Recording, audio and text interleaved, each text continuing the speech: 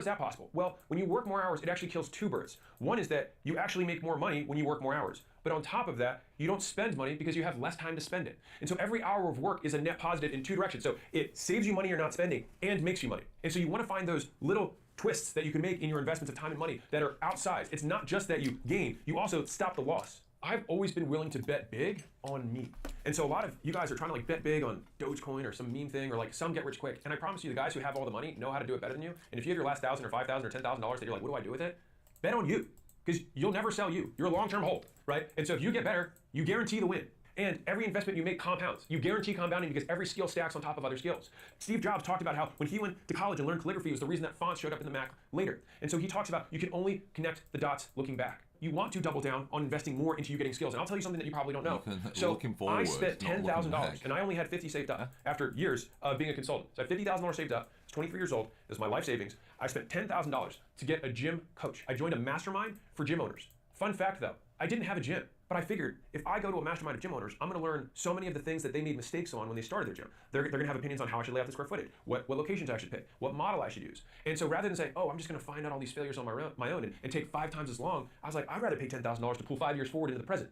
And so I was able to get that first location up and profitable and outsourced by month 9. Now some of the guys in the mastermind were at year 5 and still hadn't done that. I pay down my ignorance tax as much as I possibly can because the cost of you not being able to achieve your dreams, the price is ignorance. And the debt that you pay is the distance between where you are and how much you'd be making if you knew how to do it. I've told this story before, but I think it's something that's so ingrained in how I think in terms of how I price what I'm willing to pay in time or money. And before I tell that story, I move geographically whenever I see an opportunity to get around someone who's better than me. And so when I wanted to learn fitness stuff, I moved to an area where I knew there was other fitness entrepreneurs that I was like, well, maybe I'll be able to hang out with them a little bit and I'll learn a little bit there. And I went to a city I didn't know anything about. I didn't know it. And when I wanted to get in the gym space, I said, well, California is like the capital of fitness, SoCal, so I'm gonna move out to Southern California because the best guys will be there. And if I can win there, I'll be able to win anywhere. And so I moved out to California without knowing anyone. Whenever I've had these big transitions in my life, it's not only being willing to bet with my money and bet with my time, but also bet with my geographic location. I'm willing to risk losing the relationships that I had to gain relationships that I need. And so 2025 for you might mean that you have to leave where you're at. And that could mean across town, but it could also mean across the country or even across into a different country. It may mean that you're gonna take all this money that you used to spend here and spend it in an entirely different way. You probably are gonna have less stuff. And that's okay, because that stuff only deteriorates, it only gets worse, but you will only get better. Don't invest in Dogecoin. Don't even invest in the S&P 500. Invest instead in the S&Me 500. Invest in you because you will always beat a 10% return in the stock market. And if you think that Dogecoin is going to outcompete your personal growth, you're never going to win. Anyone can get rich fast, as long as you're willing to make no money for a long period of time while you work to get good enough to get rich fast. And so I told you I'll tell you that story. The story goes like this. A guy is actually using this as a sales close to an audience. He wrote $1 million on a whiteboard in front of an audience. And so then he called out to a lady in the front row and he said, how much do you make, ma'am? And she said, $50,000. And he said, okay, well, right now, you pay reality $950,000 every single year for not knowing how to make $1 million. And when I saw that, I realized that the value of the skill of making $1 million is the difference between what I'm making and what I could be making. And people wildly undervalue how much more they could be making once they have a skill. And so if you're the type of person who can actually follow instructions, show up on time, smile, be able to fail and keep going, virtually all education will net you a positive yield. Because let me ask you a question. Would you pay $950,000 to make $1 million and be able to make $1 million every year? Well, that would be an insane deal. You pay it once and you get the skill forever. So every year after that, you make $1 million a year? Well, of course you should. Now, once you make the $1 million a year, are you willing to give 100% of what you make to make $10 million a year? Of course you should. And that's why education is by far the highest return. You can learn how to make $1 million a year for probably close to $200,000 a year. And you're like, well, where do I spend that? You'll spend that on conferences, you'll spend it on seminars, and it'll likely be in $2,000 to $5,000, sometimes $30,000 chunks. But for some reason, you're willing to spend this on some academic who hasn't been in reality for 20 years because they're on tenure and thinks that the world is just going to hand you stuff because that's their reality because they're government funded. Or you can pay money to people who live in real private businesses who do this stuff for a living. And here's the thing. I have never paid for education and not gotten more than what I paid for. Now, I don't want to conflate that with the fact that I paid for things that I didn't think was worth that money to other people. But I always ask myself, okay, number one, how can I become the best student who's ever gone through this? How do I become this person's #1 success story? And I've told every program, every partner, every vendor that I've ever worked with, I will be your biggest success story. And so the reality is, once I am their biggest success story, is that because of them or because of me? And I think that's a choice that you get to make. Am I going to be the #1 success story, or do I want to be right and prove that they're not good? Well, congratulations. Maybe they're not that good. Well, what does that leave you with? No skills and less money. If you choose to succeed anyways and say, what can I learn from this person? Because I've learned just as much from bad people as I have from good. Because a lot of times getting good is actually the removal of bad. And so if you find out other ways that people do a terrible job, it's also a wonderful way of figuring out how to not do a terrible job. And so if I want to create a product that's exceptional, and I say, let's say I want to put a phone, a camera, the internet, email, all in one place. If you remove all of the stuff that sucks from all of those things, what you're left with is an iPhone. Most times, you can always get more than what you pay for when you invest in you. So let's get really tactical. If you really want to double down on you, which will by far, I mean, think about this, 10% improvement is the S&P 500. So you're saying that you could take, okay, let's be real. Let's do real math. So let's say that you've got $10,000 saved up, okay? Let's say that's what your savings is, which by the way makes you like a top 40% American, FYI. So let's say you got $10,000 saved up. You could put in the S&P 500 and have that $10,000 be $10,900 1 year later. Or you can spend that on something that can triple your earning capacity, and next year, instead of making, let's say, $50,000 a year, you make $100,000 a year. Well, which of these increases, the $50,000 plus increase, is more than the net of the 900? Because you lost the 10, you spent the whole thing. Here you invested it, here you spent it. But did you spend it, or did you invest it in an asset you could control? And so I don't know about you, but I'd rather have the extra 50 and put the 10 in, and then what do I do next year? I'm gonna take this 50, and I'm gonna ask myself, is there anything I could put this $50,000 into? So I could put in the S&P 500, and I could go and add myself an extra $55,000, whatever. Let's say I get 10% that year. Okay, so I get $55,000 this year. Or I could put that 50K into 5 10K things, or 2 25K things, and all of a sudden take my earning power from 100K to 250K. Wow, what a deal. But I'm gonna lose the whole 50 again. And so the thing is that on my way up, I basically took my savings and I spent it almost every year on education. Because why on earth would I want the future to take longer to get to me? When you buy skills, it's the closest approximation to buying time. And so there's this big thing like you can't buy time. False. You can buy the future at a discount. And you buy the future at a discount by buying the skills required in order to get there faster. And so if it could take you 5 years if you did it on your own, or it could take you 1 year if you paid 4 different people to help you out with each step of the process, why would you not want to pay all of the money you have to get to there and then have 4 years of gain with that new baseline? You now are living 4 years, 5 years into the future. It's like you skipping from being 20 to 25 and you're getting the earning power at 25 plus, but now you're just 21. And then when you're at that point, you pull the next 5 years forward. And when you're 22, it's like living like you're 30, right? Like now at that point though, you might spend all your savings yet again. And this process has been one that I have consistently done for the entirety of my career. And it just gets to a point where you can't even spend the money. And so my very controversial advice is spend all your money on education for as long as you possibly can until you can't even spend the money because you're making too much of it. And so how do you become an expert? You do more repetitions than anyone else in a narrow field, which also means you fail more times than anyone else in a narrow field. And so if you want to beat someone, just try 10 times harder than them. And you only really need to try 2 or 3 times harder, but you probably don't realize how much harder they're trying than you are. So try 10 times harder just to make sure you win. People reject this idea that someone can work 10 times or 100 times harder, but I define work as output. And so for you to say that someone can't produce 10 times more than you is just factually false. There's tons of people who produce 10 times more. There's tons of people who produce 100 times more than you. I'll give you the easiest example in the world. A lot of departments run on weekly cadences. They say, do this thing by end of week. Oftentimes, you can ask that person, how many hours will this really take you? And then that person will say something like, I don't know, 3 or 4 hours. You say, okay, well, why don't you just get it done by noon? And then at noon, you say, okay, what's the next thing gonna take? And they'd say, probably another 3 or 4 hours. You say, cool, get it done by the end of the day. Now from those 2 cycles, that would have normally taken 2 weeks or 14 days. But instead it got done in 1. And so just right there, you got something done. You got 14 times more done than the competitor who's doing things on a weekly basis. And so this is how you drag the future to the present, is that you're not focusing on how hard you're working, you're focusing on how much you're getting done. You'd be amazed at how much better you get after you've done it 100 times. If you want to win, do it again. I want to be clear. You don't just post 100 videos in a row and see what happens. You post one, see what works, and then try and do more of that thing. And so the idea isn't just raw effort. It's raw effort with an improvement loop. And so I remember one of my favorite words that I have to teach sales guys, because it's a very repetitive task to teach someone how to sell, is great, do it again. Great, again. Great job, again. And so it's that repetition that breeds the nuance of skill. And you want it to be so drilled into you that you no longer have to consciously think about how to do the thing, because you can then do it as a natural skill so that you can move on to putting your attention to the next skill. So it's not just about learning how to do it once, it's about learning how to do it so many times that you don't have to think about doing it at all. Especially if you're starting out, your goal should not be passive income, mainly because you don't have enough money for the passive income to mean anything. Instead, you should learn how to make money while you're awake before trying to learn how to make it while you sleep. You crawl, then you walk, then you run. Once you have more money than you can possibly reinvest in education and acquiring more skills, then you can take the leftover and put that into your passive income pool. And so very, very tactically, this is what I'll walk you through. You should have an education investment budget. And so just like you spend X dollars per month, so let's say we pull all of your expenses down and you're making an extra $1,000 a month. Okay, now if you're not eating out, you're not buying new clothes, you're not going out with the boys, you're not spending money in stupid ways, if that's what you're doing, then you're gonna have $1,000 left. If you have that, then you can take that money and every month you can put it towards a bank account that you can either choose to immediately spend or save up for something that is more expensive. And I can tell you that a lot of what I learned when I bought programs and seminars and conferences and things like that wasn't even from the content itself, but it was connections that I was able to make at those types of events that I was then able to leverage the one skill I had, which I was good at sales, and then start giving that away to every person I met so that I could collect those IOUs and then learn skills for free. And so it's like I really just needed the ticket to get in the room, and then I could trade with everybody else with the skills I had to then get to learn theirs. And so as wild as this sounds, at the end of 2025, you could be dead broke, but rich in skills. And so let's say at the end of next year, you actually have no more money, but you now have the ability to make more money. And so just like my father had to start over from nothing after losing everything, he didn't lose everything. He still had the most valuable thing he had, which is that he was a surgeon. And so he knew a skill, and he can make it work here like he can make it work there. And that is something that no divorce can take from you, no government can confiscate, and it's something that's with you till the day you die. And so that's how you get better. You keep going, you keep improving the feedback loops, you invest appropriately, and you keep going all in on you. We've eliminated everything that's bad, we've started something that's good, we've gotten even better at being gooder, and now finally, we've got to stick to it when it gets tough, because it will. Here's something that's taken me way too long to learn. Staying focused is like beating addiction. It's not a one-time victory. You have to fight it all day, every day. Then wake up and do it again tomorrow.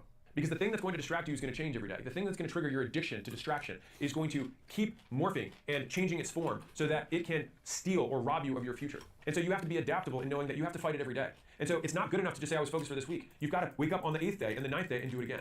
And so you remember that guy who got rich dropshipping and day trading and buying crypto and wholesaling all at the same time? Yeah, me neither. Focus. To win in business, you need to be able to say no without remorse and hear no without a loss of enthusiasm, which means that you have to keep feeling rejection, keep failing, and keep going while being willing to reject basically everyone else. And that seems so counter because you're right there and you're like, man, I want to reject this person because I know what it feels like to be rejected. You need to be able to maintain this discrepancy so that you can create the space to do the work that needs doing. So there have been a couple of lessons that I have learned over and over again in my career. I've had to relearn. So it's a lot like a fine wine. It's like it gets better with age and there's more nuance to the flavor. So I think focus is not are you focused or not, it's how focused are you. And you can measure someone's focus by, again, the quality and quantity of things that they say no to, which means that as you get better, more opportunities will emerge, which is interesting because people who start out can't see opportunity anywhere. And it's because they have so few skills. And so there's very few opportunities for them. When you have a lot of skills, there's so many opportunities that are in front of you that you feel like you're missing out. But the real opportunity is actually in solving the problems in front of you. I was able to, in my opinion, become another order of magnitude greater in terms of entrepreneurship, which I would just measure by wealth. Once I was able to learn to say no and accept that I would not be able to pursue the many things that I know I could crush. Because once you realize how much actual work it takes to make something good, you realize how few things you're actually going to be able to do in your entire life. And so this is why picking becomes so important. Right now, the things that you're gonna have to say no to are really the distractions and kind of, in some ways, easy. Say no to fantasy football, say no to drinking beers with the boys, going out with the club, whatever. But in a year from now, once you have more skills, there will be more opportunities. You're gonna have multiple $10,000 a month income opportunities that you're gonna have to say no to stick with the one that you have. And then once that thing becomes a $100,000 a month thing that you're doing, you're gonna have to start saying no to multiple $100,000 a month opportunities. And here's the thing with opportunities that come up. They only show you the upside and not the downside. You have to know where the skeletons are buried. You have to know where the bodies are. If you don't know, and I've gone through this visual because I think about it every single time I have to walk through not doing something. You are here. You see this new opportunity here. Then you understand the downsides here. Then you live the downsides. Then you experience the upside. Then you achieve your goal.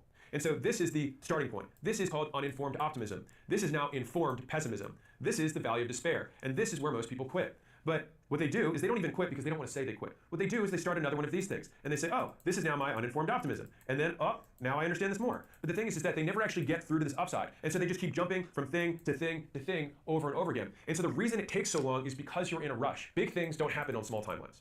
Because you have to start from zero over and over again. And if you actually stick with it, it's actually the shortest way to get to where you want to go. It just takes longer than you think. Must be easy for you to say is probably something that you might think by watching this or listening to this. And I like to tell the story because in July of 2017 is when I started my podcast. And it was 90 days after I lost everything, the last time. And from that point until now, it's taken that period of time to get to over 1 million downloads a month. And for the first 3 years, and I was making multiple podcasts, we're talking 300-400 episodes. For the first few years, I never really cracked 3,000 downloads a month. And so I could say, man, why is this taking so long? But the real is that it took me that long to get good.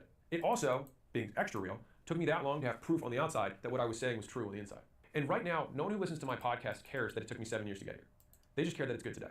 And so people quit here when things get hard because the thought of something being hard forever is unbearable. They think that this line is just gonna keep going this way forever, but it's not. Because once you fully understand all the bodies, where the skeletons are hidden, then you can actually start solving them one by one.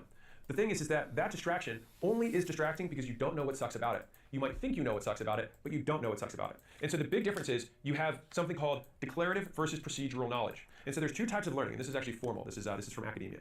So you have declarative knowledge, which is knowing about something. So if you go memorize a fact or you learn how private equity works, right? This is knowing about. The other type of knowledge is procedural, which is knowing how to. And so a lot of people mistake declarative knowledge for procedural. And so they mistakenly think that if they watch 10 videos on doing a private equity deal, that it means they understand how to do a private equity deal. Or they watch 10 videos on cold outbound and they think it means they understand how to do cold outbound. Or 10 videos on sales and so forth. But you're never really gonna learn how to do it until you do it. And so you're gonna learn more from your first 100 cold calls or 100 cold knock on doors than you will from 100 books or videos that you watch. But I have good news. Nothing hard lasts forever. there's only 3 things that can happen. You either quit, it gets easier, or you get better. So no matter what, it always ends. You only lose when you quit before you see it all the way through. And I think that's incredibly encouraging. So no matter how hard, whatever it is that you're doing is, which by the way just means that your expectation doesn't match reality. But no matter how hard it is, you either quit, it gets easier because something changes externally, or you get harder, something changes internally. But no matter what, it will end. Think about it like you're mining for gold, right? You're chiseling away underground and you've got this pile of gold. You don't know how far away it is, but it's underground and you're digging towards it. This difficulty of swinging the pickaxe can end when 1, you walk out of the mine and say, you know what, marketing doesn't work. Sure. The second is that all of a sudden you hit a soft patch and then you're like, oh my God, I'm digging so much faster now, this is great. And then you get to the gold. Or you just start swinging the axe harder because you get more muscled, you get more efficient with your movements, and you just keep chiseling away, even if it goes from dirt to rock. You just keep chiseling away at a slower pace, but you eventually break through and get there. But in all 3 of those scenarios, hard doesn't last forever. And so I'll give you a little rule of thumb that I've seen on how do I do more of what's working, right? How do I keep going? When it's easy, do more. When it's hard, do different. And so I told this story years ago, and I'll tell you guys again. So when Gym Launch just barely started to work, all right, so I'm like 3 months into Gym Launch working. Guess what brilliant Alex thought he should do? So I went to this meetup of 10 entrepreneurs. All the entrepreneurs were 8-figure entrepreneurs, so 10 million plus per year. I was not making that. We were paying probably $300,000 or $400,000 a month at the time. It was just me, Layla, and I think we had an assistant over kitchen sink, right? So I was making the most money I'd ever made in my life, and probably to this day, because it was the most material change in my life by percentage. When you go from no money to hundreds of thousands a month within 90 days, me looking at bankruptcy attorneys 6 months earlier to that, I can't explain how crazy reality shifted.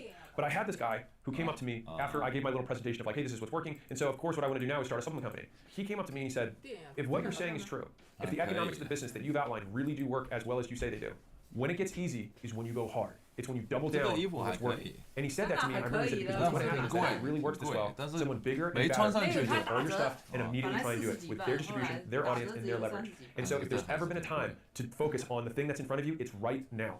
And I remember Layla and I felt this huge weight of pressure that started us at that point. Because literally, I think I was really content for like 6 weeks.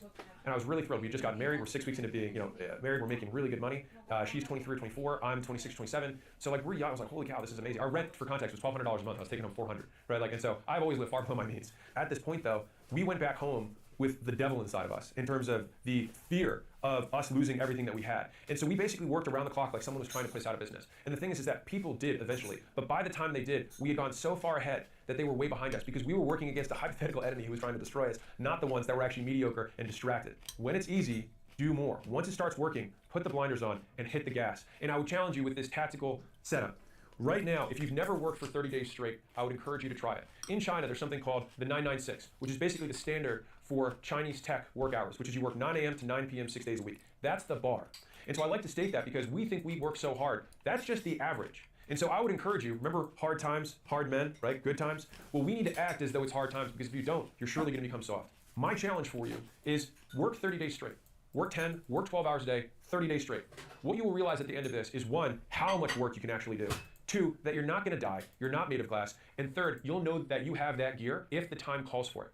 Now, I will be very real with you. I work more now than I've ever worked in my life, save maybe when I opened my very first gym. So I work in absolute hours more than I ever have, and I produce significantly more than I did then. And this year, I think I've taken something like 10 or 11 days off in 2024. I would measure a day off as any day where I worked probably fewer than 4 hours. I put this as context, and I had a security guard who was here at acquisition.com earlier this year, and he was talking to some of the younger guys on the team. And he said, you should never let Alex work more hours than you, because he's already ahead of you. And so if you want to catch up with him, certainly don't let him outwork you. Some of the hoodoo, mental health, whatever people are going to disagree with me. Also, don't give a shit.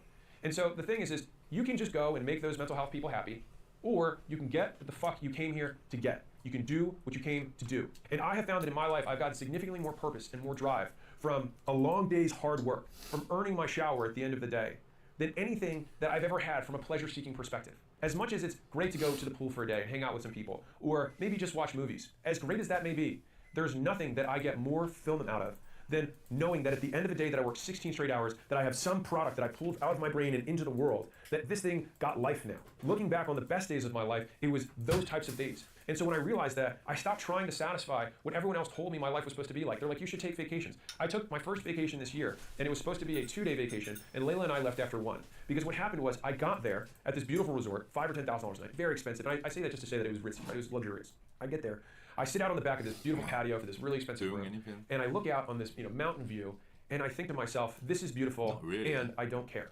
I wish I felt something. And all I wanted was to get back in the game. And so I realized that Even that little mini vacation was something that I had done because I thought it was an expectation. It was unspoken or spoken from someone else in my life. And so I have this quote that I live by, which is, if you don't know why you believe what you believe, it's not your belief, it's someone else's. At that time, it's like I had this belief that I should take a vacation. But why? Now, if I can't explain it, which I really can't, then I shouldn't do it.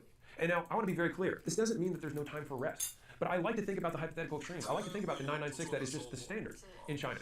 And I like to think about people in the Middle Ages and the Dark Ages. They worked above their shop, and they didn't have, like, the 7-day or 5-day work week is something that was invented in the last 100 years.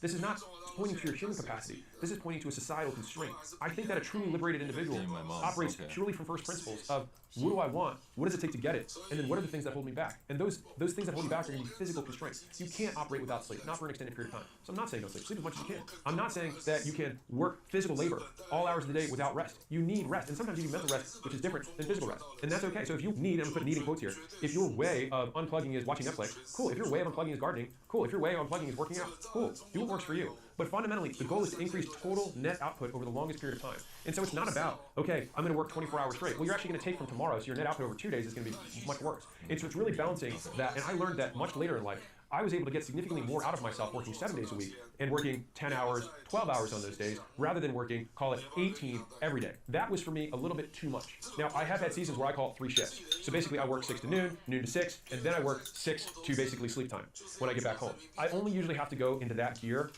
probably once a year for maybe 6 weeks to 8 weeks is when I have to go into the 3rd shift. But most of the time, I can pretty much sustain 12 hours of work a day, kind of indefinitely. I bring this up to kind of set the bar for at least where I'm at, so maybe you have some sort of benchmark. But if you're wanting to get ahead, I can promise you working less is probably not the way to do it, especially when you don't have as many skills. Because the fewer skills that you have, the more labor or volume you have to compensate with in order to make up for the ineffectiveness per unit of time you work. And so in the beginning is when you actually have to work the most. But in the end is when you want to work the most because of how much more you're getting for it. So my team wanted me to make this point because they've obviously seen me work and they're like, I don't think this is coming through in this video. Which is that I have an obsession with speed. This seems kind of weird in juxtaposition with patience, but this is the very classic micro speed, macro patience, whatever ism you prefer. The idea is though that you want to pull reality forward. And so I always like to break things down, whether it's me or my team, into how many hours and minutes something's going to take. And I like to stack those things back and forth. And rather than using arbitrary deadlines of, okay, let's get this done by next week, you use actual deadlines based on how long it should take. And then when you find out how long something takes, you then ask the next question, which is, how can I make this take less time? How can I automate this thing? How can I automate portions of this work? How can I give away chunks of this? How can I deem some of this unnecessary? And so that continuous cutting and pulling forward of tasks is how you can move so much faster through life and towards your goals. And so I have this weird mental belief that there's like this big path in front of me, that I have all these skills that I have to achieve to hit these milestones. That is laid out on this time span. And so I reject the timeline, but I accept the skills. And so the idea is like, okay, it's like I'm a Pac-Man of like eating those little dots, and each of those dots is a skill. It's like I want to pull it towards me as fast as I can so I can ingest the skills and basically power up myself faster. Because I know that these skills are requisite. I can't move on to calculus without knowing arithmetic. I can't move on to calculus without knowing algebra. There's no way around it. But I can choose to learn algebra faster. And so then it's like, okay, what is required to learn algebra? Oh, and if I do more problems faster than the standard person, then I'll get there faster. And so if the class says, okay, I need you to do these 10 problem sets and they're due next week, well then how long does it take for me to do those problems? Maybe 30 minutes. Then why can't I do my second lesson 30 minutes later and then do another 10 problems and do my third lesson 30 minutes after that and do another 10 problems? Well, if that's the case, then I can do an entire year's worth of work in a week. And this is how, in my opinion, pulling forward is one of those things that I've seen so many of the most successful entrepreneurs do is they simply question timelines aggressively and ruthlessly eliminate any waste or gap between the actions required to win and everything else. Honestly, I think the things that I'm working on right now for my skills are I'm learning how to reinforce cultural norms across a company that continues to scale, which I define as the rules that govern reinforcement in an organization. That is the culture. Those are both spoken and unspoken rules. And when I say rules, I mean when someone does this, they get a pat on the butt. When someone does this, they get chastised or they get a ding. Right? And the thing is that people like to say they have a good culture here, but the culture is hundreds, 1,000 unspoken rules, and that's why it takes people time to learn and figure out what the culture is when they go somewhere new. You can give someone a list of 100 rules, and if you were very granular, you could figure it out. The problem is that the culture changes based on the people who change the reinforcement. And so that means that the culture in a team could be different than the culture in the company because the person who's closest to them manages it differently. And so that changes the behavior. And so that's why a sales team can have a different culture than a marketing team, a different culture than a finance team, a different culture than an HR team.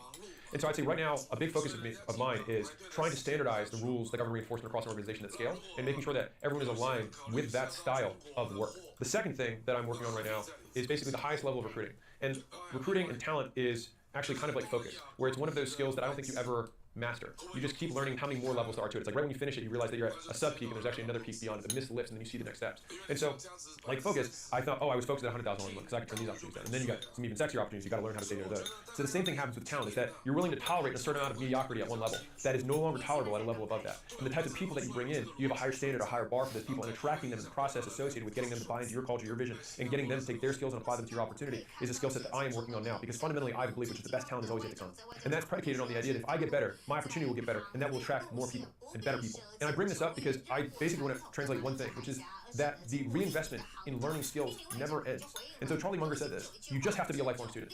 You have to be willing and want to learn. So I actually had an example of this. So recently there was somebody on Teams. I did a bunch of one-on-ones over the last week because I was looking at one of the departments. And one of the guys said, hey, I have this particular skill. I was hoping that we could eventually have a role that only does this thing. And I said, you know, it's interesting that you asked me to make that request, because if I were you, I would not think that way at all. I would think, how can I learn 10 more skills? Rather than how can the organization meet my demands? It should be, how can I let my skills meet the demands of the existing business? It's asking reality to meet you where you're at, rather than meeting reality where it is. And I think that too many people do this. Why can't the world be more convenient for me? Well, the world is uncaring. It doesn't care about you at all. And underpinning that statement is the entitlement, is the expectation that it somehow should. And I think that is a poverty lens. And so the wealthy accept the world for what it is and then choose to maximize and adapt. Everyone else tries to stomp their feet and throw tantrums and say how it's not fair. And they're right. And so what?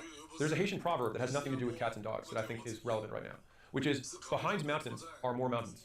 Goals aren't finish lines, they're mile markers. And I think that's a great mental frame, which is that you think that your goal is to get to $10,000 a month, or $100,000 a month, or $1 million a month, or $10 million a month, whatever your goal is. And I can promise you, having hit those, you just move it again.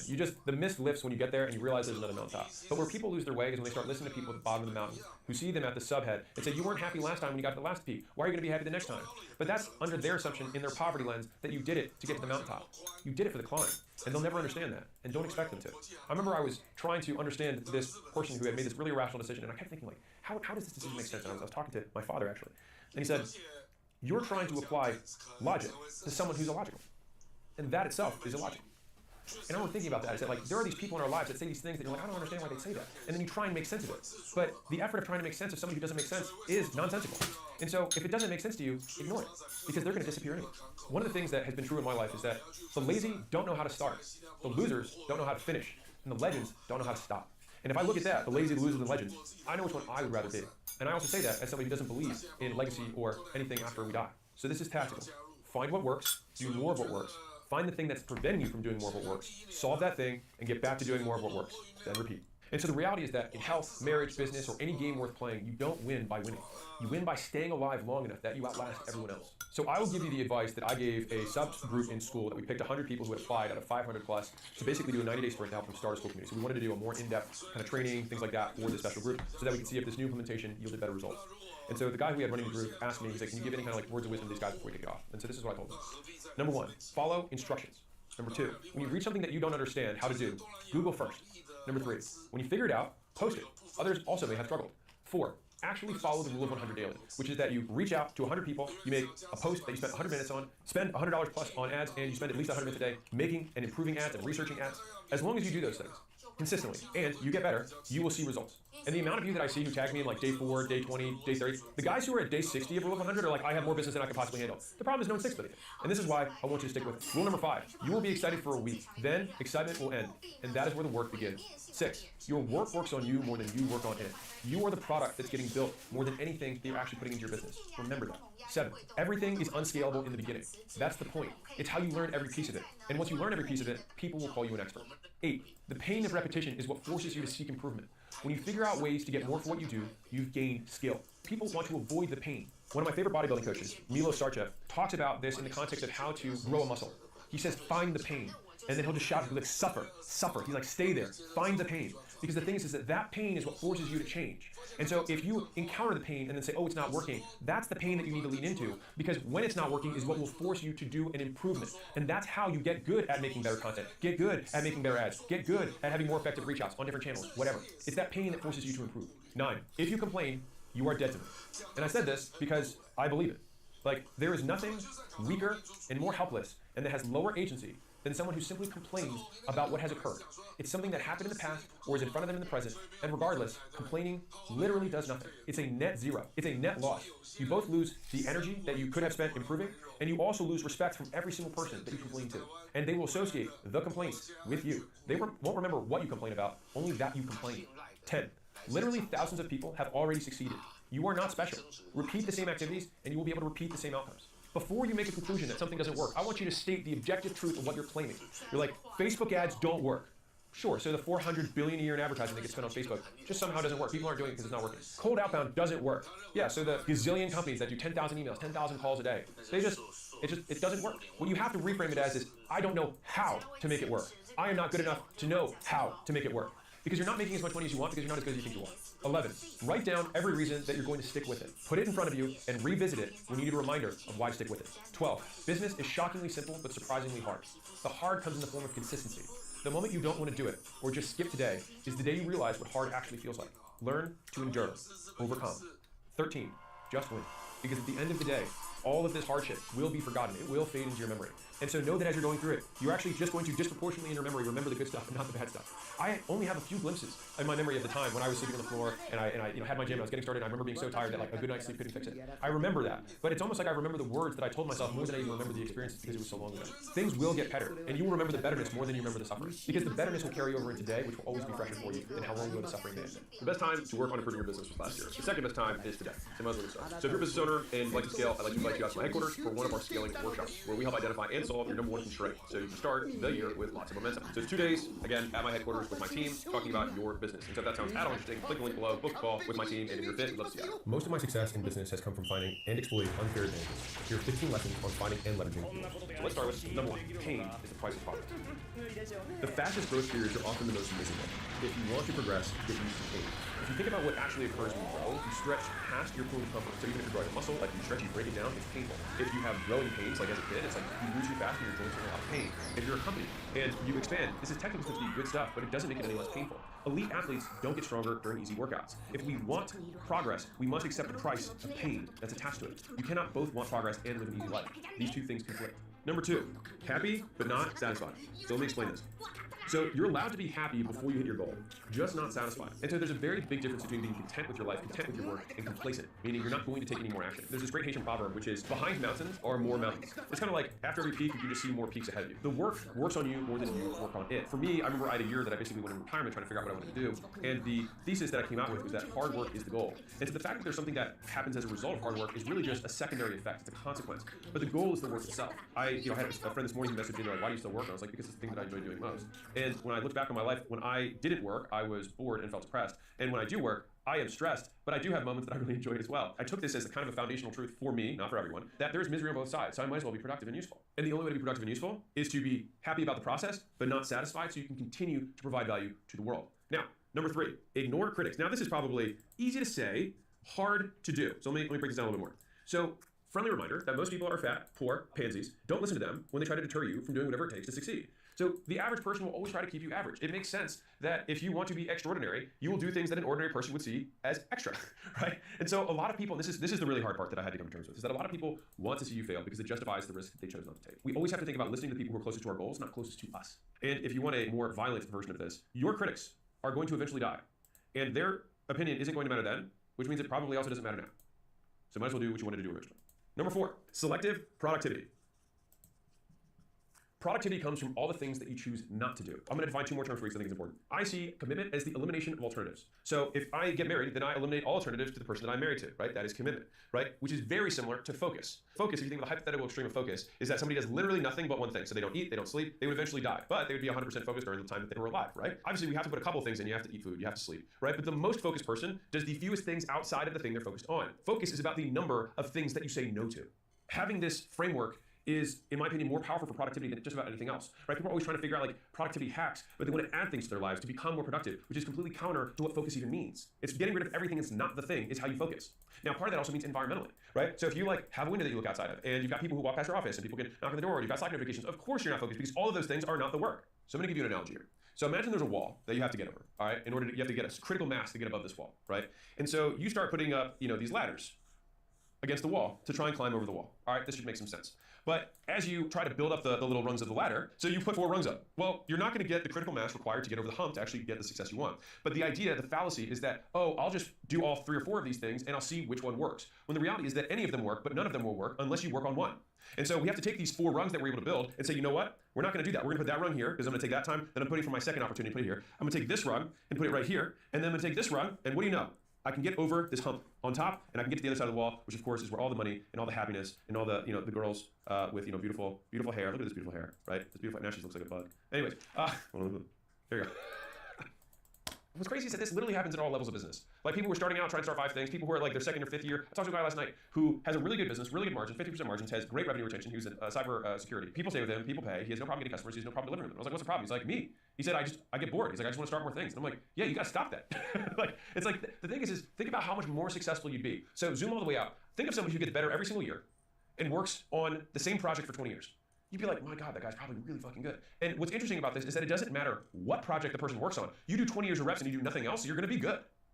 And so if you know that that's a fact, that's a certainty, that you're going to be good at 20 years of practice, then the objective is to just get 20 years of practice in one thing and stick with it. So like your plans aren't working because the plans are wrong. The plans aren't working because you're not working on the plan. The hard part about the plan is not creating the plan or even following the plan. It's sticking with the plan. That's the hard part.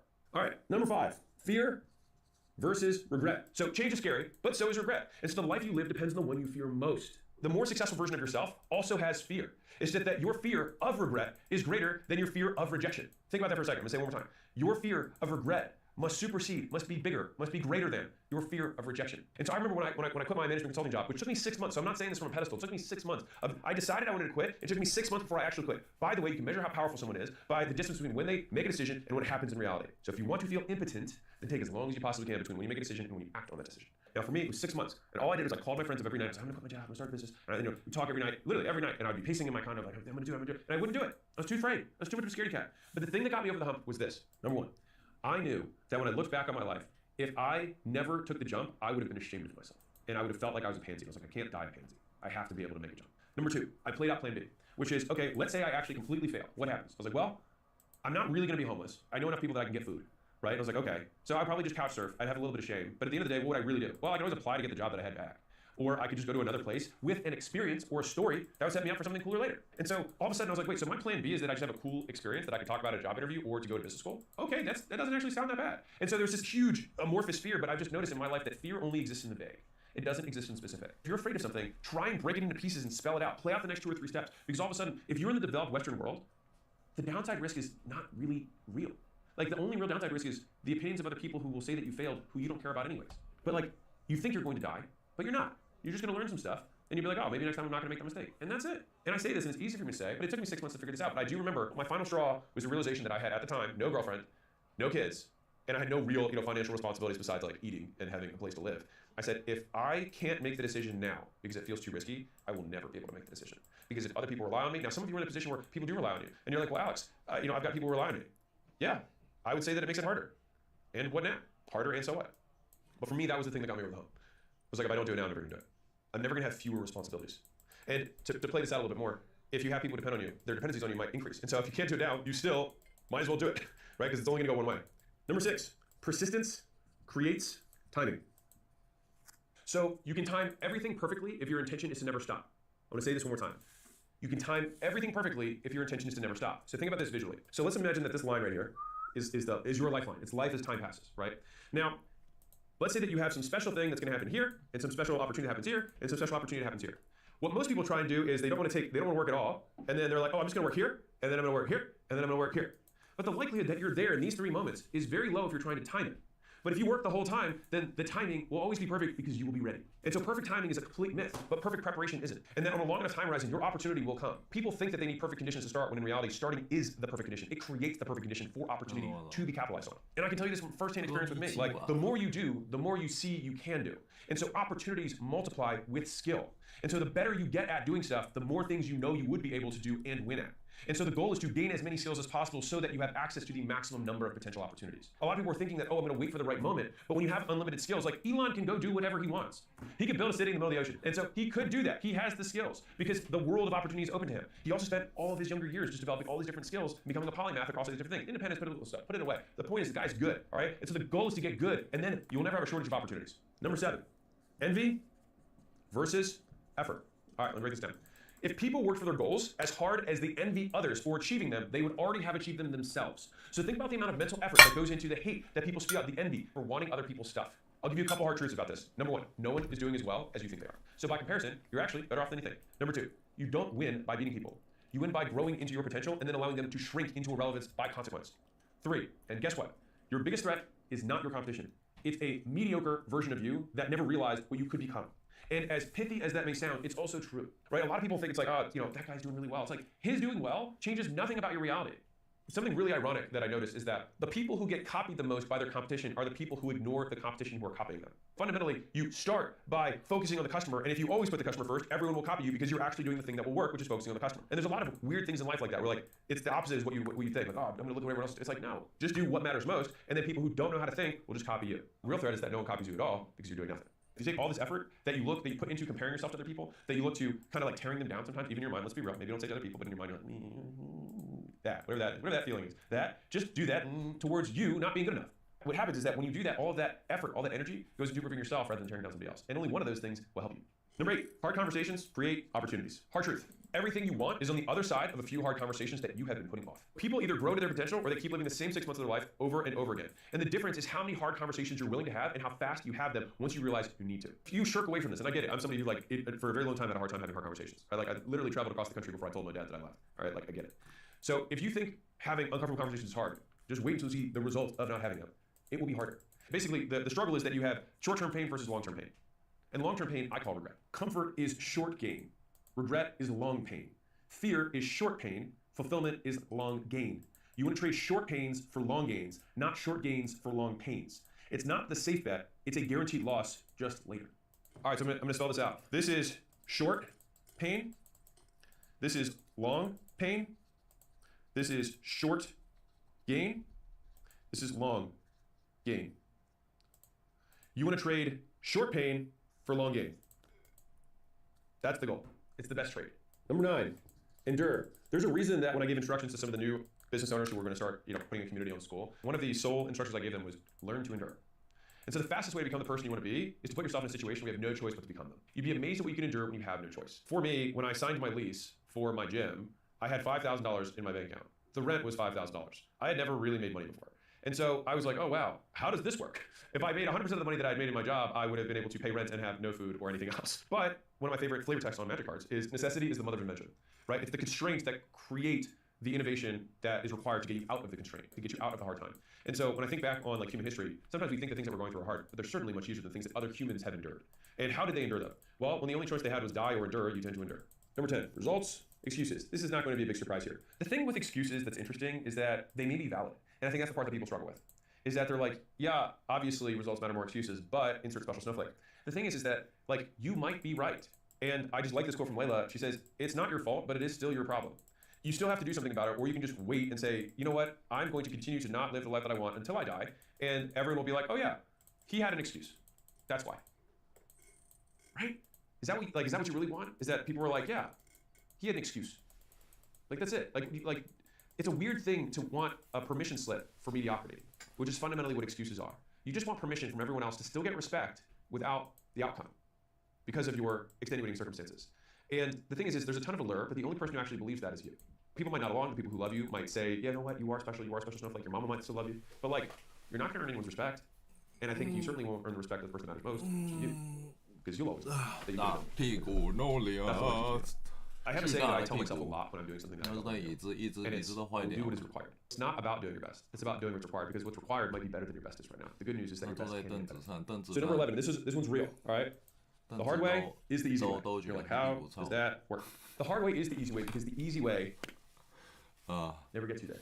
So think about it. People always are looking for the shortcut, but you have to accept a very simple truth, which is that the shortcut never actually takes you to the place that you're trying to go. And it's because it's rarely one big thing. And I would postulate, fancy word, right, that there are a lot of shortcuts that exist in life. Wait for it, and everyone already uses those. And so whenever an actual shortcut gets found, all humans immediately do it, and it no longer becomes a shortcut. It's just a thing that everyone does, and it's not really a thing anymore. Like we learned how to tie knots. That was a big breakthrough. And then everyone ties their shoes, and they're like, oh my god, let me show you the shortcut to this. It's like, oh, you tie, like, oh my god, everyone does it, and it's like not a thing anymore, right? And so all the things that you want to have that most people don't have shortcuts. But the thing is so many people waste so much time. They literally waste longer than it would have taken the hard way, or the only way, to get there in search of the easy way that doesn't exist. And so the reality of this is that it's usually 100 small things that make days, weeks, and months hard. It's the never-ending onslaught of shit. And then you remember, after going through that onslaught of shit, that you signed up for this. But then again, you figured that it would be hard. And then you're reminded that this is what hard feels like. And so you keep going, because it's the only choice you have. I want to remind you that a lot of times what we imagine hard to be is different than how we experience hard. Because the nature of hard changes too. And it's more of a limitation in how we describe hardship than it is, and I actually think there's a big problem with this. So it's kind of like Eskimos have like 7 different words for snow. I feel like I should have like 25 different words for hard, right? Like the amount of things that you go through. There's like lifestyle hard. Like, okay, so there's sacrifice hard of like you're giving up things that you enjoy. There's also like effort hard of like starting to do things that you hate doing that you're not good at. There's risk hard of the fact that you could lose something that you currently have, right? That you have the chance of losing what you currently have. You have the uncertainty hard of the fact that you might be doing all of the sacrifice for nothing. There's lots of different flavors of hard, and each one of them presents at different times. And for some reason, when it gets a new kind of hard, it's a new 7th type of snowflake hard, then you're like, oh, this is different. But it's not. It's just that the thing that you grow comfortable with, then you conquer, and then you're exposed to a new level. And so I love this quote from Paul Graham. He said, if you want to make $1 million, you have to endure $1 million worth of pain. Fundamentally, in my opinion, the people who end up building, not inheriting, building tremendous wealth just have massive concentrations of pain. So don't go looking for the easy way because it will never get you there. Number 12, this is a big one, don't give away your power. Now, this sounds very like, girl power or a little like rah-rah, but I will break this down in a little bit less rah-rah way. So what offends you controls you. Whatever you point your finger of blame towards is what also you point your power towards. Meaning, we talked about excuses earlier. I can't do it because insert X. Insert X is the thing that has power over your life. And I remember when I realized this was that I had this belief that I would never be able to be in a long-term committed relationship because my mother had hurt me as a child. I didn't get enough hugs. Who gives a shit? Whatever. But I realized that by using that excuse and by saying it's her fault, I'm broken, it's her fault, I can't trust people, it's her fault, I can't love anybody. By saying that over and over again, all I did was I said, my mother controls how my love life will go. Ooh, heavy, real. Well, I don't know what control over how I choose to love or how content I get in a relationship or anything like that. So I actively had to say, maybe all these things happened, maybe they didn't. Also, who cares? Me, I care. I'm the one who's affected by it. And what's crazy about this, it's kind of a weird thing with like parents, is that you think by hurting yourself, you get back at them for hurting you. And you do hurt them when you hurt yourself. But you hurt you more. At some point, and this is like super real. Let's say that you were parented tough. Whatever that means for you. You had lots of bad things happen. Okay, and it's probably because you were a child trying to deal with the world without the skills of dealing with the world as an adult. But you have these things happen, right? And on some level, you might believe that you becoming successful, you making it work, validates the way that you were parented. And so you have this conflict where you're like, well, I don't want them to think that they did a good job by me being successful. And so then you want to keep not being successful to prove to them and to hurt them for hurting you. And you stay there as long as you want them to control you. And so the day that you choose to control yourself is the day that you choose to divorce your results from the very viable reasons that you have to not win. You are right, and so what? Number 13, rejection versus regret. At some point, everyone needs to choose whether they'd rather risk rejection now or guarantee regret later. And so losers fear rejection, winners fear regret. And most attempts fail of anything. Failure is literally a prerequisite for success. And one of my favorite quotes of mine is greatness rejects all first-time applicants. And so it's kind of like that person that just is like, oh, I can't get a job. And you're like, well, what have you done? They're like, well, I applied somewhere. And you're like, what do you mean? They're like, I applied somewhere. And you're like, and they're like, yeah. And I didn't get the job. They didn't call me. And you're like, you went to one place? And they're like, yeah. This is gonna be a really good analogy for somebody who's listening to this. Only for people who don't have a business yet. A lot of starting a business is the number of reach outs that you had to do in order to get the path, the job, the career that you want right now. So think about the amount of interviews, think about the amount of outreach, think about the amount of job ads, think about the amount of resumes that you sent out. Think about all of that. And all of that work got you what I would consider one sale. You got one person to say yes to you, and they would give you money for work. All right, now, obviously within the context of an employee relationship, but fundamentally it actually works the same way. All you do in a business is the same thing. If you can handle that level of rejection, then you can handle the same level of rejection in a business. It's not actually that different. The question is whether you can handle that level of regret years later for not doing it. And I'll say this, one of the things that I've noticed between champions and everyone else is that everyone else, is so excited when they win. They're so excited, by the idea of them getting first place. But there's a reason that they never get first place. It's because they're excited about it. The people who always and very consistently hit first place and win the championships are relieved because they tend to hate losing more than they love winning. And they expected to win because of the level of preparation they had compared to everyone else.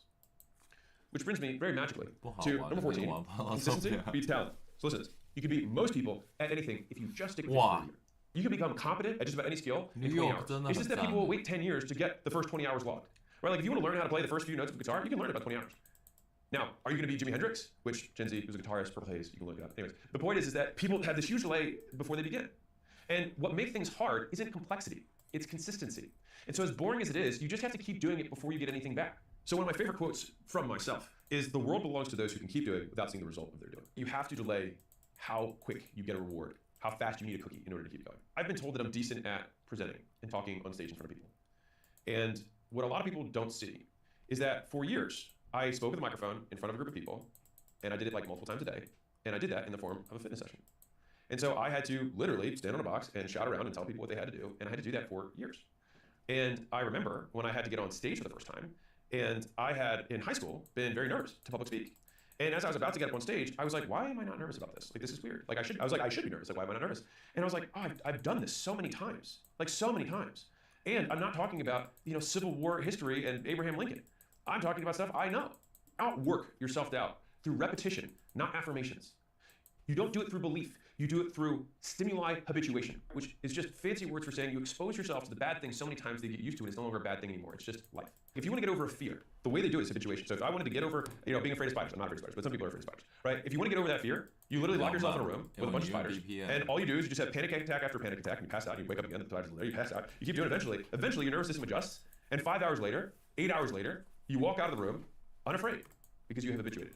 And so the point of practice for all these things is to habituate as fast as you can. And so we're trying to microwave that period of time. The thing is, let's say it takes this many reps. You can have this many reps take you a year, or you can have it take you a month, depending on how dedicated you are to it. Number 15, have no shame. All right. Now, I have told this before, but my plan B was that I would drive Uber and stroke. Now, I think part of that was because I wanted to, thumb my, whatever the Shakespearean saying, I bite my thumb at you. Bite my thumb at my very respectable parents and say, like, I would take off my clothes. But I think part of the reason I was okay with this, I was like, I'm gonna do it my way. I want to be crystal clear here. If you have no money and you want to make money, you should have no shame.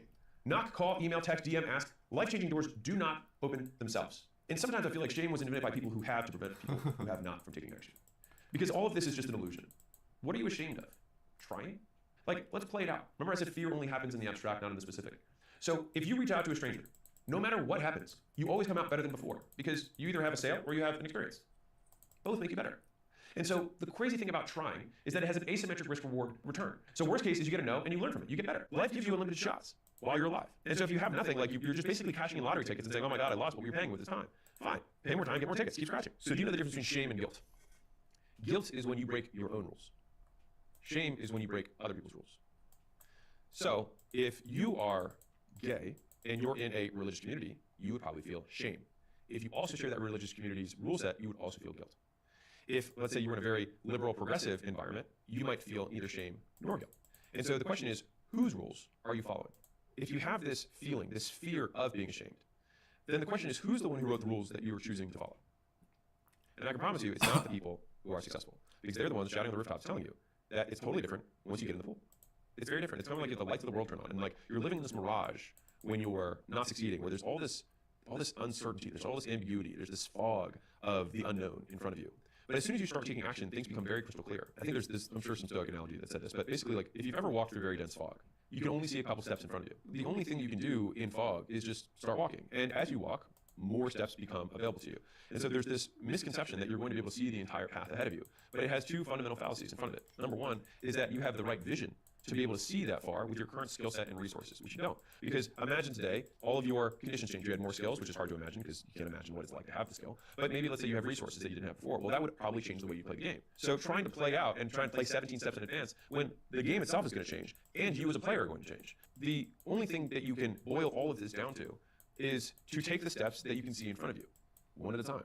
And I would write this down of like, what are the things that are stopping me? And more specifically, whose voice do I hear? Whose voice or judgment am I afraid of? Because usually it's people, it's society is what we say, but it's usually like two people. And I remember when I had this big decision that I had to make, when I was considering selling Gym Launch, I thought that $46 million was not a lot of money for the business. Now some of you may hear this and be like, oh my God, it's amazing. But believe it or not, before COVID happened, Gym Launch was valued at $150 million. And so for me going from 150 to 50 or 46, it felt small, right? It felt like a really small number. And I remember there was a particular person, we'll call it a friend of me if you will, that I thought would think that they were better than me if I sold for this small number. And when I was able to narrow it down to just that one person's voice, I thought to myself, am I going to give that person power over my entire life? Which is literally what it was. I was choosing not to make a decision because of someone else. That person has complete power over me. And I was like, well, that's a terrible reason not to do this. And the crazier part is that even if you're right, and that person does say that you suck, so what? Most people don't want you to win. And even if you do win, they will try and do a reverse excuse, which is called a justification, for why you should be excused of the respect that you should earn for having won. He just has good genetics. He has great parents. He, inherited his wealth. He had good connections. He was born in America. He speaks English. He's a man. He's white. He's whatever you want. But giving the person justifications in no way helps you. You might be right, and so what? Like, it's so funny. It's like, let's say you have some advantage, whatever it is, whatever advantage you're born with, right? You might have one. It's kind of the same thing as the parent thing. It's like, well, I don't want to be successful because I don't want to prove that I had this advantage. It's like, would you prefer to prove everyone wrong by saying I had this advantage and I also wasted it? I'll tell you a story. And I think that'll round this off well. So when I was younger, I didn't want to be a doctor. That was pretty much the path that was laid out in front of me. And so my father's a successful doctor, and I was like, it's cheating, to just assume your practice and just like immediately have a practice that makes a lot of money. And he said, do you think Shaq, when he was 7 feet tall, was like, it wouldn't be fair for me to play basketball. Other people aren't as tall as me. And I always remember that. He's like, you play the cards you're dealt. These are the cards you have. Play them. And I remember thinking that as, now obviously I didn't decide to be a doctor, but the reason that I didn't want to do it was because I thought other people would say that they would disqualify away my success as not earned by me. When the reality is that they're all going to disqualify your success no matter what, because it makes them feel bad. And so fuck them. But if you have some cards, for the love of God, play them. 2026 is going to be an interesting year. Reports just came out that for Black Friday, 95% of purchases were financed. 67% of them were for people who didn't plan on paying it off in the next 30 days, which is a very negative indicator for consumer strength. And everything starts with consumers, and then it bubbles up to B2B. And so if you're a business in general, this will affect you. And so there's good news and bad news. The bad news is businesses that do not change the way they behave when the environment changes get left behind. It's called adapt or die. On the other hand, the good news is that when all the other laggards and the slow-to-move businesses don't respond, those customers still exist. And so some of the best companies that you've heard of actually grew the most during economic downturns because it's a redistribution of customers and market share during these truncated periods of time. And so it's highly likely that in the next 18 months, 12 months, 6 months even, there could be a softening of demand. And so if your business is set up so that you have more reliable lead gen from multiple sources and a team that's in place that can actually continue to run the business and potentially continue to increase your margins because of AI, because of automation, then your business can be one of the winners. So if that's not in place in your business and you'd like it to be, I'd love to invite you out to 2 days here in Vegas with my team for a scaling workshop where we walk you through the things that we're doing at acquisition.com and our portfolio companies to help them scale in 2026. So if that sounds interesting, click, book call, love to have you out here. Before I had my $46 million exit, I went completely broke twice. Starting from zero multiple times taught me what actually matters. And so here's everything I learned. I hit $100 million in net worth at age 31, but before that, I lost all my money twice. And the difference between me losing all my money the first 2 times and now are these rules. So this is no BS advice for making money and keeping it. Number 1, passive income is a lie.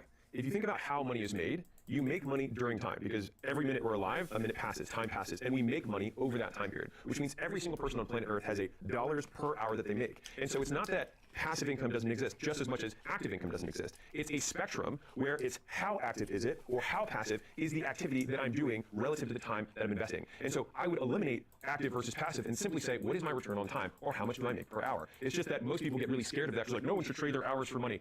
Everyone trades their hours for money. It's just that when they receive the money, it's just not denoted in hours. And so I think there's 2 downstream impacts in terms of changing your behavior around this that I had to apply. Number 1 is that I was obsessed with trying to find quick, easy, low, effort money things. And so I ended up spending tons of money on things that I was obsessed with, hoping would cost me no time to make, and I would put not nearly enough time to the things I was actively making money with, and thinking, how could I just make my active income significantly higher? And I would get obsessed with the idea that everything I did actively had to be scalable or it wasn't worth it. Because if it's not scalable, then why should I bother? I shouldn't trade my time for money. But if I looked at what I was making over the last year and divided it by the amount of money I made per hour, this activity was 15 times what I was averaging per hour. So I should absolutely do as many hours of that until all of my hours are that, and then I should find something else I can trade my time for that's even higher. And so if you want a very humbling experience, look at how much you made last year and then divide it by 2,000 if you want to know how much you made just in a 40-hour work week. Now, if you want to look at how much you made per actual hour of being alive, you can divide it by around 8,000. Or just take that number and divide it by 4. And that's actually how much you make per hour. And so when you're looking at, is this worth my time? If it's more than that number, it probably is. And so what I should have done, and what changed for me, was that I stopped trying to invest my money from my active into trying to find more passive things, and try to say, how do I invest my money more into my active to multiply my active that I know is working? Number 2, if you can't buy it twice, don't buy it once. Or even buy it 3 times, or 4 times, or 5 times over, don't buy it once. And the way that really shifted how I started spending money, or rather started saving money and not spending money, was when I started looking at how much time it took me to make the amount of money post-tax to buy whatever I wanted. And I remember this clear as day. I was working at Smoothie King as a blender tender, and I was making $6.75 an hour, and I had just gotten a raise from $6.25 an hour. I'm dating myself. Anyways, and while I was there, the coworkers that I had, and I would always go to lunch next door at Cozy, which was like a sandwich shop, and it was like $13 for a sandwich, right, and a drink and chips and whatever, right? And so I remember looking at my check, and my $6.75 an hour after taxes and fees was like $6 an hour, and I was like, man, I gave up 2 hours of my 6-hour shift every shift to go buy lunch, and I was like, I'm literally giving a third of my earning away for lunch every single day. If I knew that I had to work the first 2 hours just to get the sandwich, I don't think I'd ever make that trade. And yet I was making it every day. And then I started thinking I'd go to the mall and be like, oh, do you want a new shirt? And it was at the Gap and it was $30. And I was like, okay, well shoot, that's a whole shift. And I was like, would I work a whole shift if someone just held up a shirt that I didn't need to do it? And I was like, I don't think I would. And so all of a sudden it started shifting how my buying happened because I started feeling the pain associated with what it would take if I had to do that before getting the thing I was going to buy. And it completely changed my buying behavior. And to be very clear, saving money won't make you money, but saving money allows you to have money, and having money allows you to look further out. And when you look further out, you can take on bigger risks, which absolutely will make you more money. And when you're looking at the price of whatever the thing you're trying to buy is, obviously when I was a teenager looking at a shirt, I was looking at, okay, I'm making $6 an hour, a shirt's $30. But when you're an adult and you're making $100 an hour and you're looking at a $500 or $1,000 purchase, would you work 2 days in order to do that? I don't know. Would I? Probably not. And sometimes you think, hey, would I work all day for 2 days to go out with the boys for 3 hours on Saturday? I'd probably be like, guys, I'm not going to work for 2 days just to go have 3 hours of fun, right? That feel like I'd rather just not work the 2 days. And that was the thing is whenever I had I'd rather just not work than do that thing, then I was like, I shouldn't buy that thing. For example, when I was poor, I only spent cash. And so my easiest way of actually creating a budget was that I had a personal training client who paid me $2,000 a month in cash. And so 100% of my money that came in through the business and credit cards and everything else is just what went into my bank account. And the only thing I knew I could live on was inside of my wallet. And so as that got replenished, and the thing is that I'm so scared with money, or I was so frugal with money, that I would always make sure that I had more than that to make it for the next payment, because sometimes the guy would take a day or two. You pay on Wednesday rather than Monday, or whatever, and I need to make sure that I have food for Chipotle. 3, most people overestimate what they can accomplish in a year, and they underestimate what they can accomplish in a decade. And every new employee that I have that walks into acquisition.com, the number one thing that they say they want is growth. And I have this talk with them, which is the 10-year $1 million contract. But it's less about the $1 million and more about take whatever your net worth is now and add a 0 to it, or add 2 zeros to it. You can accomplish that in a decade. If you look at the biggest companies in the entire world who were worth multiple billions from their inception until the time they were worth multiple billions, many times it's under 10 years, but it's still more than 5, more than 7. And so you can accomplish life-changing, crazy amounts of wealth in a decade. And so if you could write a contract to yourself and say, I will make no money for 10 years, but on the 10th year, I will add a 0 or 2 zeros or 3 zeros to my net worth, would you do it?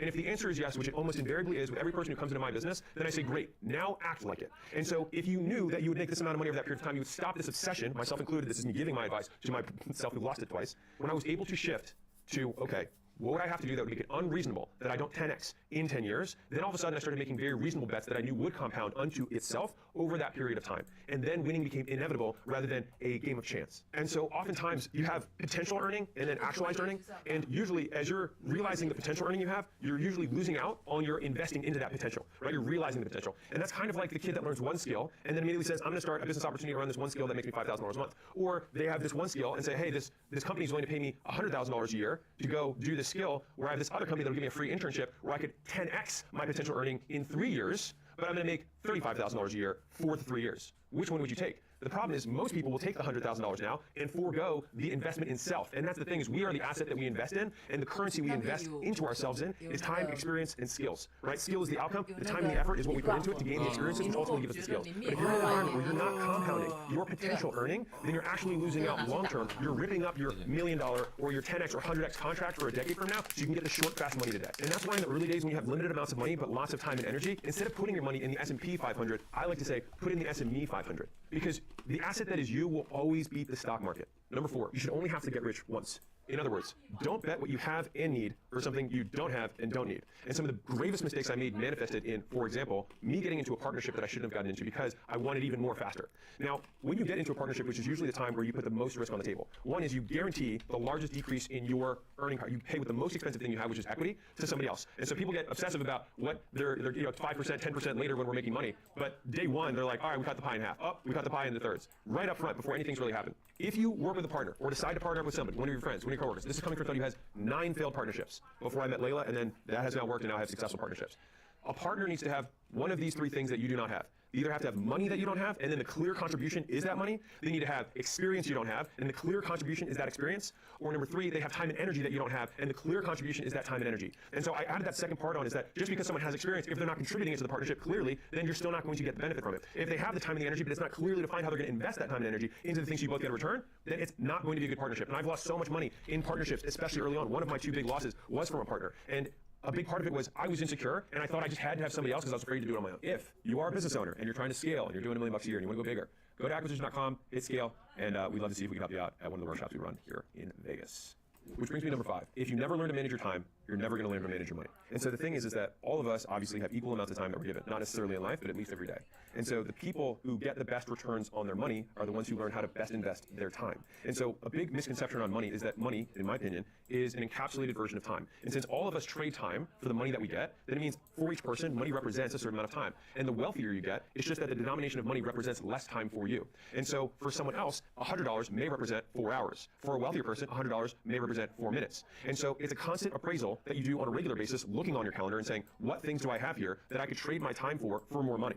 And so, again, this video is about making money overall. I'm not saying that you can't spend time with your girl, but there is a transaction cost for that time. And as long as you're willing to make the trade, then trade it all day. But the bad trades are the one that when you actually think about it in terms of what it costs, you say, I wouldn't do the trade. That's a bad deal. And so over time, if you continue to trade up how much time you invest for what it makes you, you will always make more in your income year after year after year. Number 6. Check your bank account before you check social media first thing in the morning. And if it hurts you to check your bank account first thing, then you need to do it even more. Because for me, I started not knowing where my money was going. And so I had a friend who was like, dude, just look. And I honestly had anxiety looking at my bank account, looking at what money was going out and all that kind of stuff. And so I started making that habit and I had to confront it. But the crazy thing is as I started looking at my money, as I started paying attention to my money started paying attention to me and hanging around. And so Peter Drucker said, what gets measured gets managed. And so one of the most fascinating things that I found with human behavior in any kind of change is that the first thing that you can do to improve any metric for any skill is to actually measure it. And so if you want to lose weight, if you weigh yourself every day, no matter how painful the number is, that intervention alone helps people lose weight. You don't even have to talk about diet. You don't have to tell somebody to exercise. If they look at the scale every day, they become aware of it, and when you become aware of a problem, you start consciously or subconsciously making moves to change it. You have that hesitation before you put that food in your mouth. You have that hesitation before you take your wallet out when you're looking at your bank account every day. It doesn't matter what it is, whatever you're trying to improve, but look at it, confront reality, and then reality will start to improve. And if you're curious, how long do you still check your bank account every day? And the honest truth is, I stopped checking when we had about 20 million bucks. And so that started when I had in the hundreds to $1,000 and continue to check every day. And when I stopped checking it was when I realized my daily fluctuations in market movements and things like that across my assets. I basically wasn't able to really see it on a daily basis. So I had to start extending my time horizon for when I would check it. So it'd be monthly or quarterly that I started checking it. Because that way at least I know I should have some movement upwards. And that is something that if you've done checking your bank account every single day for years, you start to already have developed some of those discipline skills, which then you can delay gratification of having saved money for a day to having saved money for a quarter. Number 7, learn how to make money before you start trying to learn how to make money.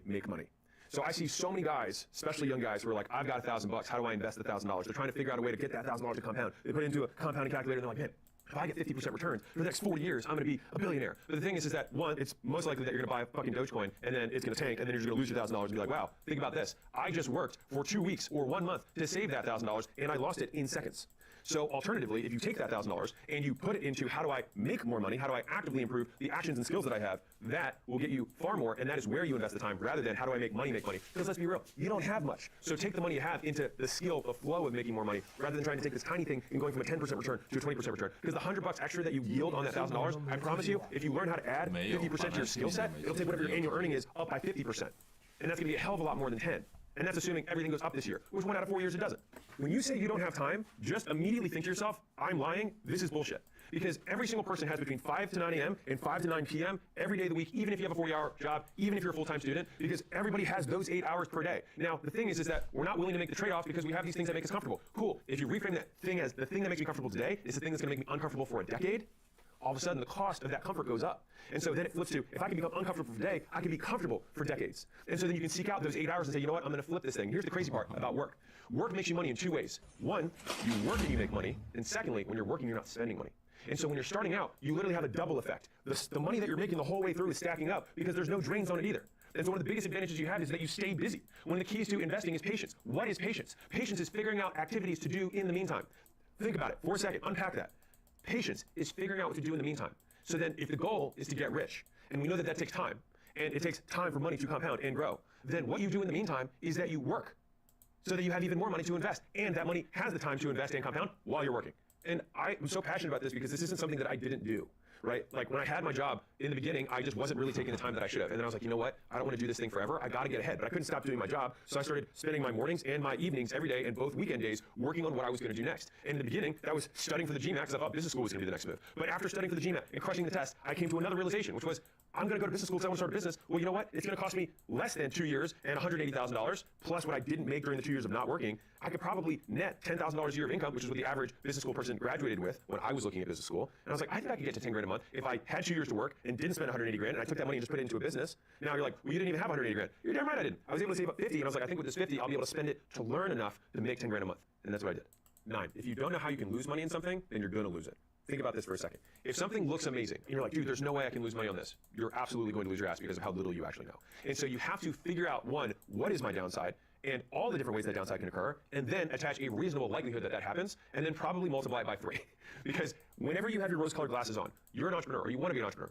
One of the quintessential traits of entrepreneurship is optimism. We are optimists. We think it's all going to work out, and you have to have that level of optimism to start. But when you start, you can't continue to have that optimism around every other opportunity because then you are going to lose your ass because you're going to be split between multiple things. And so if you don't know how you can lose money, you absolutely will because it just is an index of how little you know. 10. The biggest cost that you have is ignorance. So every single month, you've got your rent, you've got your food, you've got your clothes, you've got your car, you've got whatever else you spend. And you think that's my fixed costs. Years ago, I was sitting in the audience and I saw a man write $1 million on a whiteboard. And he called someone from the audience, he said, how much do you make per year? And they said, $50,000 a year. And he said, would you like to make $1 million a year? And the person said yes. And then he put a minus sign. And he said, did you know that it's costing you $950,000 per year to not know how to make $1 million a year? And it was such a light bulb moment for me that I realized that the cost of ignorance is the difference between what your goals are and what you have today. Because if you knew how to achieve your goals, the difference is the value of that education. And conversely, the difference is the cost of that debt of ignorance. And so the number one priority in my life has always been to pay down ignorance as fast as I possibly could using whatever currency I needed to. So if that was relational capital, that means using my network or doing favors for people or paying money, which is the least efficient way of doing it. I would try and find a way that I could pay down ignorance to achieve the things that I wanted. So I could get the information, so I could get the learning. When I started, I paid to get into rooms. I paid $25,000, $35,000. And you're like, wait, I don't have that right now. I get it. Well, you pay $10,000 was the first thing I ever bought that was information-based. That's what was the first thing I ever invested. And how was I able to do that? Because I'd saved for 2 years and I'd saved 50 grand up. And so for me, I was like, okay, this is the direction I'm going in. I'm gonna invest in learning. And when I got in that room, the first room I was in was a gym owner room, and I didn't have a gym. And I paid to be in that room so that I could start the gym the right way. When I paid for the $25,000 room, it was an internet marketing room. And guess what? I didn't have an internet marketing business. But I paid there so I could try and learn how to do it the right way rather than try and start it the wrong way and have to fix it. And so I think a lot of people wait too long to try and learn. I always want to grab my future and pull it towards me. And so I was willing to spend as much money as I had available to me to make those bets because it was a bet on me and I knew I would never lose that. You can't lose you. You always have diamond hands on you. Like till the day you die, you've got you. And so the thing is about investing in education is that sometimes the lessons you learn aren't the lessons you expect to learn, but you learn them nonetheless. And so sometimes you go into an education thing and you don't get what you thought, you still get something, and it was still more than what you paid. And so when I went into those rooms, I'd already used up all my money to get in the room. So I was like, okay, what else do I have? And so at the time, I knew how to sell. And so I just went to every single person in the room and was like, can I help you sell stuff? And so they'd be like, well, sure, my sales team sucks, or sure, my script sucks, or sure, my offer sucks, or I don't know how to overcome these objections. And so I would spend an hour, 2 hours, 3 hours on the phone with these people, training their teams, writing scripts, and they were like, dude, thanks so much. This was I can't believe you did all this. And the thing is that if you're going to pay for help from someone, pay in full. Don't half-ass a free gift. And so if you're good at something, you're good at a skill, you're an accountant, you don't do one page of someone's taxes. If you're going to do a favor, you do the whole thing. You treat them like they're a paying customer, and then they will respond as though you have paid them. And so it will be like you've given them money, and then you will get that reciprocity. And at the time when I did those favors for all those people, I didn't know what I was going to ask for. I just knew that I would need someone's help in the room, and I'd rather have more phone numbers I could call for help that owed me one than none. And when I wanted to make a webinar, I called one of the people who's good at webinars. When I wanted to run ads, I called the guy who's really good at running ads. When I wanted to figure out funnels and landing pages and stuff, I called the guy who's really good at funnels and landing pages. Because each of those guys wasn't good at what I was good at. And so we were able to barter, which, by the way, still to this day, is the most efficient form of trade. Because Uncle Sam don't take any piece of it. For us or them, everybody wins. 11. There's 2 types of things that you can learn. And so if you're trying to pay down ignorance, you got to know what you're buying. So you can learn about something that exists that you didn't know existed, and then you can learn how to do something. And so one is called declarative knowledge, knowledge of existence. The other is called procedural knowledge, which is knowing how to do it. And so if I explain to you that private equity exists, and this is how you can buy, package, and sell a business for a lot of money, now you know about it, which is a prerequisite for learning how to do it. And so when you buy into access to networks, to people, to relationships, the primary thing that you're learning is learning about things that exist. They're going to tell you tactics, investment strategy, marketing strategy, sales strategies, business models that you haven't heard of. That is what you learn there. But if they tell you those things, you leave and you get excited. But then you're like, well, shoot, how do I do it? Which is the second thing that you learn how to do, which is the how part. And so when you're going into any kind of investment, whether you're investing time, you're investing trade, you're doing some work for someone so they do work for you back, or you're investing money, you better be sure what you're buying. And the interesting thing about those 2 types of knowledge is that the declarative knowledge tends to teach you things that you didn't know existed. It's the unknown unknowns. That is why some of these are the biggest breakthroughs when you get into those rooms with someone making 10 or 100 times more than you. They see the world in a different way. Whereas when you go for how-to, it's more predictable what you're going to get because you're specifically trying to learn how the scales. You know it exists, and you just need to clarify the steps to getting there. And so just delineating what you're trying to learn will help you actually learn it. So the first time I learned declarative knowledge was that Facebook ads existed. That was in 2013. And so I learned how they worked, and I learned just enough to make them work. So I learned declarative knowledge that they existed, and I learned how to do them in one weekend. Super valuable. Now, I was able to ride that skill set for a couple of years until I was like, you know what? I need to learn how to do this at a bigger scale. I wanted to go national. We started gym launch, the turnarounds. And so I was like, I need somebody, because I'd only run local ads, which by the way are much easier than national style ads. And so I tried to go all around asking people for help. And at this point, I'd probably used up the relational capital that I had before. So I called a bunch of agencies. All of them said they were going to charge me too much money that I could afford. And then finally, I just asked one guy, hey, instead of your monthly rate of $5,000 a month, which I couldn't even come close to affording at the time, I was like, can I just pay you per hour? And of course he said, I don't trade my time for money. Except of course he works overtime and then he gets money later, but sure. Anyways, he doesn't trade time for money. And I said, it's America, everything's got a price. And he said, you know what? $7.50 an hour, I'll do it. And I was like, done. Now, mind you, $7.50 an hour was still a ton of money for me. And so I showed up like it was Harvard on steroids for these calls, because I would prep for the call, I had my notes out, I recorded it. I was like, I had two people that were like, make sure I don't miss anything, right? And so I would go and I had him first document the process of what he did to run ads as though he were me. Then I had him demonstrate it. So he clicked the buttons so I could see what he was doing, and I had him stop and explain to me each of the steps so I could put it into my little checklist too. And then finally, I duplicated in front of him, which means document, demonstrate, duplicate. I then did it in front of him to make sure that I was doing it right. And so once I did it right, and I did it right multiple times in a row, and I didn't need him to correct me while I was doing it, that's when I mastered the skill. It took me 8 sessions. So it took me 8 hours, and whatever that is times 750 in order to learn. 12. A watch isn't going to replace work. A Rolex isn't going to replace reality. And so what happens a lot of times when you're coming up is that you want to get status, right? You feel downtrodden, you feel like no one respects you, and that's normal as a young man. That's what you do. You don't have any status. That's what you come into the world as, and you got to go make it.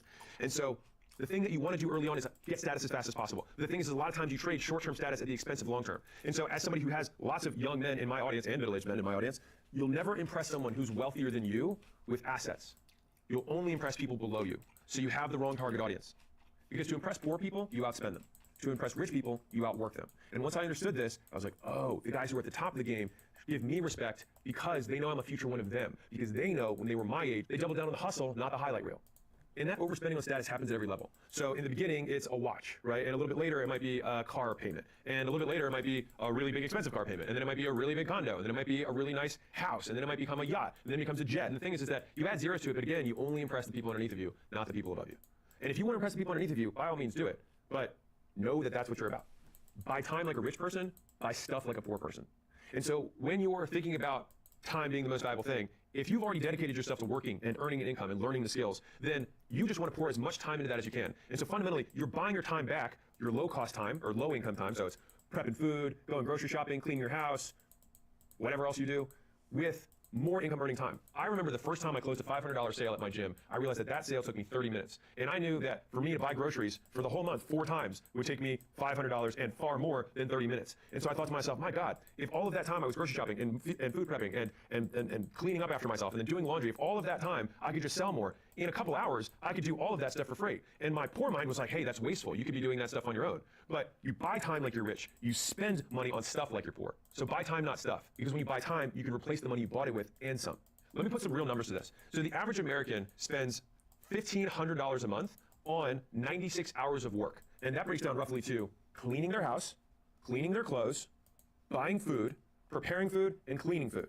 I'm not even gonna get into the 4 hours a day that the average person spends on social media and watching television. You're gonna keep doing that, so I'm not gonna try to convince you not to. But if you just replace those things that you probably don't wanna do, it costs about $1,500 per month. And so as long as you make more than $15 per hour, because it costs about 96 hours to replace those activities, which means if I can replace 96 hours of work for $1,500, and it's also 96 hours of draining work, like it expends energy. It's not like you just sit there for 96 hours. You're actually getting actively tired from doing that stuff. If you took that same thing, if you make more than $15 per hour in your active job, it makes sense. It's the logical decision for you to buy that and then go make more. Because you're also gonna make money twice. Not only are you going to save the time and then work and make more, but you also get better at your job because all of those extra hours aren't just making you more money, you're also becoming more skilled. So you get better faster. And so if I have a year-long guy where he spends $1,500 a month to replace all of those things, at the end of that year, not only does he have more money at the end of the year, but because he had an extra 100 hours of high energy time that he didn't have to spend per month, he's getting 50% better per year. And so that assumes that he doesn't get rewarded in his work for getting better, which by the way, in reality, you typically do as long as you ask. Who you compare yourself to, not who you spend your most time with, will be the highest predictor of how much you make. And so we are motivated by the things that we lack. And so if you are very hungry, it's because you lack food. If you lack sleep, you're very tired. You're very motivated to sleep. And so if you want to be motivated to make money, it's not enough to not have money. You have to have a desire to make a lot more money. And the strongest way to create that desire is to visually see the people who are making far more than you. And so it's about who you compare yourself to, not who you spend time with. Fundamentally, the richest man in the world only spends time with people poorer than him. But he continues to get richer because he's comparing himself to the future version of himself. That's his reference point. That's his reference group. And when you start out, there's real people. As you evolve, it becomes imaginary. I heard this quote from one person to another when I was walking through the street, and he was talking about buying something that was a no return investment. Let's call it a big toy. And he said, there will always be time to make money later. And I remember hearing that and thinking, that's what someone who's poor says. And so, to be clear, I think if you want to enjoy life, by all means do it. This video is about making more money. That's the stated objective. And so that's what I'm talking about. And so the idea that you're going to spend now, work later, is the fundamental crux of poverty. And so you have to break that with all your heart. And when you have those people around you, and this was a toy, but it could be, let's go out. It always comes under the guise of YOLO. We have to live life. But everyone who says that assumes that getting better and learning is not life and is not living. And for me, the purpose of my life is to learn as much as I can and pay down ignorance as much as I possibly can and squeeze the last drop of potential out of me that I can. And the way that I do that is through learning. And so for every person that asks you to sacrifice working now so that you can have fun now, just make sure you know the trade you're making. I'll be real with you. There's no perfect way to live your 20s or even your 30s. You either end up an underskilled 30-year-old or 40-year-old or an underlived 30-year-old or 40-year-old. And so fundamentally, it's not either or, but knowing the trade-off and living with the consequences because you can't do them over. And on a personal note, I sacrificed, or said differently, invested my 20s in order to have lots of skills and underlived. But in that same time period, I built to where I am now. And I genuinely am very happy with where I am now in life. And I would not redo those years to have quote lived more. Because the real secret is, as I was doing it, I loved the game. And so some of the best moments of my life, when I look back, were some of the moments that I felt like I was struggling the most because it was when I underwent the most growth. And so it's interesting because the pain that you go through in the moment often becomes the purpose that you look back on in your life. And so the idea that we want to avoid pain so that we can live today, I think conflates reality because when you look back on your life, a lot of times those are the things that define you. And so we should be seeking those out, not running away from them. So if you're not sure who you compare yourself to versus who you spend time with, when you're about to make a big decision, the people who come up in your mind, who you're weighing their opinions on your decision, those are your reference group people. The people whose opinion you care about. And so if all your friends, for example, are billionaires, and they all sacrificed their 20s, got rid of their friends, got rid of material belongings, spent all their time working for free so that they could learn this big skill set and then double down in their late 20s and then made it big by the time they were in their 30s and 40s, those people, if that was your reference group, if you're thinking about leaving home, what do you think that reference group's going to say? For sure. And because of that, you're out the door. And so whenever you have these frictional moments where you are like, I think I should do this, but whoever that person is, whoever that voice is, if they don't have what you want, don't listen to what they say. Only listen to other people's opinions about your life if their dreams for you are bigger than yours. If they're not, disregard. Invest, then spend the rest. So the idea is that you invest first and then spend what's left over. And so an interesting thing is that Switzerland has the highest per capita millionaires in the world without having the highest GDP or even GDP per capita. And so how are they able to do that? That means that they have different rules around money, which is what this video is about. And so if we adopt those rules, we can get those outcomes, which means these are just decisions that we get to make. And the easiest way to do that is you take what you need off the top and then you spend the rest on what you want. And so it comes down to saying that you need your future self to be bigger than your current self today. And so you invest first and then you spend the rest. And so the way that I like to think about this is point 16. This is how we operationalize this, which is automate investing and then create friction around spending. And so you want to take the money off before you see it. If your job, for example, has a way that they can automatically skim off your paycheck and put it into some sort of investment stuff, do it. If they don't have that, have one of these apps that does segmentation or has multiple bank accounts, so you can say, this automatically goes here, this automatically goes here, and I don't touch this. And if you want to get real crazy, the advanced version of this is that as you make more money, you keep what you're living, the spend the rest part. Instead of making it a percentage, make it a fixed amount. And then as you make more, you're just investing more and more and more into the future. Now you're like, well, how do I invest in the future if I'm just starting out? The future is you. But you're making sure that when you're investing that money, you know whether you're buying declarative knowledge or you're buying procedural knowledge. You're learning about stuff that you need to learn or you're learning how to do it. And the longer you do this, the easier it gets. For the record, I have 0 Lamborghinis, 0 Rolexes, 0 jets, while also being able to buy multiple of these every single month. And so the idea is you start to become addicted to getting good. And once you get that first little reward of seeing an investment that you made in yourself start paying off, you see your income go up, you start making more money, you're like, oh my God, this game is awesome. And so that flow of investment that comes to you is one of the best games that you want to win for yourself. You want to just keep making cash flow PRs, keep making that investment account PR and hit records in that account. And if you get addicted to that game, if you can just do that from everything in this video, you've already won. And so you want to automate deposits and manualize withdrawals. So everything that is automatic in terms of like your rent, you want to write it as a check. Or drop it off as cash. If you have payments that you make, like a car payment, as much as you're like, wait, this is going to cost time. The value that you get back for knowing exactly where you spend your money is going to make you more money than the 1 hour a month that you have to pay your bills. That is a promise. And so that may also mean if you make it difficult to buy, well then maybe you delete some of the apps on your phone. Maybe you don't save your credit cards on the sites that you tend to spend money on. You want to make it as hard as you can to spend money and make it as easy as possible to stack it.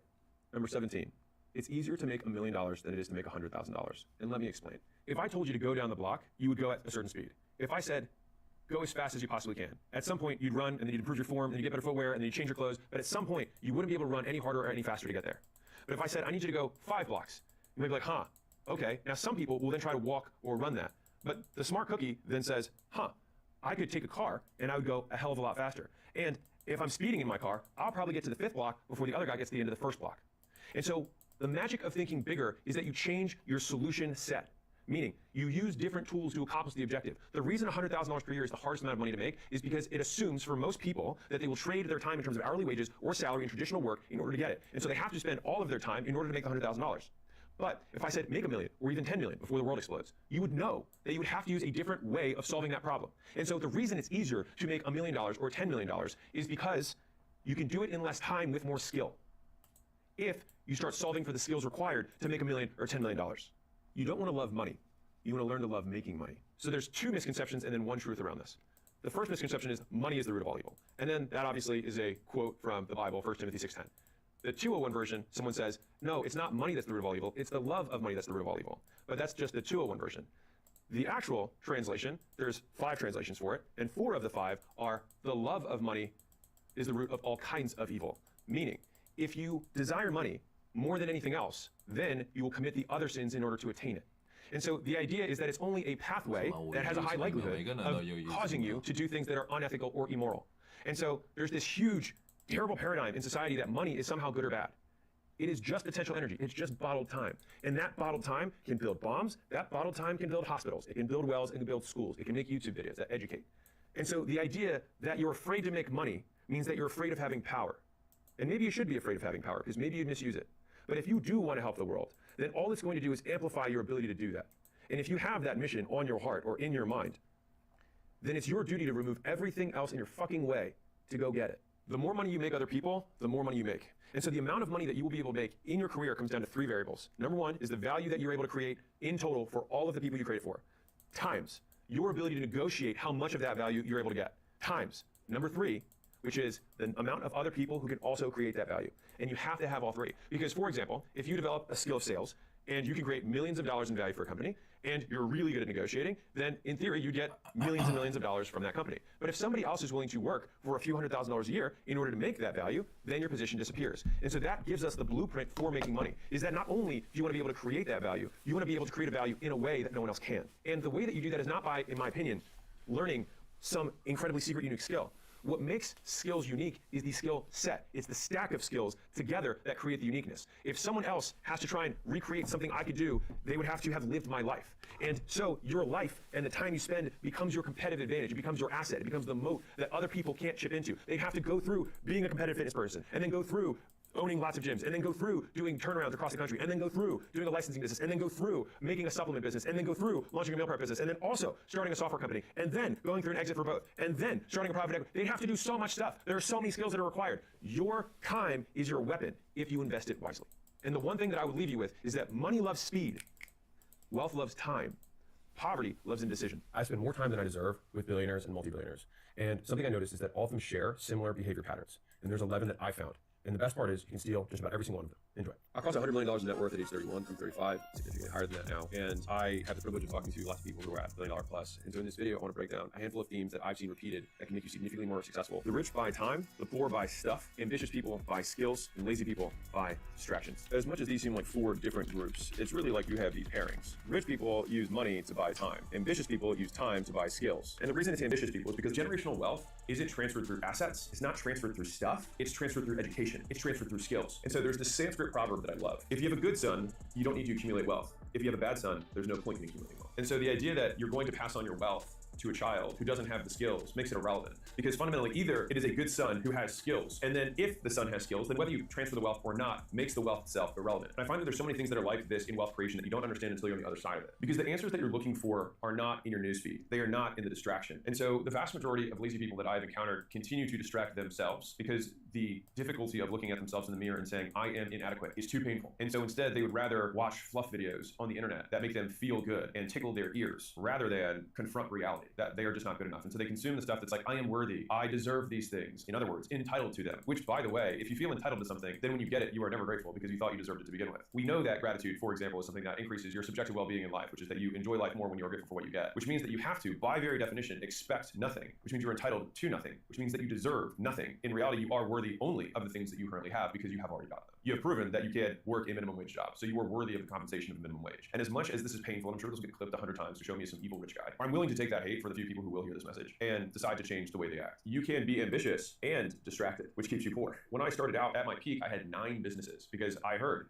7 income streams make you wealthy, but it doesn't. 7 income streams just spread you 7 ways. And I had 9. I was like, well, 7 good, 9 must be better. To give you context, I had a chiropractor agency, I had a dental agency, I had a gym turnaround business, and then I had, at the time, 6 locations, so there's 9, where it is, boom. And I had partners in each of these businesses. I was still the one who was required to rainmate, meaning I was the one who was required to sell customers into all 9. If you are required to work inside of the business, then you can only really do one job. And so when people hear that someone has 7 income streams, it's because they own assets that generate that kind of income. But in order to gain the cash to then buy the assets that create the cash flow, it requires time and focus. Let me make focus real for you. Focus is a very amorphous term. Focus is measured by the amount of things you say no to. And inversely, you could measure it by how few things you say yes to. Meaning, the most focused person says only yes to one thing and says no to literally everything else. And so the next thing that separates the rich from the poor is it's 100x, not 2x. And so this concept is one that I had dinner with a friend of mine who's a public CEO, and I asked him what he had done to grow the business. I think from a $200 million market cap to a $1.2 billion market cap in less than 2 years. All right, so that's absurd growth for a company. I was like, so, what are you doing primarily? He said, I'm shaking hands, I'm kissing babies, I'm going to events all the time. And I was like, well, how many? He's like, well, I'm going to do 66 events this quarter. And I was like, in person? He was like, yeah. I was like, they coming to you? And he's like, no, I'm going to them. I want to make this real. He has a wife, he has kids. And before anyone listens and says, I can't believe it, well, cool, he makes trades. If anything, I would hope that people watch this and say, I wouldn't make that trade. In which case, great. Also, don't complain about not having what somebody who has made that trade made. And so one of the big misconceptions, by the way, this is a sales thing too, is that people want your outcome their way. They want to have their cake and eat it too. They want to say, hey, I want to not change the way I'm eating. I want to not change the way I'm living, but I want to have a 6-pack and I want to be in shape. I want to continue to live this way and I want to get the 10 chick or the 10 guy. I want to continue with my work-life schedule as I currently have, but I want to have hyper growth. They are traits, they're price tags. When you go to the store, you either want the shoes and you're willing to pay the price or you're not willing to pay the price. That's it. You can't pick the price for the shoes. You pay it or you don't. My telephone back to myself is that I thought I worked a lot when I was younger. And I did spend a lot of time working, but I made so little progress because a lot of that time I wasn't actually creating output. I encourage people to do something called the 12 by 30. All right, so it's very simple, and it's actually not as unsustainable as people would think. You work 12 hours a day for 30 days straight, no weekends. By the last day, you realize, 1, you aren't made of glass.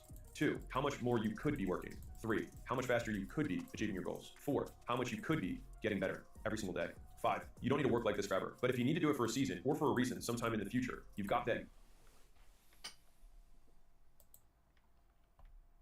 gear in you. And 6, there are people who are working more than you who are beating you. And you get all of those lessons for the low price of getting more done in a month than you probably did last quarter. And so everyone, and like, of course, you've got one side of people who are like, I work more than this now. And of course, they obviously don't. And the thing is that people are like, well, I work like that, but I take a couple days off. Right, that's the point, is that you have to push through it. Now, can you work 16 by 30? Sure. If you want to, you're welcome to work more than that. Because I've found that working 6 to 6 is kind of like what I do every day anyways. I'm on 12 by 100, in terms of how I think about working. There's plenty of days that I work 15, 16 hour days. Because I get here at 5 or 6, and then sometimes we do events, sometimes we do dinner, things like that afterwards, and it's 9. And that's where you have to be on, not just at the office, not just in front of your computer, but people actually demanding things of you on a regular basis all the time, being on camera. And I'll tell you that there are levels to this. Like, working alone for a full day is not as exhausting as being on stage for a full day, being on camera for a full day, because every second that you are not peak, you are losing. You can take a break while you're working alone. You can't take a break when you're on stage, when you're meeting customers, when you're making content, like every minute that is not recorded is basically a minute wasted. There's a whole team here behind this camera, right, that is making this stuff for you, and I'm costing them every second I'm not showing up. I remember there was a season of my life where I think I had like 9 straight months of this, and it was not 12, it was 15, 16, because I had to wake up at 4 to get to the gym where I was at the gym, but I'd wake up at 4, and then I'd get the class ready. I'd open the gym doors at 4:30, we'd start the classes at 5, and the last class at night would end, it would be a 7 o'clock class, would end at 8, and then at 8, I would then do billing, I'd reach out to old customers, I would confirm lead appointments for the next day, all that sometimes until 10, 11 at night, and then I'd wake up again at 4, and so I don't know what the hours are there, but it's more than 12, and I did that for 9 months straight, and I used to describe it as the kind of tired good night sleep couldn't fix. It was tired, it was deeper than like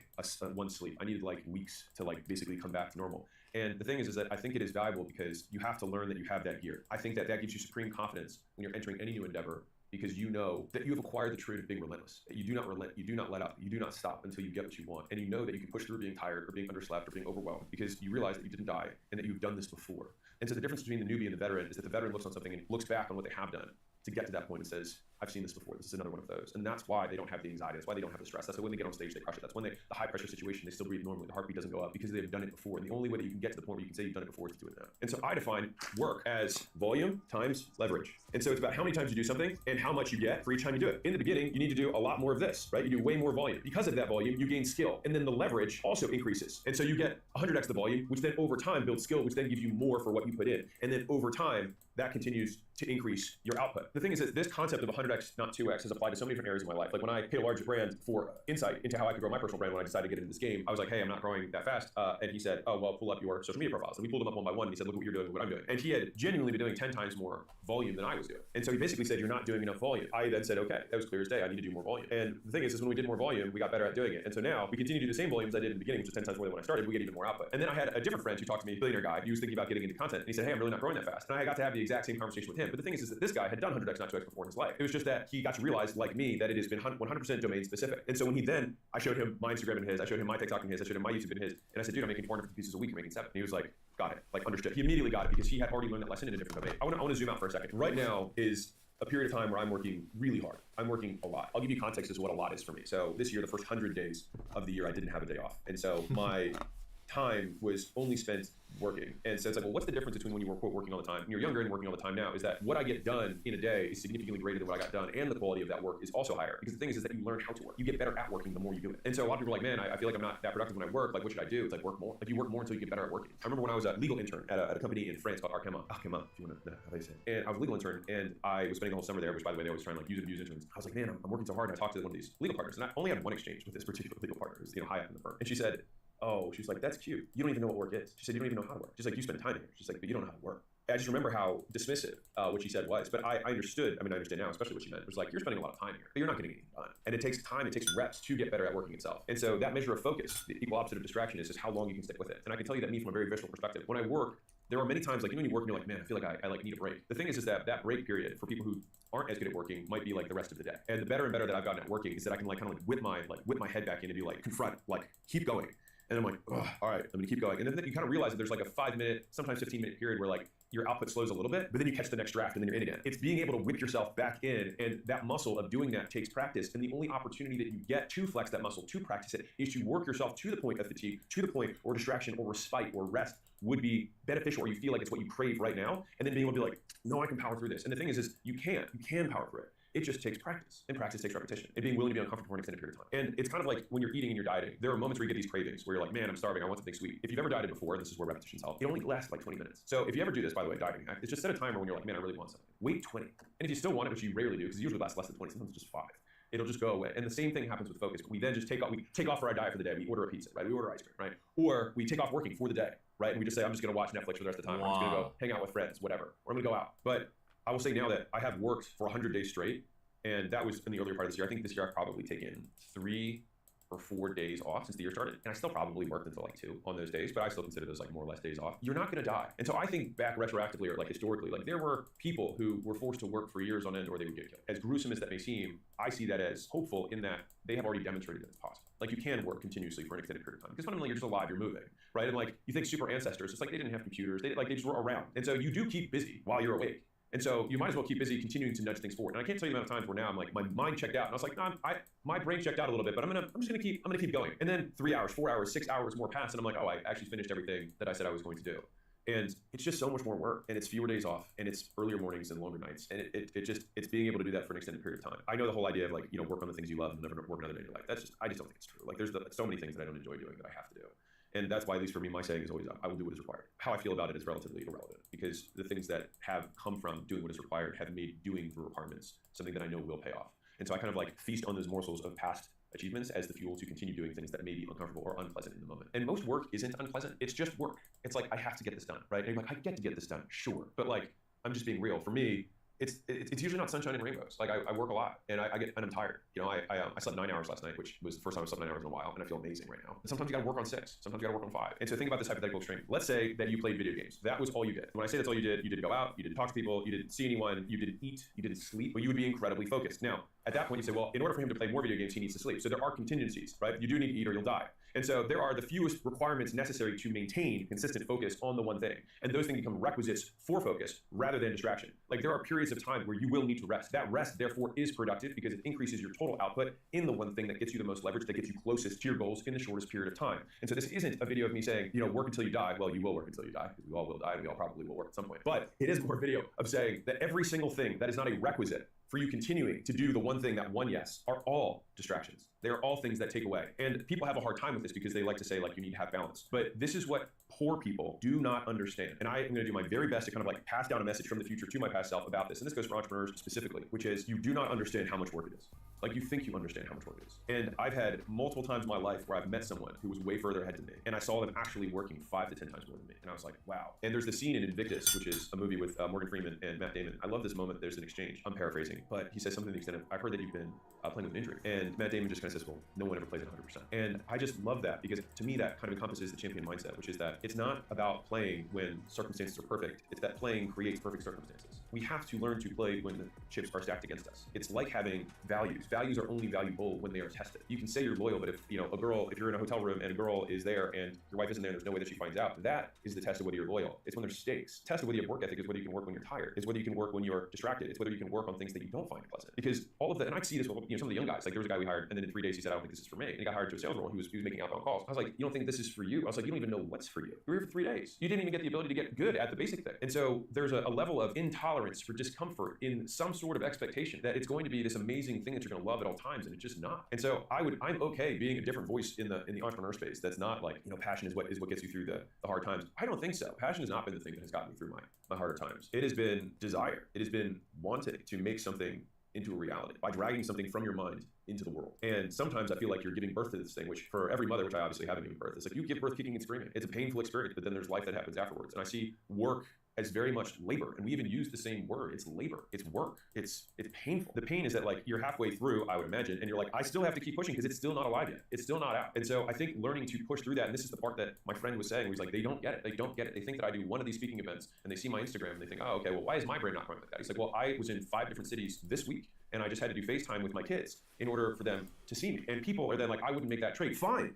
But don't want what he has. And so let me draw this out for you in a nice little visual to show you how I see work, right? This volume that you need to do. So you have excitement, right? So when you have this new idea, which we have them, and you're like, oh my God, this is amazing, right? This is so good. The thing is that once you become neutral and then you become worried and stressed, this is when work begins. And so in the bodybuilding world, they'd be like, okay, once you have achieved failure, that is where your working reps begin. It's an old school bodybuilding thing. I'm sure the science bros will be upset about it. But I think that it very much qualifies for how it relates to work in this world is that your motivation fades very quickly. It's that work begins once motivation stops. And I think if you measure it that way, then you will measure how much you work and how hard you work very differently. So it reminds me of this Muhammad Ali quote where he says, I hated every minute of training, but I would tell myself, suffer now and live the rest of your life as a champion. I have this tweet that I said a minute ago that I really like. And so whenever I get to a low point where I think, why do I even bother? I just try and remind myself, this is where most people stop and this is why they don't win. That period, that wall that you hit, like that is the champion wall. That's where you leave everyone else behind because everyone only works until their point of excitement and then they stop. It's like you have to find that next year. So the next point is that they cannot copy your proof.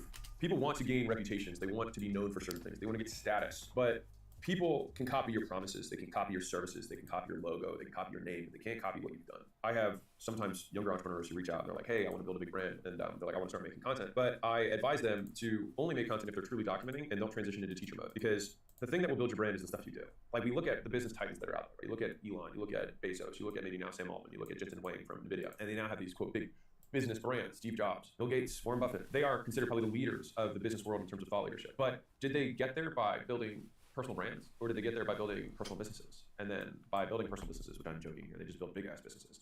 By extension, people wanted to know who was the person behind this big business. And then they built their credibility before they built their likability. Everyone wants to put the cart before the horse. Everyone wants to put they want to eat the pudding before they have the proof. Yeah, the proof comes before the pudding in the real world. In a world where anyone can say anything and get instant reach, trust is the thing that is the scarcity. That is the rare commodity.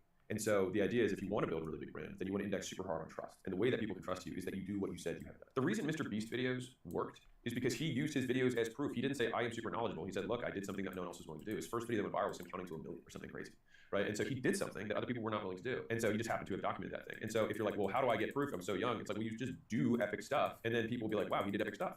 This is interesting. And so it still requires epic amounts of work in order to do that. The reason that there's such a misconception about overnight success is that it's just that there's a threshold over which you are good enough that you go viral. All right, and so this is, call it like, here is the viral, viral moment. All right, so this is our viral moment right here. The thing is that we, the person, live this whole life. What we in the public see is this moment, what happened since.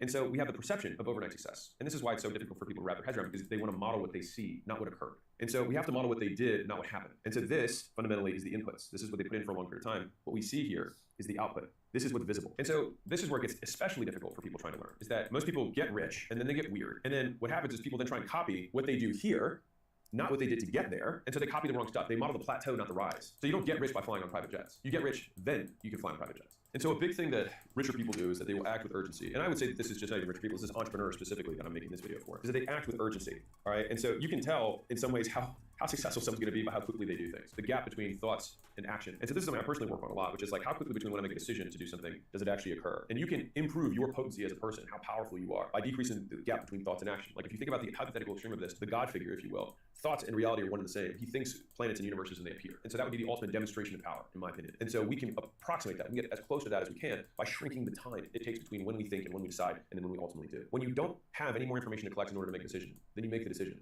And you make the decision by eliminating alternatives. So like literally the word decide comes from decadere, which is Latin for to cut off. And so the question is, what thing are you eliminating by making the decision that you're going to make? And a really easy tactical thing is whenever you say I'm gonna get this done by the end of the week, ask yourself, can I get it done by the end of the day? And that seems like a very small hack, but that increases your pace of progress by 7x. And so if you hear that, you're like, wow, 7x. It's like, yeah, and for that reason, there are people who are working 100 times faster. And I think that this is a really good cultural thing, which is you can just say end of day, not end of week, and not end of month, end of week. So in each of the instances, this is a 4x increase, this is a 7x increase, right? And you can even go end of day goes into end of hour. Now, this is one that Layla talks about a lot. She's a master operator, is that she heard this from a mentor. She said, if it's a 5-minute task and you have 5 minutes, do it now. And so the amount of times where I'm like, hey, we should do this thing, and then literally in 60 seconds it's handled by Layla, like while I'm just walking around talking, just like shooting ideas out there, is baffling.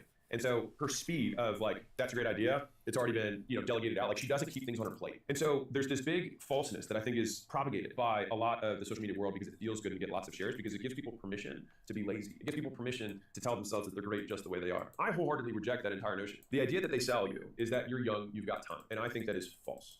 Because all this does is extend how long it takes you to remember that, number one, tomorrow isn't guaranteed. Like I just looked at my newsfeed this morning and there was a guy that I knew who's my age and he just died of stomach cancer. Really sad, really nice guy, wife and 3 kids. Into fitness, really in shape, just a freak thing that happened. And so the assumption that you've got time assumes that you're gonna live forever, that you're gonna live to 100. And we know that that's not true. And let me put this in perspective. 3 out of 10,000 people live to 100. And so everyone has this assumption in their mind that they're like, hey, I'm at 50, so I'm gonna make it to 100. Yeah, well, you've got a 3 in 10,000 shot at it. Very unlikely.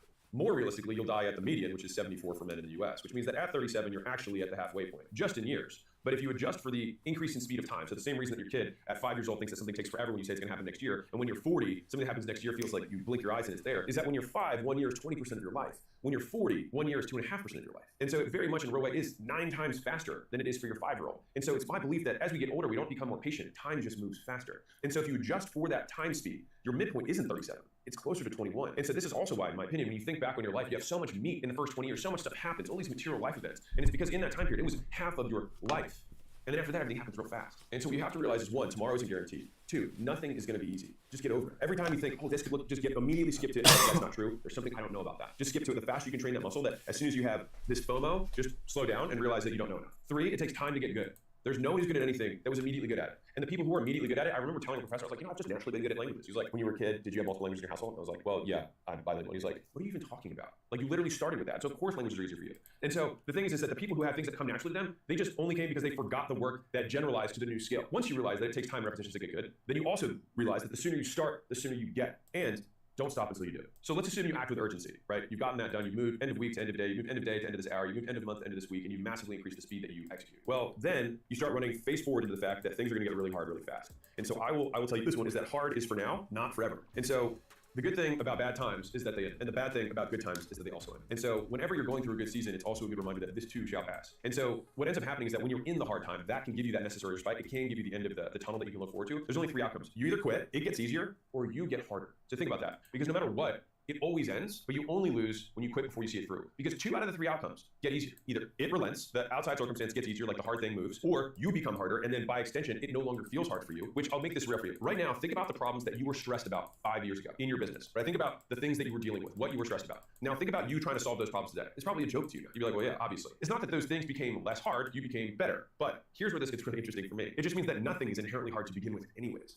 We are just always inadequate. For me, I remember when I had 5 employees, and I was like, man, it's so many people to manage. Or, I was like, where am I gonna, I have to manage cash flow. How do I do that? Or like, how am I gonna get new customers? Like, how do I sell? I can't sell really expensive stuff. Like, what if someone gets upset, if I charge more, right? What if someone finds out I charge this much, as though it's like something wrong? Like, all of these things are just irrelevant to me now. Just so silly. Though for me at the time, they were difficult. And I can only imagine how inconsequential the problems that I deal with, growing hopefully $3 billion companies right now from the portfolio, compared to what Elon deals with having 6 multiple $100 billion companies. And I compare myself to that, so I can always feel like I have a long way to go. If you are a business owner and you're making, you've got a legitimate business, you've got employees, revenue, profit, et cetera, and you like to see how we grow companies, every month at acquisition.com in person at my headquarters, we hold basically 2-day workshops where my team, my actual director of marketing, director of sales, director of media, all of my team basically works with businesses to just help them grow.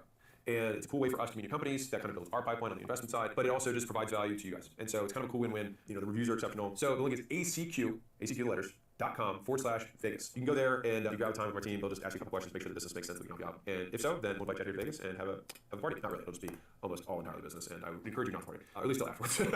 Beyond that, let's go back to it. But let me give you one thing that'll also give you a little bit of hope about these hard times, is that these hard times are also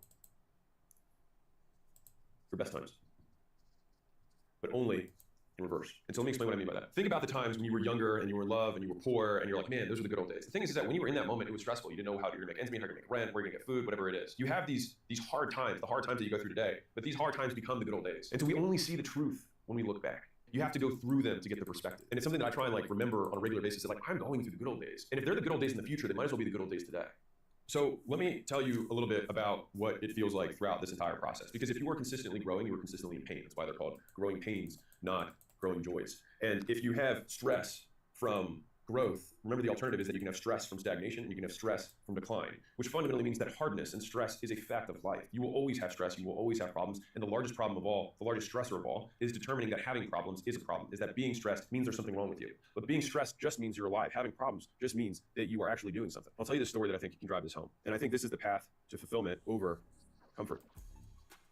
So imagine you talk to the creator of the universe before birth and pick the person you get to become. You say, I want to be the most courageous. The creator replies and says, well, then I will give you monsters to terrify you so that you can conquer them. And you say, well, I want to be patient. The creator replies, well, then I will make you work harder and longer so you can learn to wait. So then you say, I want to be wise. And the creator replies, then I will give you failures that will crush your spirit so you can learn the value of judgment. You then say, sounds like a rough life. Can you give me a good life? The creator replies, just like we measure the quality of a blacksmith by the strength of his steel, I measure you by what you are at the end, not the fire and the hammer it took to make you.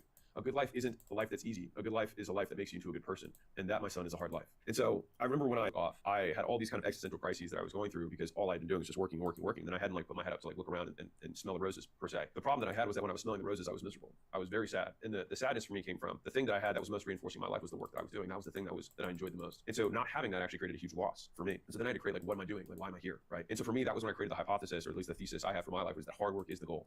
Is that nothing left in the tank, which I got from Jesse Itzler, which I love. Emptying the tank every day is the point. Because for me, those are the days that when I look back are the days that I feel the most fulfilled on. In the moment, you feel tired, you feel exhausted, you feel like you're bored, you feel like you don't want to do another repetition, you don't want to do another 2 hours, but another 2 hours, another repetition, another edit is what is required. Not what you want, but is required. And if you have a little bit left in the tank, and you don't know if you have a little bit left in the tank until you empty it, until you physically can. And so I think about that steel that we're trying to make, and the only difference is that we are both the steel and the blacksmith. And so the creator in this would just give you the fire. And either you can stand far enough away from it that it just keeps you warm, or you can go into it and you can hammer out the impurities so that you can just become better and better and better and stronger. And if you're watching this and you would like to start a business, but you're not sure where to start, I am a co-owner of School, and we just started the School Games. And right now we're giving $100,000 away in cash or a Cybertruck to the person who builds the biggest community on School in 30 days. And so School is just a community platform that helps people start businesses. And right now, 1 out of 2 people who start a paid community on School, make their first dollar online. And so you're like, okay, well, that's cool. And right now, on average, the average paid community owner makes $1,360 per month. So this is not gonna be the thing that makes you, a billionaire rich, but it can help you get started, which is why I invested in the company. I spent 4 years looking for something that can make the easiest kind of starter business for people to get going, especially starting online. The reason that we have this success rate, right? The reason that we have this very high success rate is that I meet every single week and onboard new people. So every Monday, I'm on a call and I onboard, right now I think about 300 people per call that are on there. And so I answer questions live with everyone on there. And it's a lot of times the same faces. So while the call's relatively small, I'd encourage you to come on. On top of that, I have kind of step-by-step instructions of exactly what you need to do that the best community owners have done. And so you can just model the behaviors, just do this stuff. I don't explain psychology and triggers and NLP. It's just do this stuff and this is what yields this outcome, right? And then finally, we'll give you the entire platform that basically makes all the tech really easy. And so right now we've got people who are in foreign countries who don't speak English. We've got, I think there was a guy who won the games who's 15 years old. So like, I'm telling you, it's not rocket science. Like, we've really taken a lot of effort to make it as simple as humanly possible. You don't need any other software to make this work. And so if that sounds all interesting, the best part about all of this is that you can start absolutely free. And so we have the course, we have the calls, we have the platform, and we also have the community of other people. All right. And so you can start for free, you get 14 days. You can click the link, which is right here. Oops, other way around. School.com/games, start for free, and hopefully I'll see you on the other side. And so a big part of why this is so hard is that so few people want to go into the fire, right? And the fire could be entrepreneurship, the fire could be content creation, the fire could be starting a new product, the fire could be doing outreach and knocking on doors, or quitting your job and starting another job in a completely different industry. That's the fire. It's the thing that other people aren't willing to do. And they tell you not to do it because it helps them justify the risk that they chose not to take. It helps them feel better about the risks they aren't willing to make. I remember thinking about this at long length when I was younger, and I thought about the word exceptional, right? So buried in the word itself is the key point, which is that you cannot expect to be accepted if you want to be exceptional. To become exceptional, by definition, you have to become the exception, which means you have to be unlike other people. You have to do what they don't agree with. If they agreed with you, if everyone agrees with you, you can be sure that it's the wrong path. When I quit my job, every single person in my life told me it was a bad idea. I graduated 3 years from Vanderbilt. I had a nice white-collar consulting job. I was set up to go to grad school, to one of the Ivy Leagues. I aced my GMATs. Like, I was set up. I'd done the path. And so for me to quit and be like, I'm gonna be a personal trainer for minimum wage at a gym, that was not a happy news for the vast majority of people that I knew. But the thing is that I've had those conversations multiple times in my life. When I ended up leaving the gyms and started the turnaround business, every person was like, you finally made this thing work. You finally, now we finally agree with you again. And it was right at the point where they accepted me that I was like, you know what? I think I want to do this other thing. And I'm gonna sell all these gyms for basically nothing in 90 days to then start new. And they're like, but you spent so long on this. And they see some cost fallacy. And the thing is don't listen to the people who are closest to you. Listen to the people who are closest to your goals. And so a lot of people like to think about how they have these mentors and these heroes, but the most important group is your reference group. And your reference group is who you compare yourself to. But the thing is that people think they compare themselves to their mentors and their heroes, but they don't. Who you compare yourself to is who influences your decisions. So the voices you hear, the voices you listen to when you're about to make a big move, those voices are your actual reference group. And if those voices are not close to your goal, you should not listen to them. If anything, sometimes the best advice in the world is do the opposite of whatever it is that they did to get in their life if you don't want what they have. Don't listen to what they say, even when you're an entrepreneur. So let's fast forward a couple years. So there was a point where I started the outbound team. So this can sound super tactical, but I'm going to zoom out for you. So we at Gym Launch we were all paid ads for the most part. I made content, I had book, like there were things that were out there. But still 70% plus of my new customers came from paid ads. And I knew that if I wanted to sell the company, I would have to create a second acquisition channel that was very different from the primary one so that I could create more stability. You don't have one point of failure within the business. And so I remember reading this book about how to set up outbound, and it said it will take a year. And I said, I'm really good at marketing, I'm really good at sales, it'll take me 12 weeks. And it took 12 months, like the book said. And so when I walked through that, what was interesting is it took 90 days for us to get our first sale. And the whole time I'm investing in the team, I'm investing in software, I'm investing in training, consulting to like learn how to get all this stuff going just to get our first sale. But that's not very good for the amount of time and effort we put into it. And then 3 months, after that, we started getting a couple sales trickling in, still not a lot. And I actually had almost like an intervention from my executive team that were like, hey, we think this is a shiny object. They're using my words against me. They're like, we think this is a distraction. It's not, yielding a result for us. I think we should, cut our losses and move on. And I kept thinking to myself, like, this is what hard feels like. Like, we have to just keep inching our way through because we have made sales, which is we just need to get more efficient. Okay, this Shinobu deck is way too strong. Let me keep on trying it. Shinobu. And then we did another 6 months, and then we got to the point where it became 50% of revenue. But here's the thing that you don't see. And so whether you're starting a new acquisition channel like I was, you're starting paid ads, whatever, is that if I tell you, in 1 year, I could double your business, right? Let's say you have to pay me $100,000, right? And in 1 year, I will double your business. Many people would probably be like, yeah, sign me up. I'll do it. Maybe I'll take a loan. But even for the 100, like if I know I'm going to double my business in a year, I would do it. Okay. But then what happens is month 1, they drop 5K and then they lose 5K. And then month 2, they lose 5K again. And then they say, ads aren't for me. Outbound's not for me. But the thing is that the way it actually feels is that you lose 5K, you lose another 5K, you lose another 5K. And then all of a sudden 1 month, you make 25K. And then the next month you make 50K.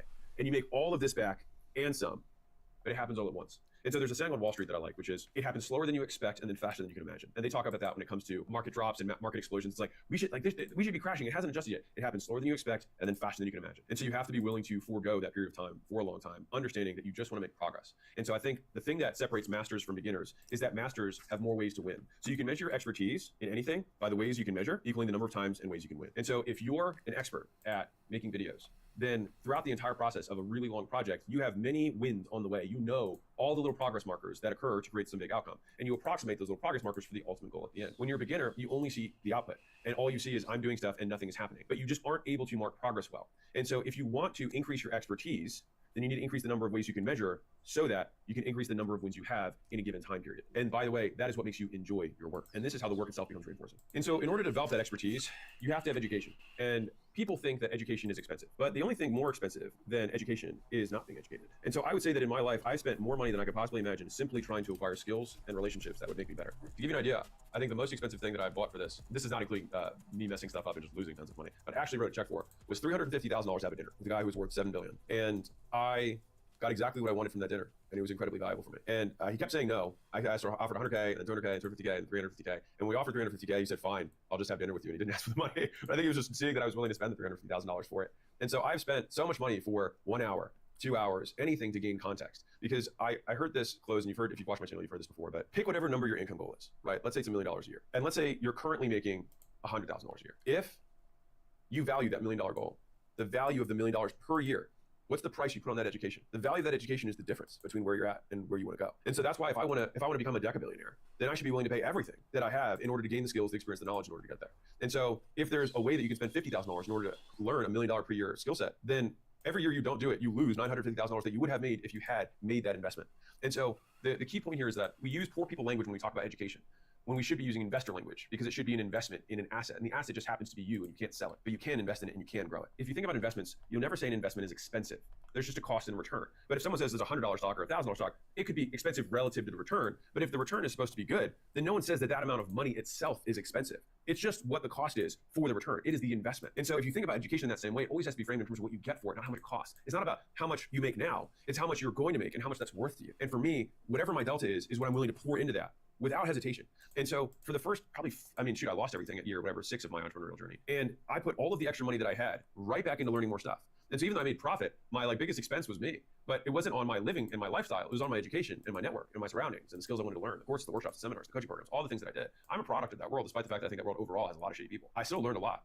And you can learn just as much by learning what not to do and say, I would never do that, or treat someone the way that person treated me. Because the best students never come out negative. So really, they think that I have always been the top performer in every single program, coaching, whatever I have ever done. And so the process that I use is, number one, do everything they tell you to the T the first time. Then take what works and toss the rest. You can learn something from everyone, but only take in that which makes you stronger, which is a quote that I have from Harry Potter, the Sword of Gryffindor. But I love it because it was enchanted to have this spell that it would only take in things that made it stronger. So it took in the Basilic's Venom, which allowed it to kill, the Horcruxes later on. But I like to see myself as that sword, is that I continue to invest, I continue to put things into the steel, but I only take in that which makes me stronger. So a lot of people have these negative experiences with coaches, consultants, vendors, whatever. And I just like to think to myself, in what way will this make me better? And so by instead asking that question rather than enumerating the many things they could have done better or the things they did wrong, simply saying there is something that I can learn from this. And there is something in this experience that will make me stronger. And that frame may have been one of the most valuable frames that I've had, because I, like you, have spent plenty of money on things that have, quote, not worked, but I still learned enough from them and oftentimes what not to do that allowed me to then see what to do. But before I ever did that, I had to do the first 3 steps of that, which was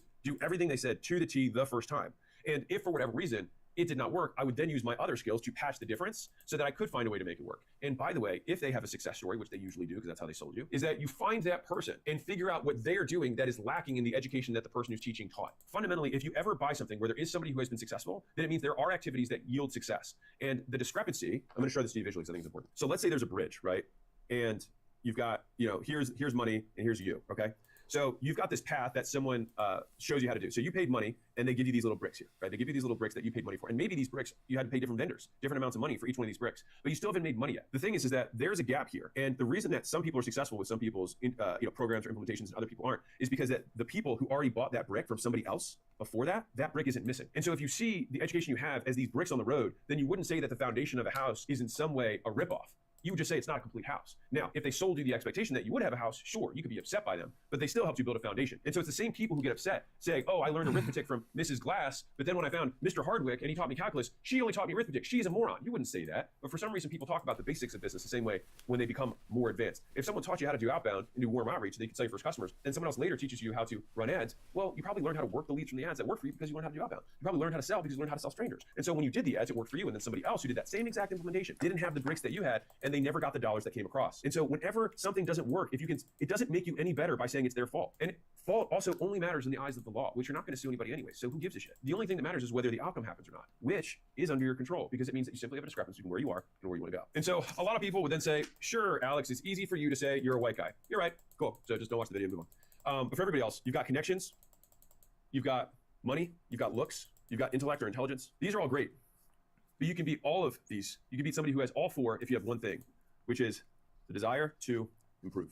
The insatiable desire to improve. No matter where you start, if you have this, it's hard to beat someone who improves every second of every day without stopping, without giving up. And so I have met people who have connections, money, looks, and intelligence. And they do not people who have an insatiable desire to improve, who do not stop. And so if you think about it like this, if life were a race where at the end you die, so got to finish first, right? There are people who may start at different parts of that race. But what is not measured is the speed that you can move. And so I don't know if you've seen these clips that have gone viral in the NFL where they have like one of their wide receivers start like 20 yards behind a fan and they have to race the length of the football field. And then the wide receiver will usually catch up, like talk to them and then just speed right past them. And so it's far less about where you start because that's where a lot of losers will define themselves. They'll define themselves by what happened to them rather than what they made happen. And somebody else may be here, but it only matters if you think that there's fairness. But I don't believe fairness is something that exists in the universe. And so I don't hold it as an ideal that I proclaim must exist. But there's simply a starting point and a rate of progress. And the starting point you can't control, but the rate of progress you can. And so control what you can control. If education is a change in behavior, that's what you do. If you become educated, you do something different after you learn something. Then intelligence is rate of learning, which means that you can in a very real way influence the rate of learning, the speed of learning. You can influence how quickly you move along this race independent of where you start. And you'll also note that the person here has no influence on what this person does. These two people are independent nodes. The only reason that this person gets upset is that they think it's not fair. And if you just eliminate fairness from your vocabulary and think only in terms of what do I need to do, then it eliminates a lot of the distraction that keeps you poor. So if you recall from the very beginning, lazy people get distracted. They focus on distraction. And one of the biggest distractions is it's not fair. It's not fair. I shouldn't have to. I should get. I should. It should. Things shouldn't. It's all shoulds. And I will tell you that should, in my worldview, should not exist. Because should creates expectations of an uncaring universe. It says that you demand something, and I promise you that the universe will win. And so all you have to do is watch like baby seals just get immediately eaten by orcas after like a mother's laying there on the ice to be like, wow, life isn't fair. I'm sure that seal could be like, it's not fair that my babies were literally eaten in front of me. Tough, right? Tough. They have mammal brains. We can see that they got some feelings, right? And so if we go back to the sword of Gryffindor, does demanding that it should be fair make you stronger? Does saying that that person started further ahead of you in any way benefit you? No, because your actions are entirely independent from them. And so the only thing that that does is actually delay your speed of taking action. It makes you dumber. Because if we define intelligence by rate of learning, then it means it takes you longer to learn. It makes you stupid. And I think that that's why people stay here for a very long time. And many of them never leave. So what are the things that bad entrepreneurs talk about with good entrepreneurs? Is one of the excuses they'll make is that they will make preference excuses. They will make trade-off excuses. They will say, this is not worth the price. In which case, fine, but don't also want the thing. So for example, privacy is the price of fame. Loneliness is the price of ambition. Pleasure is the price of discipline. Novelty is the price of loyalty. Discretion is the price of trust. And so many people want the benefits of these traits, but can't afford the cost or the price. They're not willing to be discreet, but they want someone to trust them. They can't hold someone's secrets. They want somebody to be loyal to them at home, but then they want the thrill of the new relationship. They want the benefits of discipline, of consistency, but they can't trade the pleasure in the moment. They want ambition, but they're not willing to pay the price of being lonely, of being the exception. They want fame, but then all of a sudden they are startled when they realize that they have no privacy. And so each of these things are trade-offs. And if you're not willing to make the trade, fine, but don't bitch about it. And I think part of it is that we have a hard time understanding to what degree. And so each of these ideals are not binary. It's not discretion. It's how much discretion you have. It's not novelty. It's how much novelty. It's not pleasure. It's how much pleasure. It's not loneliness. It's how long. And it's not hard work. It's how hard do you have to work and how long do you have to work. And so most people, and I think this is where a lot of the complaints come, is that they believe they're doing 10 out of 10 work, right? They're like, this is 10 out of 10 hard for me right now.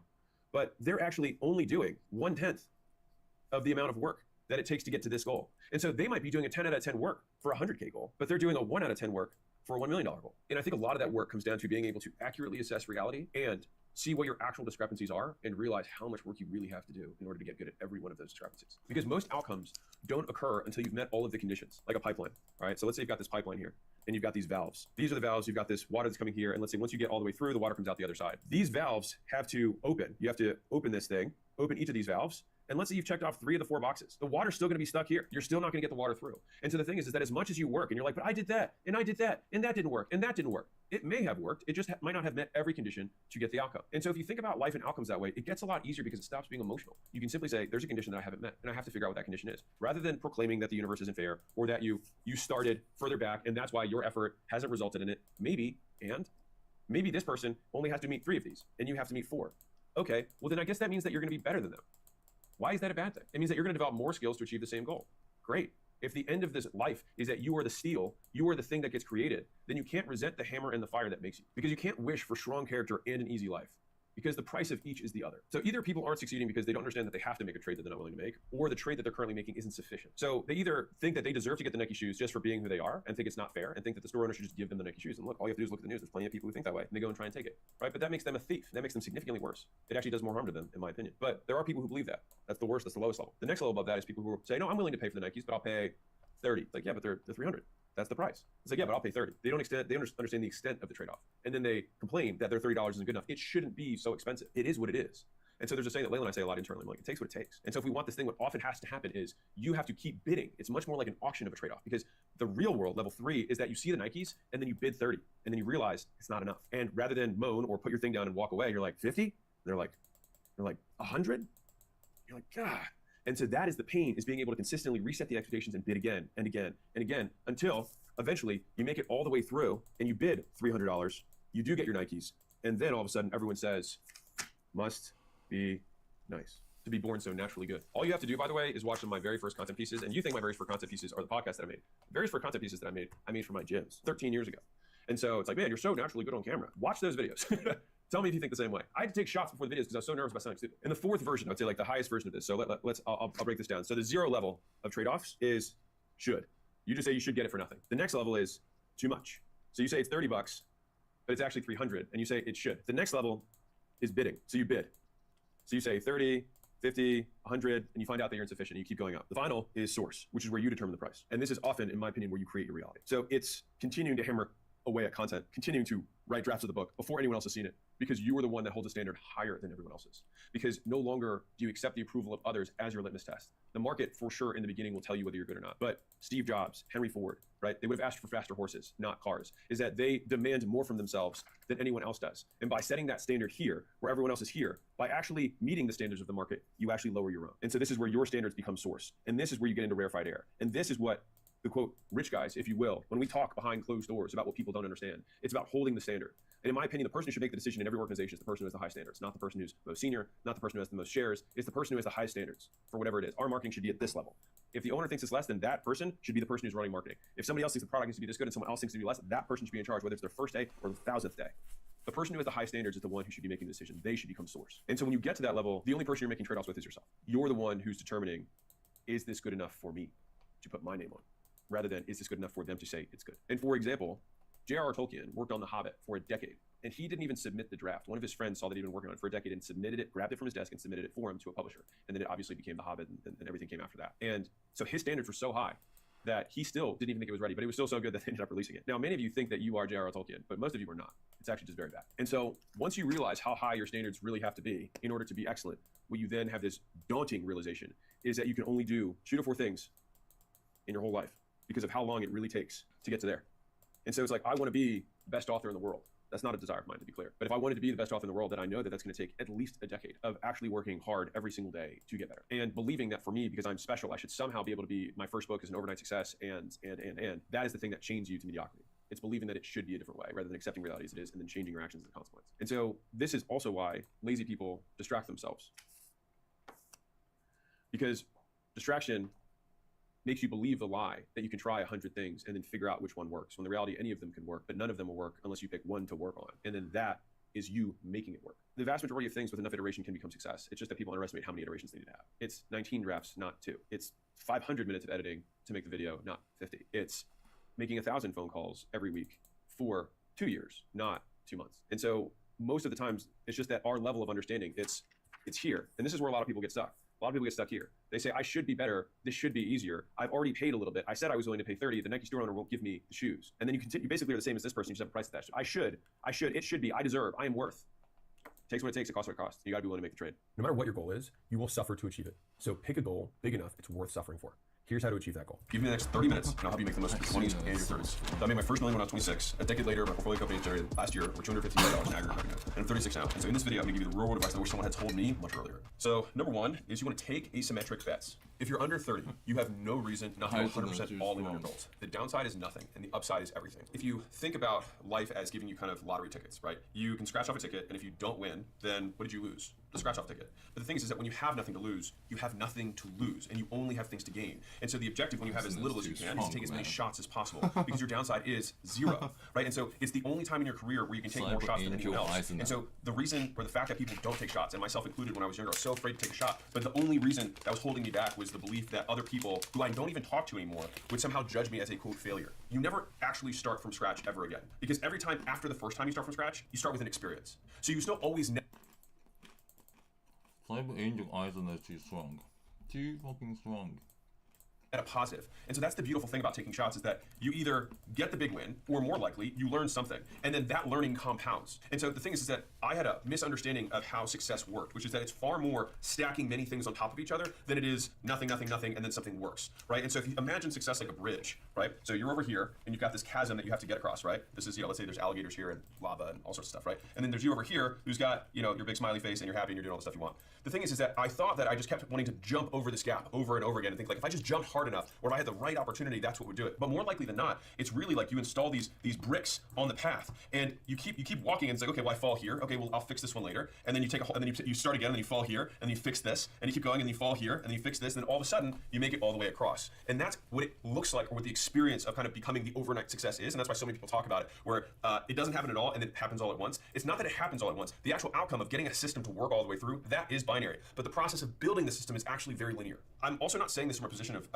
even though I saw some success early in my career, I also started pretty early. And so I had 9 failed businesses, 9, before I had one that really worked. And so I bring this up to say that, like, I don't know what failure you're on right now. Maybe you're on 0 failures, you're on 1 failure or 2 failures, but you have way more failures in you. At the end of the day, like, one of the big realizations I had is that since life is an infinite game, and what that means is that there are games where you have a defined time period, and at the end you count the score, right? And then there's infinite games where the only point of the game is to keep playing the game. And so, like, the point of marriage is not to get married, it's to stay married. The point of health is not to get healthy, it's to stay healthy. And the point of business is not to get into business, but to stay in business. And so basically the only thing that you have to do to stay in business is to choose to continue to fight. And so once you realize that, then you realize that you become a success the moment you decide you are, because being successful is far more about being in the game, about being in the arena. And so when you're in your 20s, what you lack in experience, you have to make up for in effort and hours. And believing otherwise leads to a life of, honestly, well-deserved mediocrity. So if you're hearing this, you're like, okay, I got it. I need to take more bets, and I need to take maybe riskier bets because my downside is nothing. All right, well, which bets do I take? So number 2, don't follow your passion.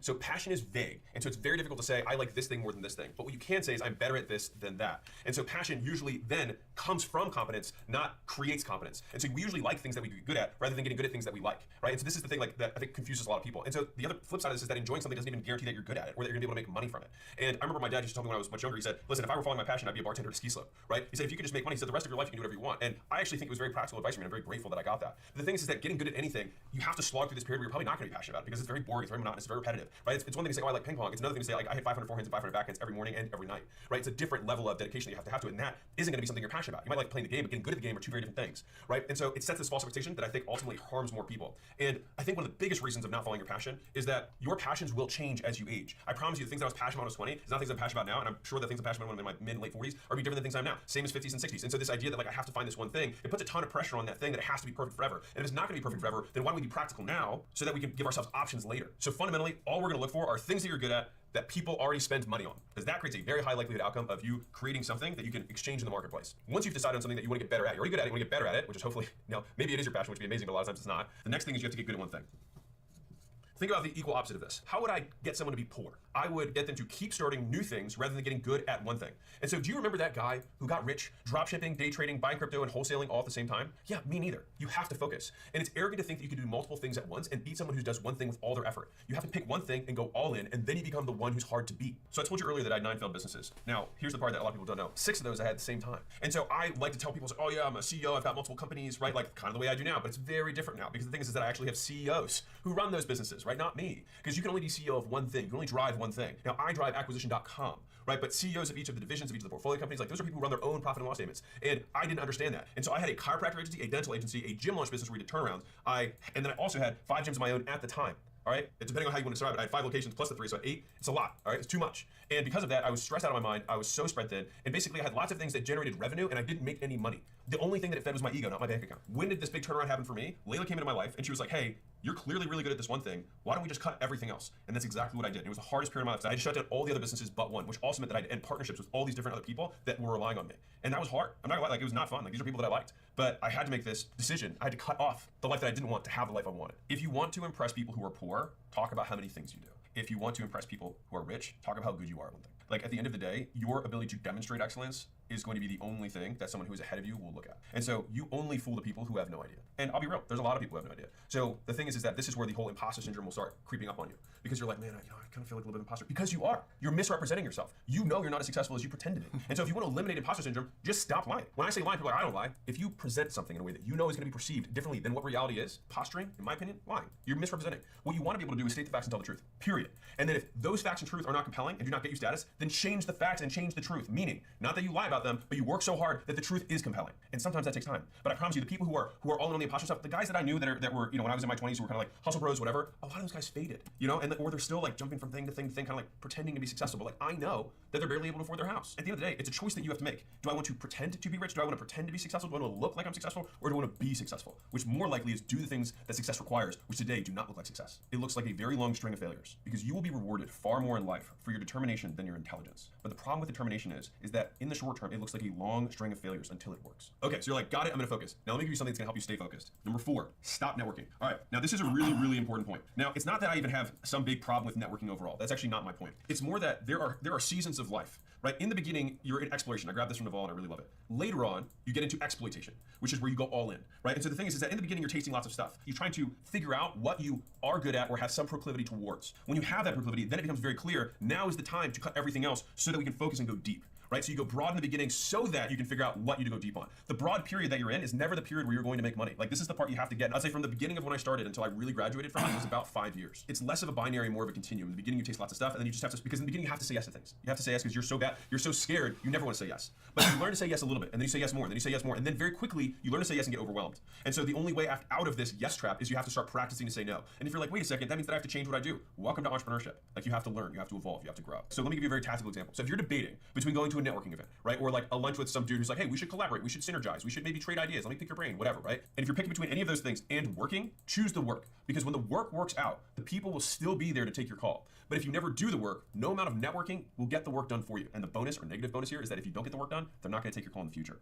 And so they're willing to take the call today with whatever small amount of success that you have, but if you lose that success because you get distracted, they're not gonna take the call in the future. That door will be open, I promise. And not only will that door be open, 100 other doors will open for you if you win. During the season, losers congregate, winners isolate. If everyone was supposed to win, they would have made podiums bigger. The top of the mountain isn't supposed to fit a lot of people. It's normal, the air is hard to breathe. And the thing is if all of this seems antithetical or different than what you've heard or what other people around you are experiencing, ask yourself, do those people have the lives you want? A great way to make a mistake is to ask someone else's idea about your idea who has no idea. When you make this transition from going from the exploration period to the exploitation phase, you go from many loser connections to a very few tight ones. I tend to be very transactional as a person, but I think we all are, and some people are just open about it. Everybody on some level does some sort of math in their head of like, this person in my life, I get more benefits than I have costs. But the thing is that if you want to raise the standard of your life, you have to raise the standard of the people who you surround yourself with. Because the fastest way to change your life is to change who you're friends with. Because that reference group is ultimately going to be what you compare yourself to.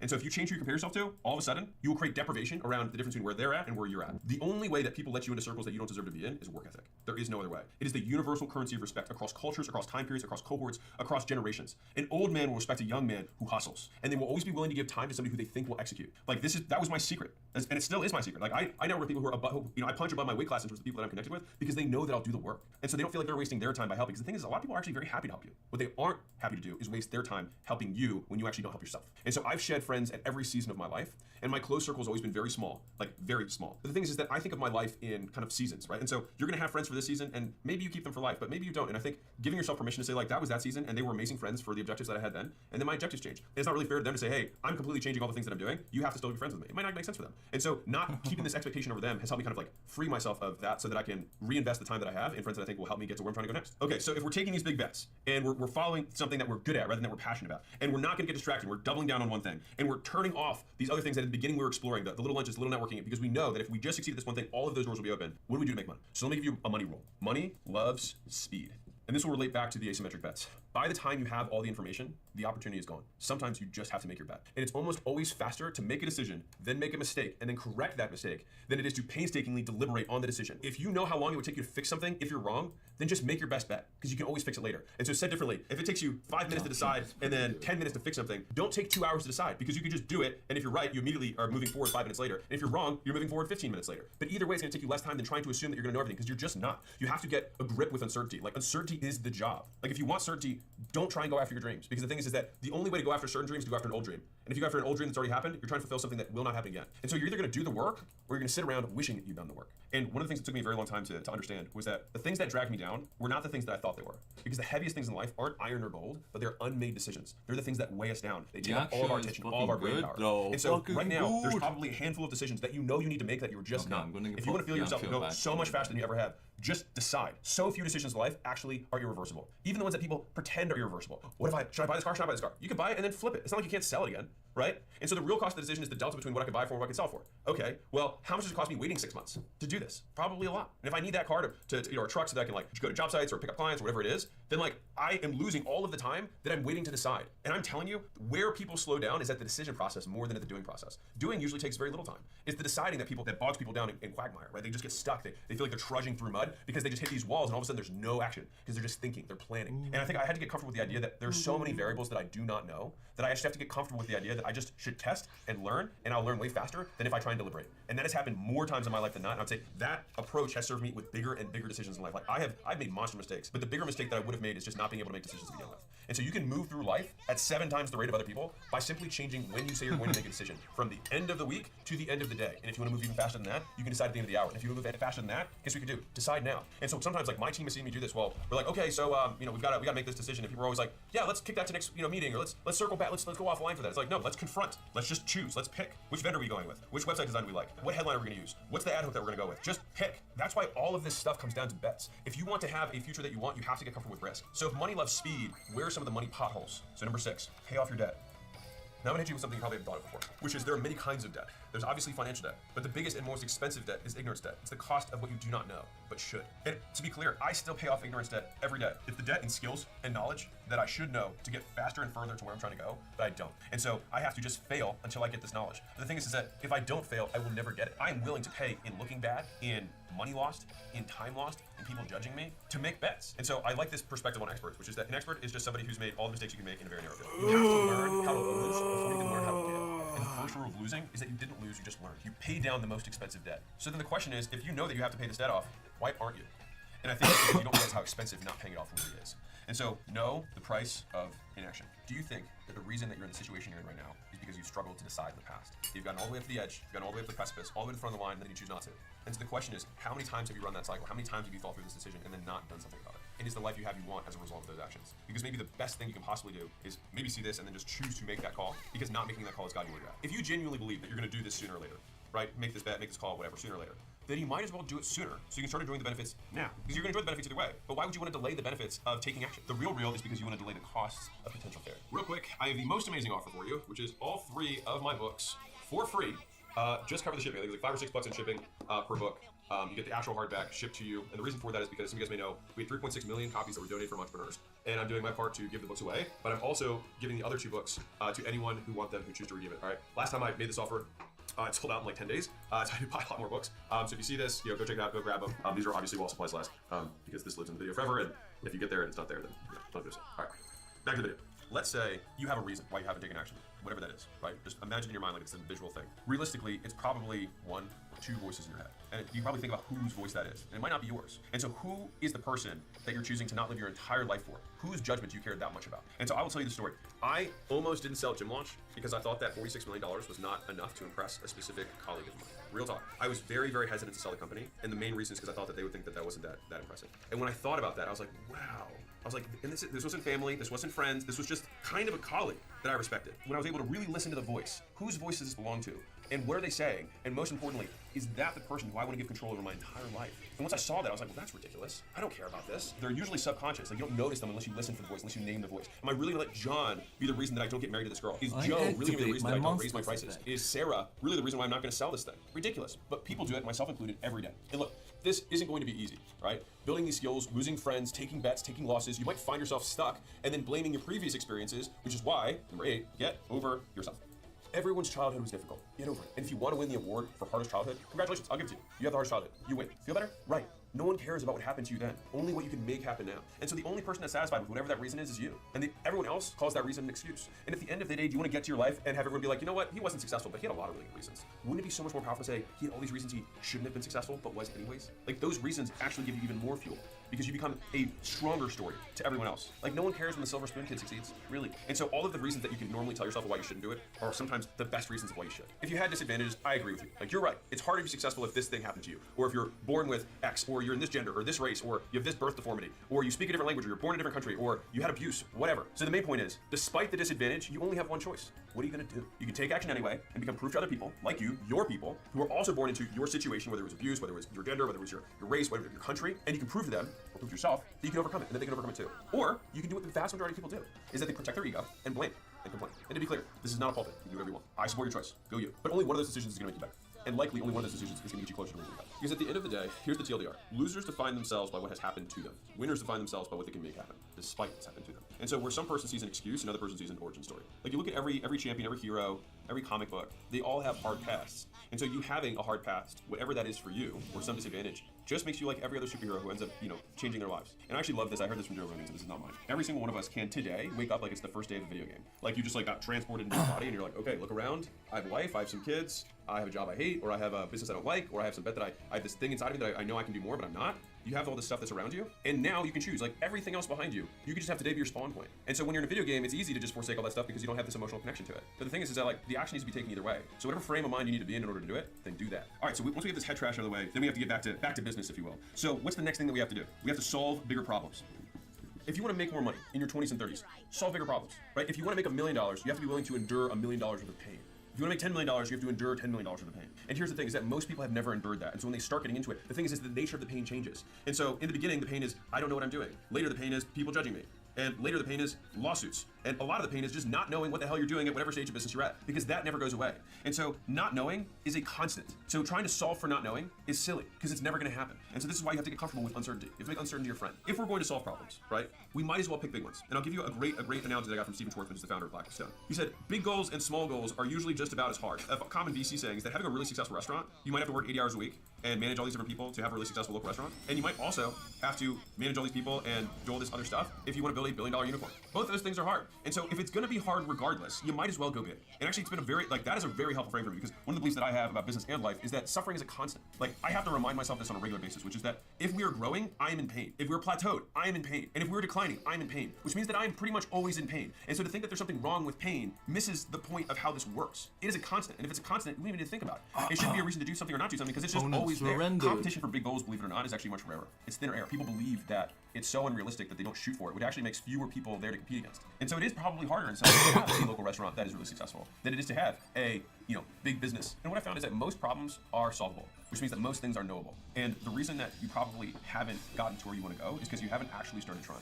And so you're going to have to be obsessive about it. And I think one of the big things that I didn't understand was just how obsessive I was going to have to be. It's normal to not be like your other normal friends if you want to have extraordinary outcomes. If you think about the reverse, it wouldn't make sense if we do the same things as our normal friends and somehow get something different. It's a positive indicator. It's a green flag that you're living a different life than everyone around you. Like I had a conversation with my EAs this morning. They were like, man, I feel like if you were a normal person, that's what they said to me. They're like, I feel like if you were a normal person, you would drive this kind of car. I looked at them and I was like, so basically, if I were not me, I would do things that not me would do. Right now, it would make sense that you're going to do things that normal people won't do because you're trying to not have the same outcome as them. 10, obsession is the ticket of entry.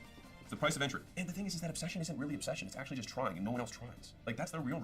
Is that normal people call what I consider sane people to be obsessed. But sane people, which is what I consider myself, consider everyone else insane because they do nothing and waste their lives. And so we have to be comfortable with reasoning from first principles of like, I am only gonna live here for not that long. And I'm only gonna have a certain amount of hours to do the stuff that I wanna do. Why on earth would I not do it because of some face noise that some person, some other advanced ape is gonna say to me about them having a preference about how I'm living my life? And so you can boil almost all insults or judgments down to this statement. And I think I hear this, I translate it when I hear, hey, you do not live your life in a way that I prefer. So they're like, you shouldn't. I do not live my life in a way that you prefer. And that's okay, because that's why you live a life that you prefer and not a life that I would prefer. And that's why you live your life and I live my life. And so people just get so triggered by this. So when people hate on you, it usually means that they're jealous and believe that you are undeserving of some part of your life. And so to be clear, it's not that they're jealous of your whole life. They might be jealous of the attention you get. they might be jealous of maybe just the money you make, but not the way you look. Or they might be jealous of the body you have, right? And they're gonna be like, oh, you're too into that food, right? Or you work too much, or whatever the little snide remark is, right? But what they basically think is that life has unjustly given you the benefits that they believe they rightfully deserve. And they might be right, but life isn't fair. Here's the thing. People who obsess about work-life balance are typically mediocre at both. And so obsessed people apply their obsession to everything and just call it life. And they also don't consider themselves obsessed. They just consider everyone else unobsessed and just plain and banal. And so I get criticized all the time for work-life balance. People say, like, Alex, you don't have any hobbies, right? I don't want any. They're basically saying, yet again, you live your life in a way that I would not prefer. If I were in your position, I would live life differently. Right, and that's why you're not in my position. So why should I sacrifice the things that I prefer to do in order to do the things that I don't want to do? Right? Just to make your definition of work-life balance happy, which I don't accept. So like work-life balance is a wonderful goal. I have no hate for it. It's not gonna happen if you want to be the best. Like you probably heard the, work smart, not hard, right? That only works when you're competing against people who are not smart. If you compete against other smart people, the only thing you'll have left is to work hard. If you work smart, not hard, you will get beaten by someone who works smart and hard. And if I don't know about you, I would rather be that person. Because at the end of the day, I would like to just win. And that is point 11, which is work hard and smart. If you extrapolate out what a normal life is like, right? Maybe someone makes, $1 million or $2 million over the span of their entire career, right? 40 years plus. I think there's just a certain amount of work that must be done to generate income. And so what I would rather do is just take that 40 years and just cram it into 4, and then have the other 36 years of my life to do whatever I want with resources far beyond what I would be able to do there. And so I remember Layla had this very early conversation with me. I think it was our first date. She's like, I just want to help people. Right? It's like, that's her whole thing. And I was like, do you think it'd be possible for you to help people and make money? And she was like, well, yeah. And I was like, okay, do you think you could help more people if you made more money? No, she was like, the connection yeah. And in that conversation, she shifted from being what I would consider a bleeding heart of just like doing everything, like just trying to just help every single person. Your resources are so limited. You can't do much. And so if you want to help a lot of people, it's like you got to learn the game. And the thing is, to win that game, it's like you probably have to outwork people, a lot of people, and you have to be called names by people who live lives that you don't like. I want to be very clear about this. When I say work hard and smart, it doesn't mean it's going to be exciting. So 12 here is accept boredom. Like if you want to be creative, you must first learn to be bored. If you want to achieve a goal, you either have to accept boredom or pain. And the bigger the goal, the more of both you're going to get. I have this great visual in my head about how winning works. Right, and so you imagine you have this marathon, right, that you're running. So you've got the starting line here, right, start, and then you've got this big race, right, and then you've got a finish line over here, ta-da, finish. Now, when you've seen a race, where do people gather? They gather here, and they gather here. So here's the question, where does the winning happen on your own? Because no one cheers for you not drinking for a day, or not smoking on a long drive if you're trying to quit, or not overeating for one night, or skipping out on going to the club with the boys. No one cheers for that. No workout or meal is ever impressive on its own. And so the reason so few people understand success, or at least achieve it, in my opinion, is that consistency never looks impressive in the moment, only at the end. Because if you think about how consistent, like, it's very difficult to visualize consistency because you can only see someone do something once, right? You see a snapshot of someone take a shot or hit a backhand. The only way that you can actually witness consistency is working with people who are consistent, because the thing that you have to see is that person show up every single day. Like someone can show a workout of me working out, and someone else might be like, okay, well, I mean, that's a workout. Maybe I should kind of work out like that. And sure, there's a level of intensity that might be there, or form and things like that, whatever. But the thing that people won't see is it's very hard to witness 20 years because you have to be there for 20 years. And this is why I think so few people are able to internalize consistency as the most important success trait, because it's very hard to lose if you show up every day. It's very hard. And showing up every day is boring. And so if we're willing to accept boredom, the next thing that we're gonna have to be willing to accept is sacrifice. We have to give up some things to get others. And so like at the end of the day, like all we have are trade-offs. We have what we have and what we want. And the question is, what are the things you currently have are you willing to trade for the things you want? And I think it's such a perfect way of thinking about it. Like you have everything in your life right now that you're going to have to trade. Like everyone trades. Everyone starts evenly at zero. You have things in your life, and you have to trade those things for things that you currently want but don't have. There's no perfect way to live your 20s or your 30s, right? You either live them up and become an underskilled 30 or 40-year-old, or you work them up and become an underlived 30 or 40-year-old. You just have to figure out which you'd rather be and accept the trade-offs and know that there are no do-overs, and that's okay. And when we're really thinking about sacrifice, right now, no human will ever get more than 24 hours per day. We all have that, right? And so fundamentally, everything that you spend your time on that is not you pursuing your goal, you are determining is more important than your goal. And so if you look at what you did every single one of these hours, and then you actually surface it and say, you know what, watching Netflix, doom scrolling TikTok and Instagram, hanging around, do nothing, surfing the web, or whatever it is that people do these days, that is what's actually more important to you based on your behavior. And so is it really a sacrifice to give that up for what you want? Because the thing is that a year from now, you're not gonna look back on today and be like, man, I'm so glad, like those clips that I watched really changed things for me. You probably won't even remember any of the clips that you saw. They did a great research study on this where they did short form versus long form even, and people remember like 11%, like 24 hours later. It was a tiny percentage. And so we have to accept that the things that we spending our time on, most of the time is just wasting our time on. And so I think Seneca said this, it's not that we don't have enough time, it's that we waste the time we have. I come back to this, which is like, is it really a sacrifice? Or are you finally just saying, I believe this is my priority, and therefore all of these things that are not helping me pursue that, I'm now going to trade out for things that will help me get this priority. That's it. And to me, if you like what you're gonna get, how would you not make the trade? And so I had this clip that went super viral from a podcast that I did yesterday. And the host asked me if all my books and all my tweets and all my emails and all my YouTube videos were all deleted, and I had to compress all of my stuff into 60 seconds, what would I say for somebody who's in their 20s and 30s? This is what I say. Figure out what you want, ignore the opinions of others, and do so much volume that it would be unreasonable to not be successful. I've put together the most valuable lessons that have helped me achieve more out of my life. Hopefully, they're useful for you too. Enjoy. This is brutally honest advice for poor people. I've been there. I had to fucking pay rent. Every night I would think if I didn't wake up tomorrow, I would be okay with it. And I don't want that for anybody. I get it. was just going through all these old files yesterday, and I saw a goal that I'd written, which was to make $10,000 a month income. And so it was 13 years ago. And so like, I viscerally remember what that was like.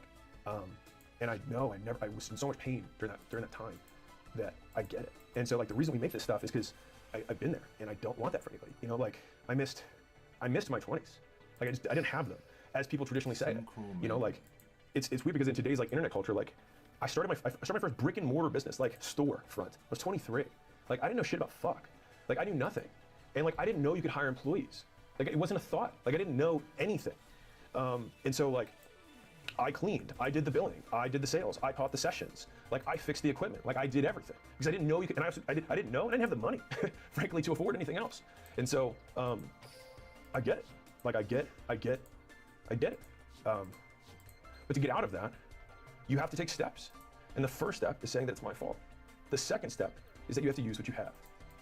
And so in the beginning, I was reading self-help books and all this stuff, and none of them really hit for me, because a lot of it was like power of positive thinking and like affirmations and like all this stuff. And the reason I make the content that I do now, which has now almost become like a shtick, countering that is because it didn't work for me. And I'm not trying to speak to everybody. If that works for you, then like, awesome. Like people mistake me saying this is what worked for me with this is what I think everyone should do.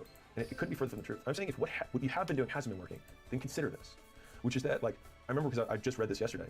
The intro in the book, I say, I wish I could tell you that the reason I was able to make it out of the gym was because I was like really passionate about changing people's lives, and I love fitness, and I love my clients' faces when they light up and they'd step on the scale and they'd lose weight, they'd be able to fit in their high school clothes again. It was none of that.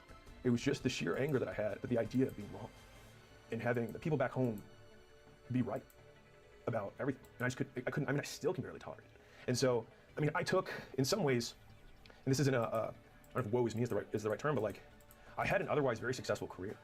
Like, I was in a white collar job, and sometimes it's hard, like, I mean, hey, I don't know, I haven't been in the other situation, but taking a step down and humbling yourself to minimum wage after you've been in a white collar situation, not easy. And I remember I had clients who walk in and be like, oh, did you go to college? And they were saying that patronizingly. And mind you, everyone here, at least this channel does, I don't give a shit. But they were saying it to basically like, when I was gonna like write something down, like, am I literate? And in those moments, again, it was like, I could be right or be rich. Like I could try and humiliate them back because the pain of what they just said made me feel. They probably didn't even intend that. Or I can be like, yeah, I went to school. I'm very grateful for it. And like, so what are your goals? And I can just move right past it. And so you develop that skin because I had to fucking pay rent. And so, I mean, I tell stories about having a kid drawing marker on the wall while I'm trying to close his mom, and he's writing in permanent marker, and I'm trying not to lose my shit over the fact that I'm going to have to repaint the wall because she doesn't know how to parent a child, but I needed to close the card to pay for the paint. And so it's like, I could scold the kid and lose the sale, or I can close the sale and keep my cool, and then eventually clean the wall. And so like, you only get that stuff by doing it. And so if you're in a place right now where you don't have a lot, you only have one thing, which is time. And so you have lower leverage. I'm not gonna lie to you and say that there's this one play, this one secret. No, it's sheer brute force. Like you have to will yourself out of it. Like it's a huge amount of soul driving energy that you have to do outside of what you normally do. So it's like, you have to live one person's normal life. You have to do your normal work, your normal job. You have to eat, you have to sleep, you have to clean, you have to do whatever else. And then the workday starts. So that is how you eat today, but you're trying to get ahead and you have to eat tomorrow. And so you have to eat the glass so that you can take the pain today, and you're trying to take as much of the pain from tomorrow as you can today so you can get ahead.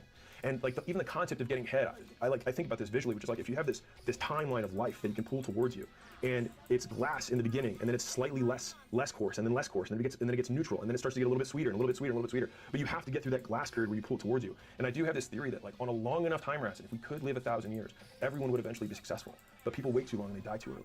And I say die too early on a long timeline. And so I have to live today and tomorrow and the next day, so I can live 3 days at a time, so I can get to my second and third life's benefits now. And so that was what, like, I remember the only times that I took off when I was at the gym. And one of the biggest things that I was grateful for at the gyms is that I moved across the country. And so I knew no one. I was at Huntington Beach, I was from Baltimore, like no one. And what would happen, so one of the gifts of that was that once the week was over, so my Saturday sessions were done at like noon, my phone didn't ring. No, like in some ways very sad, because like no one wanted to see Alex, you know what I mean? Like no one was inviting me out. But I was like, fuck, like I gotta make this work. And so I'd sit there and I'd be like, how do I sell memberships? How do I market? How do I everything, you know? But that was how I got ahead. And so I tell the stories of like, I remember when I stopped watching the Ravens, and I was from Baltimore, so that was like a tie to home. And so yeah, it's fresh for me because I just read the story yesterday, but it was like, it's tough.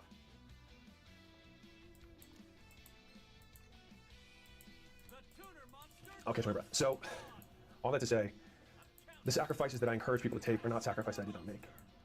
And I don't say that there's no ways to get there. I'm just saying that this is the way I got there. And if this path works for you, then maybe it works better than what you're doing right now, which is I had a lot of pain. And so I tried to use it. I just used what I had. I just, I was just angry. I didn't want to fail. And so I just kept going. And so there was no there just wasn't another option. And so I think that's what I would encourage people to think about. Was I didn't allow another option, because the other option was just worse than dying.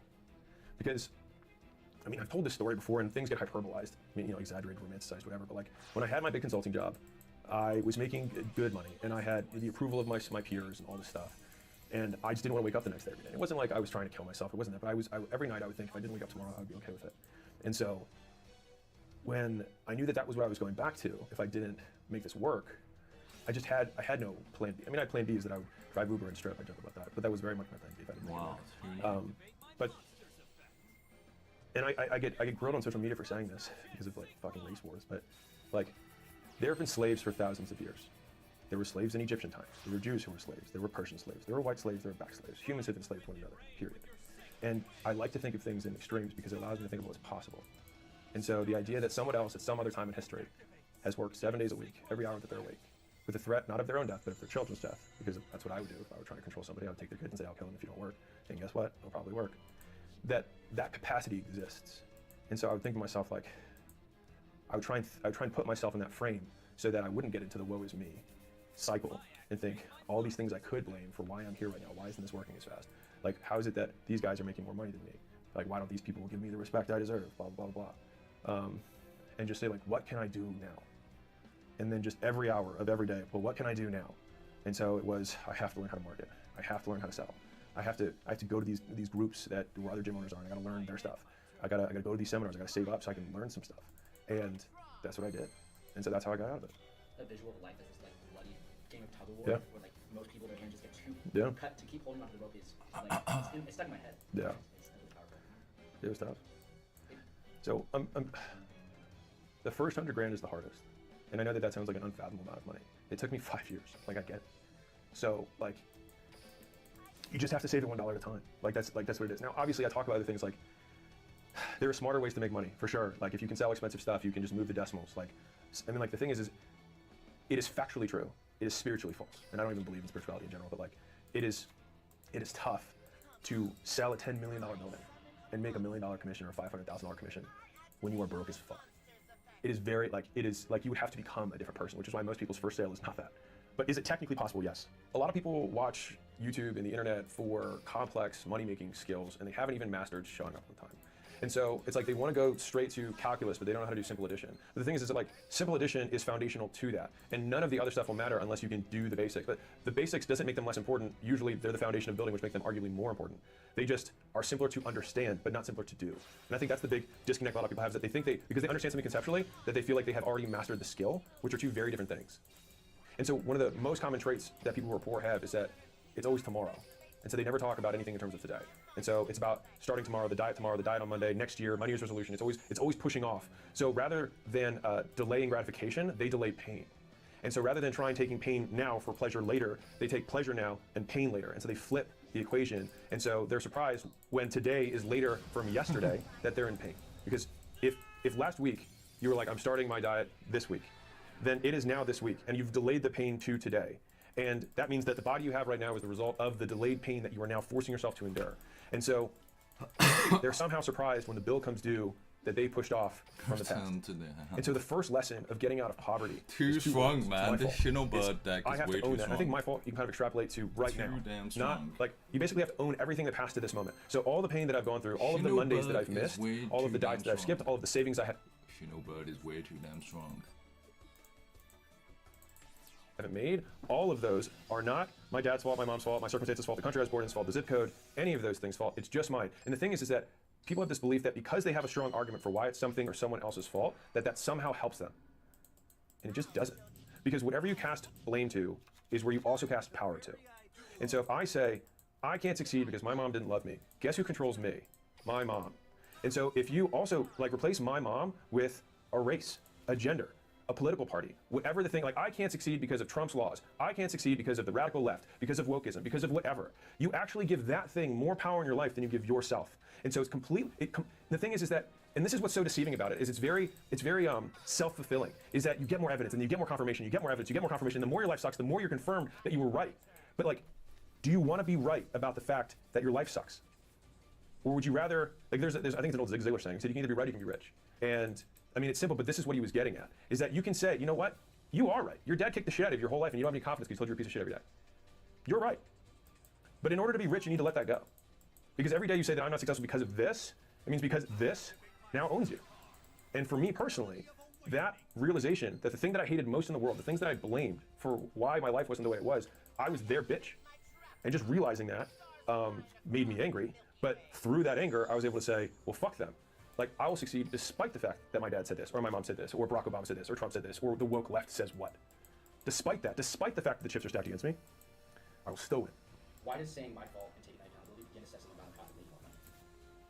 And so if we think about success in terms of layers, like foundations, right? The base level, like when you're digging the building where you put the hole and you pour the concrete in, the base of the entire thing is who is in power? Who is source? Because if it's anything but you in that base layer, all of the other things on top of them will topple down. It's a foundation of sand otherwise. You can't build on top of blaming other people. There's nothing that stands on it.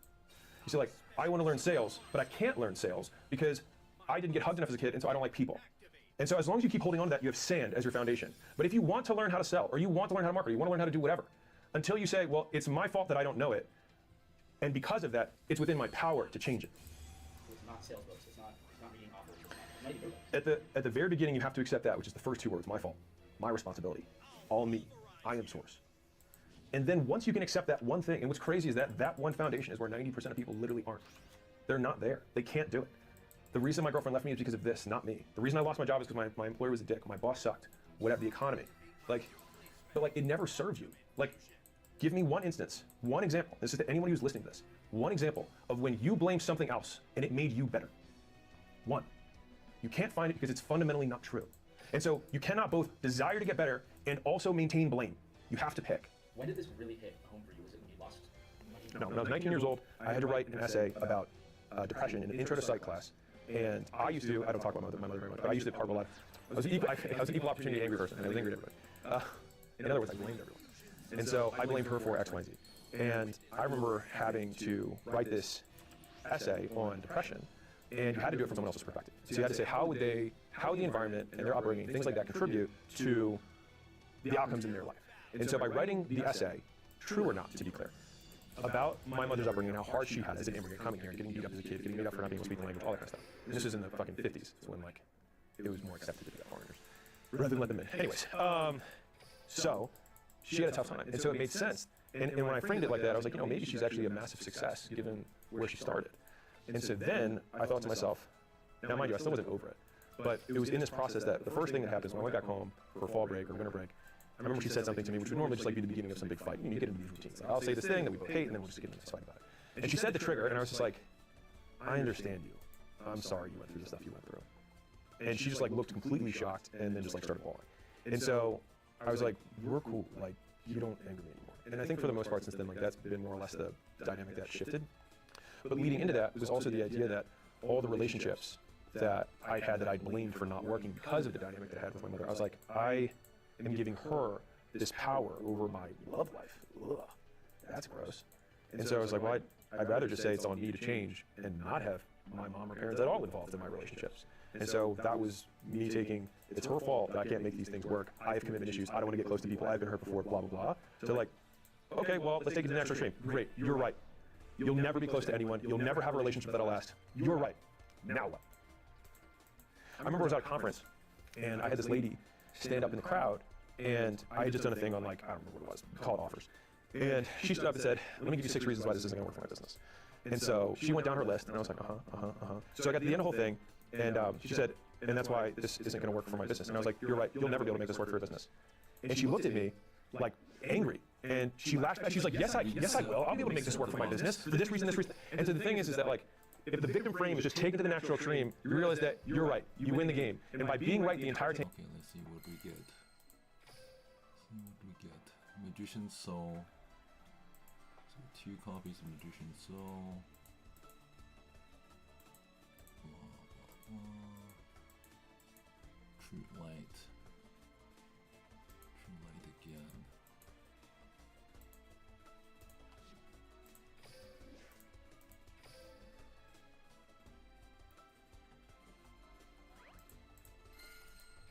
What do we get? Don't need that. Thunder Dragon Fusion. True Light again. Bird Crow. Dragon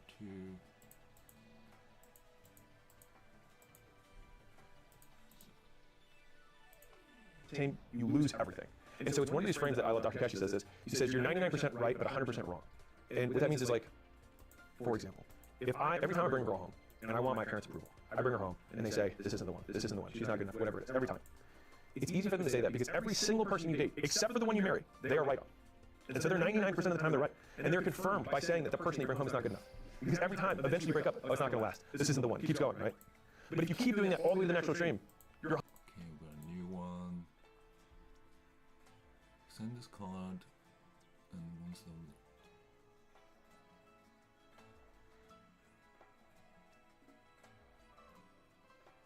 If this card is in your graveyard, you can add 1.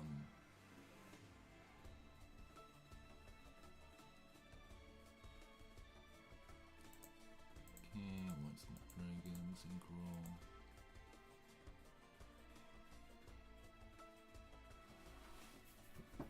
One tuner, one non-tuner. This is you can target them. You can target spells and traps on the field up to the number of cards.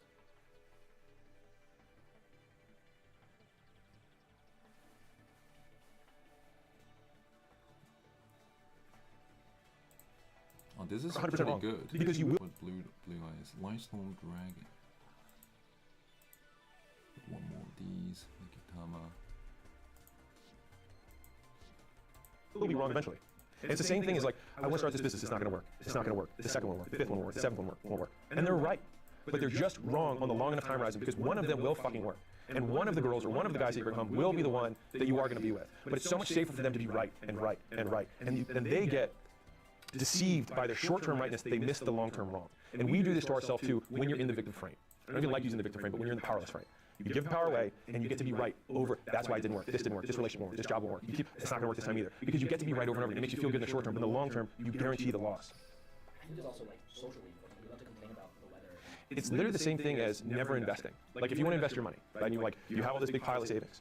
If you ever invest, there's always the possibility that it goes down in the short term. It's just the nature of markets in general.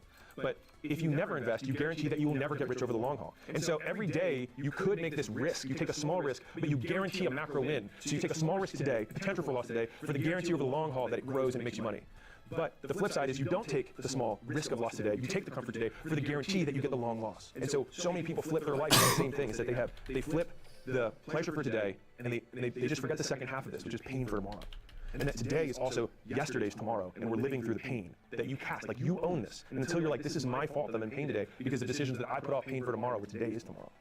When you're broke, every dollar means so much to you. And you want to see the dollars in your bank account go up.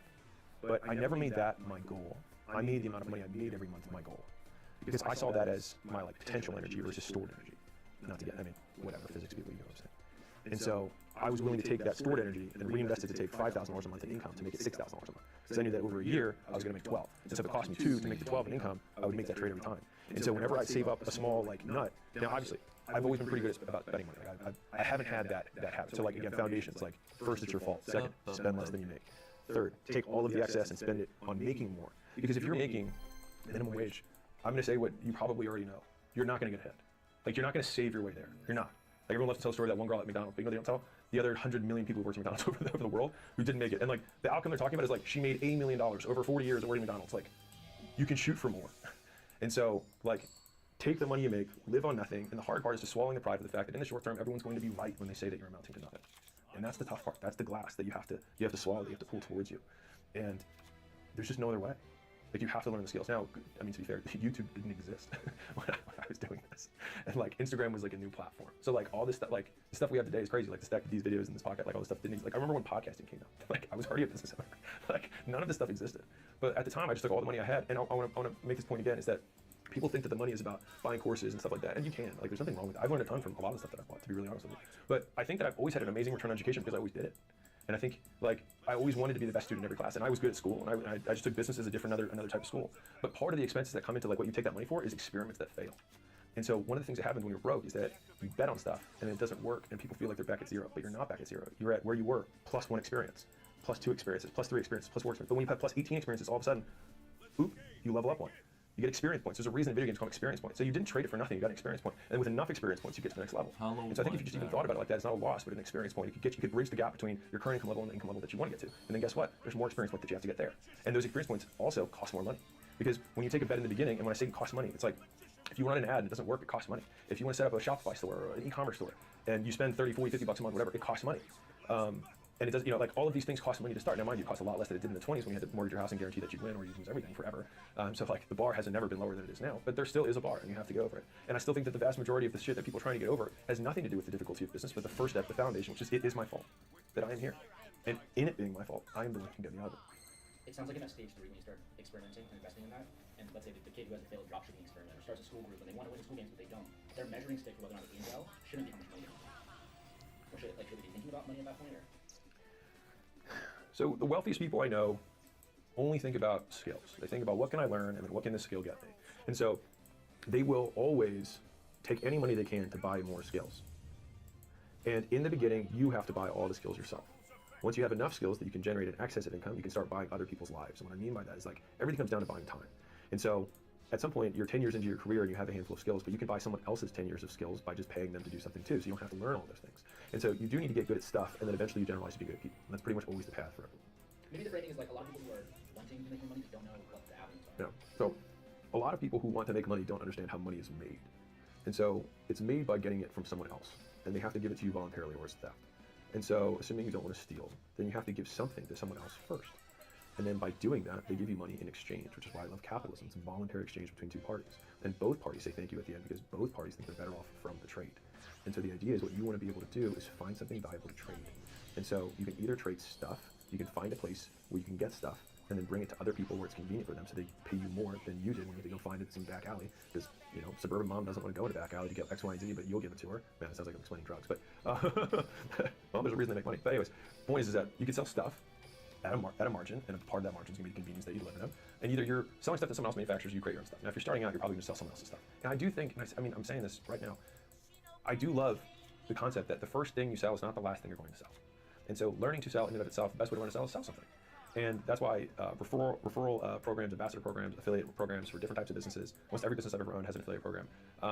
It's great to enroll in those. I'm not going to say the names of the companies that we have because I want you, it's not about that. I want you to, if you can just, because then you only have to figure out one skill. Like if I just sell someone, if I just promote, I get paid. Cool, I can do it over and over again. Now over time, you're like, man, I want to make more of the nut. Cool, then you eat up more of the responsibility. So you can either sell stuff or you can sell skills. You can sell outcomes. And so that's where you develop a certain expertise. So like in the beginning for me, and like the first money I ever made from a stranger was that I had a lady at the gym. It's a real story. I was in really good shape. I like to think so. And she said, will you meet me and do a nutrition consultation for me? And she didn't even say that. She said, will you help me with my food? I think is what she said. And I said, sure. And so we met at a pizza place, ironically. No, this was after college. This was after graduating from college when I was still consulting. So we met at a pizza place, and I was like, okay, well, what are you currently eating? And she was like, this. And I was like, well, what do you want to do? She's like, I'm trying to lose weight. And I was like, well, this is something I eat for breakfast that's less calories than your thing. It's pretty good. And try this and try this and try this. And it took like an hour. And then I had like a notepad and I gave her the notes or whatever. And she took out her purse and she wrote $200 on a check and she handed it to me. She was like, thanks so much. And I was like, I was just like looking at the check, looking at her, looking at the check, looking at her. And I was like, okay, don't act surprised. And I was like, oh, thanks. And then she left. And I was like, holy shit. I was like, I just got paid for, but like realistically, at this point I was competing. So I'm winning. I had a state record at that point. Like I was a chick, you know what I mean? And I think she knew I was a state record holder because the gym that I was a powerlifting gym. But I had done some stuff. I had gotten some level of authority on some tiny thing, and people were like, oh, can you help me with that too? And to be really honest with you, my entire life, I'm saying like there's many paths, but like my life has been learn something, get good at it, have evidence that you were good at the thing, and then people ask you for help on that thing. And so in the beginning, people asked me how to get in shape, and then I started a business around getting people in shape, and then people who had businesses around getting people in shape asked me how I was getting my businesses that were getting people in shape to work, and then people who had businesses that were national scale, that helped people in a specific niche or industry, started asking me how I was helping people in a specific niche or industry, and then people who had really big businesses just started asking me, how did you get a really big business? And so like my entire life was simply doing as hard as I fucking could to get good at something, and then do it enough times, and to be really like very clear with you, every time I did it, it was not to move on to the next step, it was to just get good at the thing. And then by getting good at the thing, people asked me about it. And so it wasn't like I lost 10 pounds and then tried to start selling, weight loss advice. I had multiple state records, and I looked good, you know what I mean? Like I was in very good shape. And then people started asking me about it. And then I didn't have one gym and start telling people, hey, here's how you run a gym. I had 6 gyms by the time I was 26. And then people were like, okay, you're 26 and you have 6 gyms, you did all cash flow, like you're doing something right. And then people started asking me about the stuff. And then when I had the licensing business doing $4 million a month, people who had other bigger businesses are doing $1 million a month or 500,000 were like, how do you get to $4 million a month? And I was like, well, this is what I did. And so like I've just tried to figure it out. And it's like the path has always been revealed as I took more steps. And so I think a big fallacy in the early on days is trying to think that you're gonna figure out the entire path before you even take the first step. It's just not true. Real quick, I have the most amazing offer for you, which is all 3 of my books for free. Just cover the shipping. I think it's like $5 or $6 in shipping per book. You get the actual hardback shipped to you. And the reason for that is because some of you guys may know we had 3.6 million copies that were donated from entrepreneurs. And I'm doing my part to give the books away, but I'm also giving the other 2 books to anyone who want them, who choose to redeem it. All right. Last time I made this offer, it sold out in like 10 days. So I did buy a lot more books. So if you see this, go check it out, go grab them. These are obviously while supplies last, because this lives in the video forever. And if you get there and it's not there, then don't do so. All right.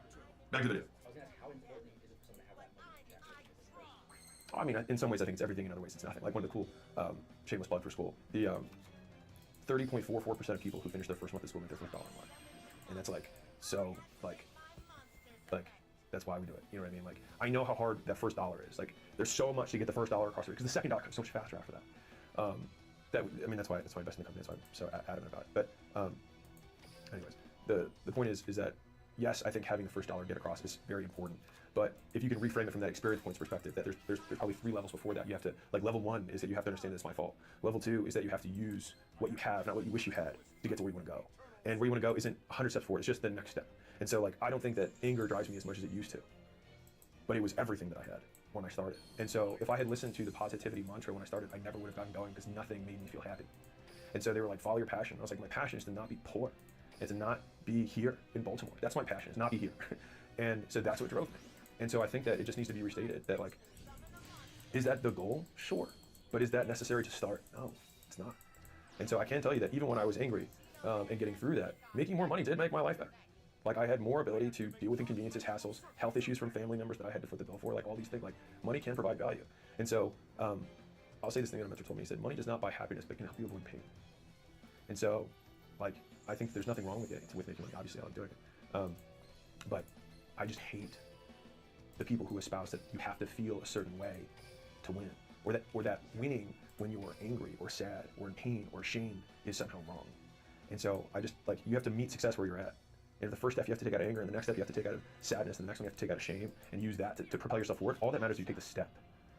And one of the things that I always liked is, for a very long time I didn't consider myself a good person. I mean, I still probably don't, but in terms of, like, I always identified with the villain and the oppressor in most scenarios, which is bad. But anyways, there's a point to this, is that I never thought that I deserved the good life. I didn't think I deserved the happy ending, put it that way. And so the thing that got me through that was the idea, and this felt like, honestly, like gaming the system. So like, from the evil side, was that I could still get the good guy's ending if I just did the thing that they do to get the ending. So I didn't have to do it with pure intentions. I didn't have to do it as a great guy. But if I just still did the things, I could still get the getting.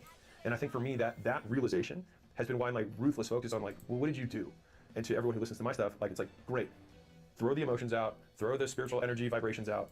What do you do? Patience is just figuring out what to do in the meantime. Like, courage is acting as though you weren't afraid. like what do you do?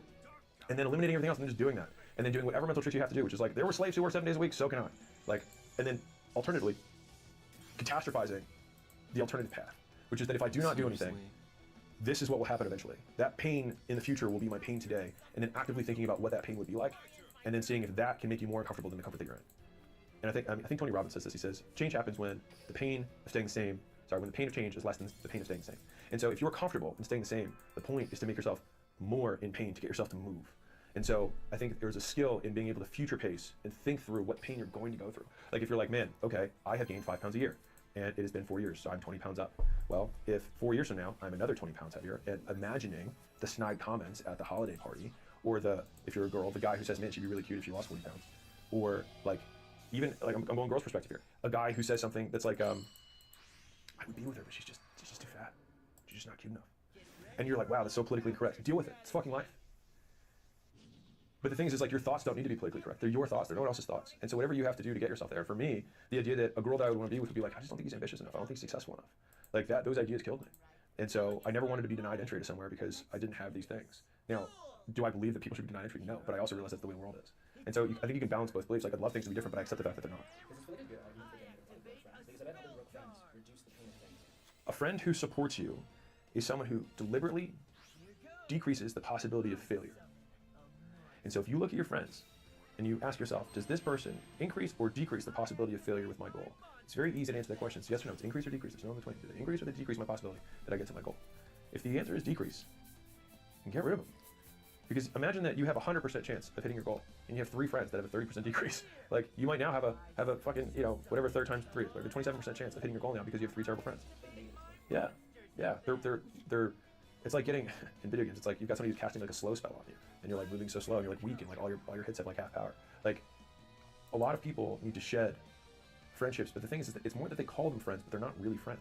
They're just there, and they're there because they've always been there, but not because they should be there, but because they're going to help you get to where you want to go. They're just there. They exist. They're not going anywhere. They don't have goals, and they're a different part of their journey. There's nothing wrong with that. But if you're going to start the path of drinking glass and starting to double time, you got to live your life. You got to live tomorrow's life and the next day's life, and start dragging that towards you. They're going to be upset about it. And so one of the sayings I recently had I like a lot, which is, there are no social obligations, only social consequences. And the people who want to deliver those consequences often do it by talking to you less and by avoiding you more. They try to spend less time with you and talk to you less, to punish you for the fact that you missed the party, you missed the going out, you didn't show up at their wedding, you didn't show up at their dog's christening or whatever. But the crazy thing is that if you felt obligated to go, then it means you didn't want to go. And that means that if you didn't want to go, and the punishment of not going is that you don't have to go more in the future because they avoid you, they don't invite you anymore, then to me that's a win-win. You save time today and you save time tomorrow. And I don't understand why people are not willing to deal with that. Like just looking at what happens, rather than whatever emotional noise they make with their face at you. Like moving past that, great, you expelled air at me, understood, got it. But the outcome is you will no longer invite me, which is what I want. Great, I feel like we won here. And so thinking second and third order outcomes from what happens when I quote break up with this friend, or what happens when I offend this friend, a lot of times it's you closer to your goal. And I've always been okay with that. And like if someone like the moment I have seen somebody as decreasing the likelihood that I hit my goal, I am happy to tell them that. Like I think you are not good for me. I don't think you help me hit what I want to hit. And they're like, well, then they'll try and downgrade your goals and say you shouldn't believe this way, and then they'll cast their beliefs on you. And for me, it's like, that's amazing that you believe that. I don't believe that, and I don't really want to believe what you believe, because then I would have your life, and I certainly don't want that.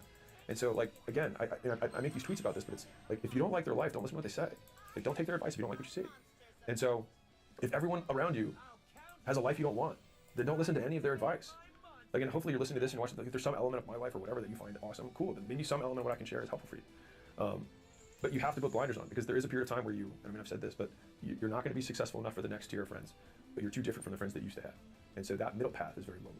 But the good thing about loneliness is you've got time. And right now, time's what you need, because you got to learn stuff. You got to get the skills so you can start trading that for more and more money, and then you can take the money and trade that for more money. But in the beginning, you just have time, and that's what you have to spend. And so if you are broke, or you are poor, and wish to no longer be broke and poor, the first is owning the fact that everything that has to do with your life is your fault. And a lot of people will reject that. And you're right. Stay poor. You're totally right. You'll never be successful. You're totally right. I believe you. The next step is being willing to use what you have rather than what you think you should have, or what you wish you had. The circumstances, the connections, the money, whatever. The passion, the purpose, the meaning behind the work. You can wish for all that stuff, but you don't have it. So you have to use what you have. Which could be anger, could be shame, could be pain, whatever. Then, as soon as you start taking action, everyone around you will collapse and try to pull you down. And so the only way to protect yourself against that is to increase your own approval of self and decrease how much their opinion of you matters. Which means that you have to be proud of you for taking the step and actively look at their lives and think, do I want what they have? If the answer is no, then do not listen to what they say. And then when you do that, you keep walking, you keep taking steps, no matter how painful it is, and you never stop. And if you do that, you will get there. That's it. Go.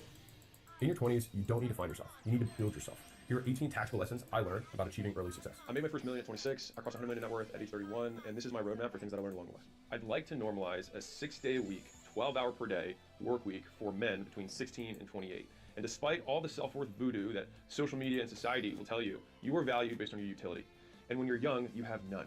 But you have a lot of energy. And so trade that energy for experience points and become useful. The first rule of entrepreneurship, according to Alex, is use what you've got. And the reason I like that is because many people always don't start things because they don't have the capital, they don't have the connections, they don't have the whatever insert insecurity or projection of blame and power they want to put on. But the first rule is you use what you have. And so it's about resourcefulness, not resources. And so if you have energy, you use the resource you have, you use what you've got to trade, to develop experience, to develop proof that you can get good at a skill. And you only get good at a skill by not being good at a skill and repeating it and then failing at each time and then making incremental improvements, which take many, many repetitions until you actually get good. And this may be a little controversial, but I'm not here to be nice to you. I'm trying to be kind, which might mean that it hurts a little bit. So let's make this practical. If you have less than $100,000 in savings and you would like to have $100,000 or more in savings, these are the things that I would recommend doing. And that means that you have to check out your ego. Your ego's going for this. All right, you don't care what other people think because they're not going to be there in 10 years. All right, because you have a whole new group of friends that are way fucking better and cooler. So 1, stop eating out. Discount groceries only. That's if you're super poor. If, here's my caveat, if you know how to make money, you already have a base level of skills, then eating Chipotle and whatever you can, DoorDash it in so that you can keep working. The moment I realized I could make $500 every 30 minutes by selling,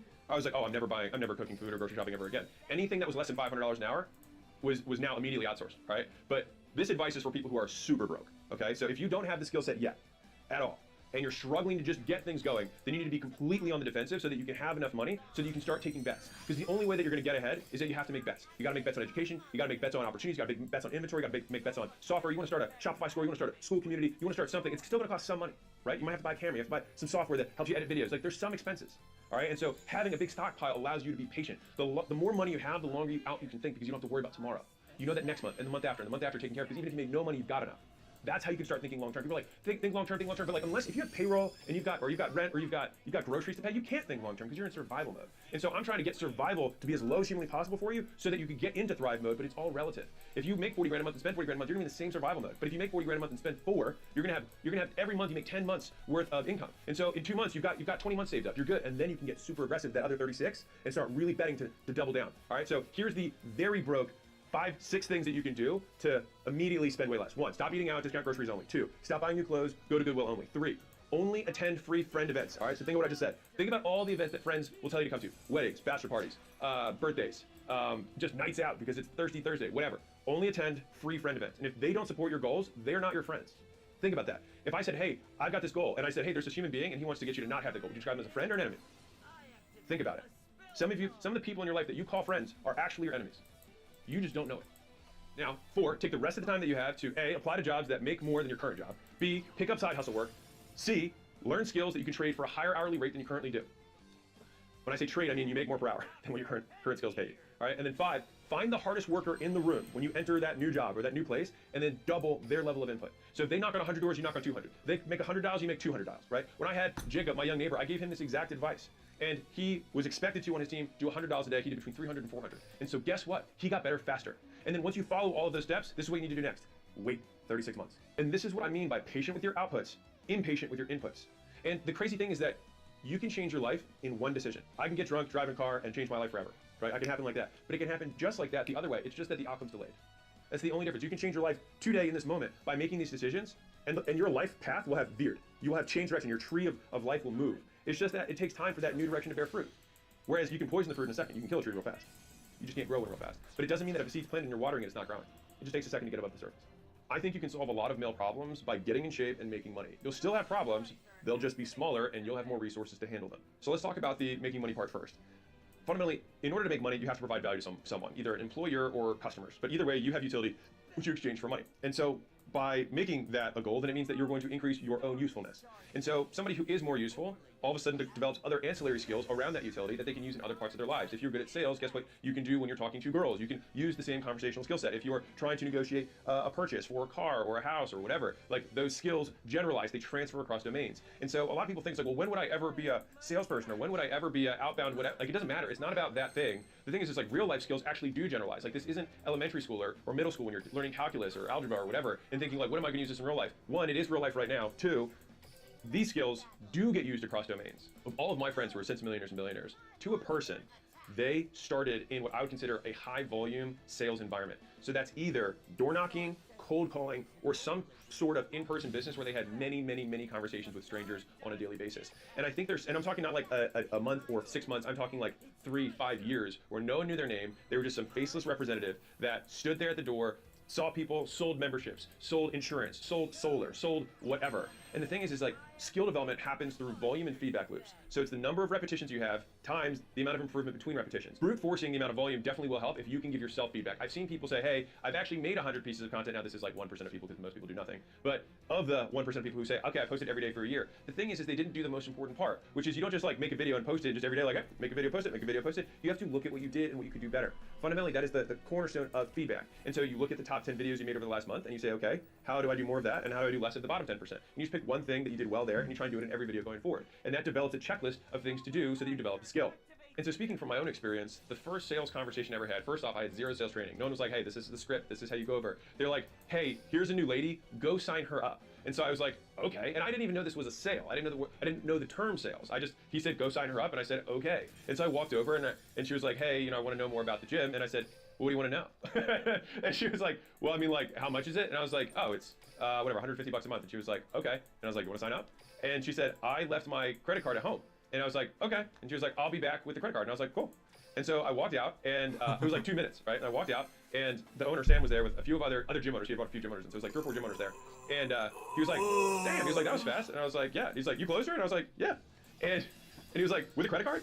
And I was like, oh, no, she's going to go get it, and she'll be back. And they just looked at each other, and then looked back at me, and then just started laughing at me, uncontrollably, like couldn't breathe at how dumb what I had just said was. And the thing is I had no experience. And I tell that story because so many people assume that like I walked out of the womb closing deals. You know what I mean? Like, hey, nurse, what are you doing later? You know what I mean? Like, but it wasn't like that, right? Like I didn't know. I didn't even know the term. And so, over time, I just started developing like, okay, well, what do you do? And I watched other people sell. I was like, okay, they start with asking them why someone's there, ask them about their goals, ask them things that they've done in the past that didn't work. I said like, okay, that seems to work okay. And then when they ask them to buy, then if they don't want to say yes, they ask them more questions rather than just saying okay. So I started to develop at least an understanding of the framework of how sales occurred. That still wasn't good, right? And so then I went through like that rocky cutscene period where this is where I'm very grateful for this, is that Facebook ads is when I started running in 2013 were super cheap. And so it actually gave me so many repetitions. Because not only was I taking 15 to 20 consults a day in person, I was also working leads. And so I'm talking to strangers over the phone to set the appointments. And so all I got was just names on a list. And I would call them, set the appointment, like, who's this again? All of that. And by the way, if you are local, you just say the name, pause with a question mark at the beginning. You're like, John? And they'll be like, yeah. And you're like, this is Alex. I pause, and they're like, who the fuck is Alex? I'd be like, from Facebook, you signed up for our blah, blah, blah, blah, blah, our thing?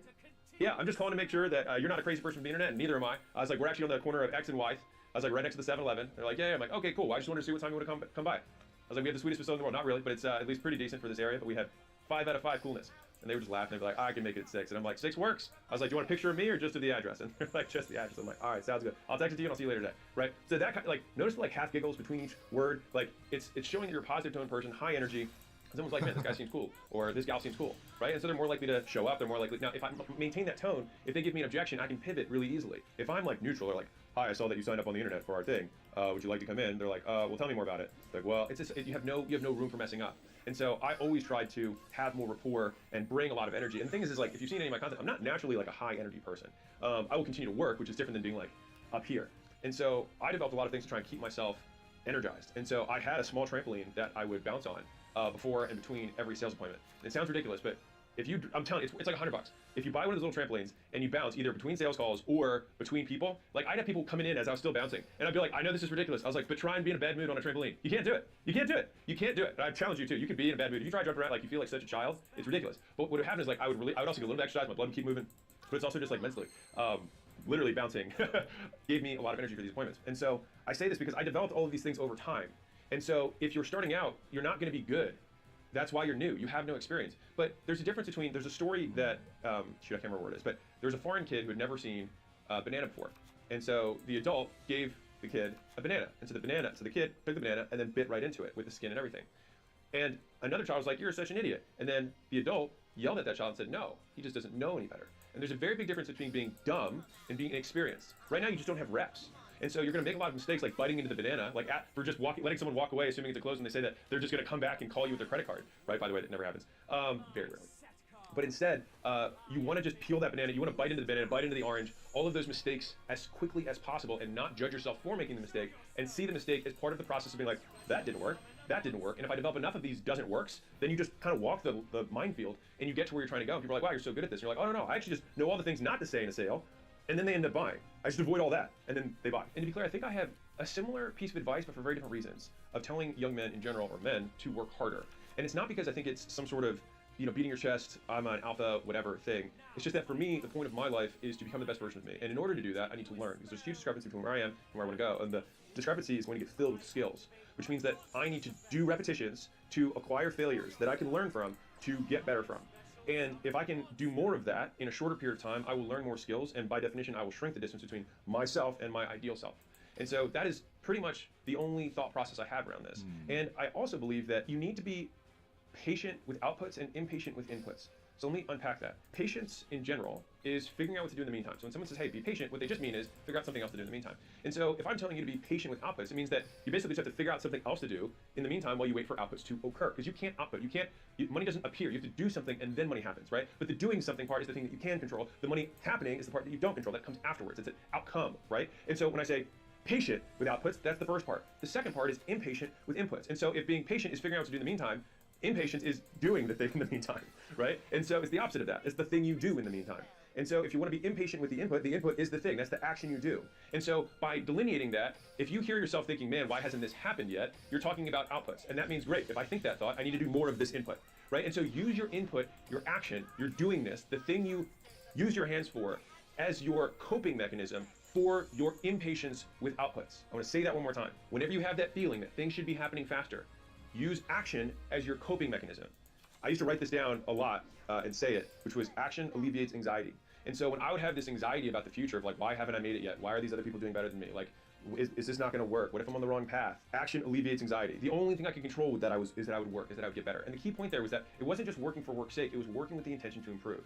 And so you want to do repetitions because by doing things more times you get better at them, typically just by accident. But if you're deliberate about the point of doing this, so when I started working at a gym, going from a white-collar job, it wasn't because I wanted to become a trainer for the rest of my life. It was because I wanted to learn the skills. And then I knew that once I learned those skills, if I owned a gym, then I would know how to do the training part as well, and that would be good for me. And so then when I was a gym owner, and when I started working at a gym, I wanted to own a big chain of gyms. That was my whole goal to start with. I wasn't getting into this for one. Like, I never had the goal of only owning just one gym. And so even when I started that gym, the whole point, and I worked all the time because I thought of all the things that I didn't know how to do yet. And so it wasn't about, great, I've made it, I own a gym. It was like, I'm so deprived of where I want to be. I have to fill this gap as fast as I possibly can. And so that's why I spent so much time on this and got feedback from as many human beings as I possibly could who were ahead of me. So I want to say this clearly. Once I started my gym, one, I paid for a mastermind for gym owners before owning a gym. And I did that because I figured, well, why would I start a gym until I learned all the stuff that you guys did wrong? I was like, I'll just learn from all y'all's mistakes. This sounds like a great deal for me. It almost felt unfair. I was like, yeah, okay. He said, don't start at one of those locations. He said, have good storefront. He said, make sure that you have, good parking. I was, ooh, these are all good, good things. They're like, don't go too big. I was like, okay, that's good. And they're like, make sure your rent's under this per foot. I was like, all right, make sure I got that. Right? And so I took all these notes in that I would have just made huge mistakes on the upfront. Now, once I did start my gym, what a lot of people don't know is that every weekend I would either be on phone calls or I'd be driving out to other gym owners. And thankfully, because I was so young when I started my business, they were just like, they felt bad for me. And so they would just sit there and I'd be like, hey, why do you do that? Hey, why do you do that? Hey, why do you do that? And it was like, they'd be like, God, you're such a pain in the ass. But I just wanted to learn, right? But I was always like willing to help them with anything they had. You know what I mean? I was like, let me show you the stuff that's working well for me. And I would always just share it. And the thing is I would go there and they would say they did something and I'd be like, huh, that's weird. That's different than the other guy. And I like that way better. It didn't mean I'd take everything as fact, but I got a lot of ideas from that and then I would use them. And if they didn't work, I would just toss them out. And if they did, I kept it. And that's how I quickly iterated the gym model to become much better than a lot of people's models, despite me being younger. Because I was able to leverage everyone else's experience as fast as I could and jam it into my own. And so I think like the people who move faster than life learn faster. And the only way you learn is by changing your behavior with the same conditions, which means that if a person walks in, I say, this is my 6-point script. A person who's identical walks in right afterwards. If I've learned something, that script changes. It means same condition, new behavior. And so if you keep doing the exact same thing every single day, then you may not be learning. And it's a key point. It's good to work hard, but it's good to work hard and smart, which means that the work you do gets better because you tweak things. And so if you're not documenting the process that you have, I'm not saying making content about it, but literally looking back at game footage, looking at the calls you did, looking at the content. I do this today. People ask me like, what are the masterminds you're into? What are the courses you learn from? I have now broken apart the learning process that I have that works best for me because I see the biggest gains and improvement haven't come from advice for me, for the most part. They came from looking at data, which was, let me look at the last 2,000 ads I made. Let me look at the top 50. Let me look at what these ones have in common. Let me look at what they don't look like compared to the bottom 50. Okay, these ones have these characteristics, these don't. I'll do more of this and less of that. And then I do another 100 ads and I look at the top 10 again. I say, what do these ones have that these ones don't? And I do that for sales calls, I do that for content, I do that for meetings, I do that for businesses in general when you start zooming out. And so that process of do a lot of volume, Then look at the outcomes that were good, look at the activities that led to those outcomes that are positive, do more of those activities, look at the bottom percentages, look at the things that led to not having that happen, and do less of those. And if you're younger, and this is specific for everyone who's listening to this video, if you're probably sub 30, sub 28, maybe, right? If you're in your 20s or less, you can probably get away with this, which is that people ahead of you are more willing, believe it or not, to feel like they have status. So you can give them status by saying, be a mentor. And the thing is, a lot of young guys have a lot of ego, right? Because you're trying to prove yourself, trying to be a man, whatever. The thing is that if you humble yourself, it's not like there's some fucking massive scoreboard where it's like who humbled themselves to whom across the whole U.S. It's not exist. It's just something one dynamic, right? And so if you go and say, hey, I don't know anything, I'm happy to learn. If you do that, then a lot of people are like, oh, well, he humbled himself. Well, yeah, I'm happy to teach you. And the thing is they'll give you advice that's worth thousands of dollars, years of your life for free. If you just say, you're better than I am at this. But the thing is at the end of the day, none of it matters. But scoreboard would be the thing that matters in business, right? And so the only thing that precedes the scoreboard is your learning. I've spent ego points. I've spent dollars. I've spent time. I've spent social capital. I spent every resource that I had to get more learning faster. Because fundamentally, the only thing, I think this is probably one of the biggest gifts my father gave me, is believing that I am the asset I am investing in. And the cool thing is that you are the permanent hold, right? You can't sell you. Like, you're you until you die. And so this is the one asset you've got because you compound. Skills compound. When you get really good at sales and really good at finance, guess what? You can raise $1 billion because you know how the finance world works and you know how the sales world works, right? If you know how to code and market, then guess what? You can build software and sell it to gazillions of people because you have the product and the acquisition. Like, skills stack disproportionately. If you only know one, you might not be able to make a tenth as much as if you know two. Now, obviously, those are big bucketed terms that have many, many, many skills underneath of them. But fundamentally, when you think about it that way, you become a weapon. Real quick, I have a gift for you. This is the $100 million scaling roadmap. It's something that my team and I put 200 plus hours into building and breaking the stages of scaling into 10 steps. All right, and so what we did is we broke down everything that got us stuck and what we did to break free at each level of the business. And if you'd like to know what product marketing, sales, customer service, IT, recruiting, human resources, and finance look like at the stage that you're currently at, this is a free gift. So all you have to do is go to acquisition.com/roadmap. You can plug in your business information. And if you want our help, you want my help to help you break through whatever level of scaling you're at, this is not a promise, I'm just saying I'd love to help. On the thank you page, you can book a call.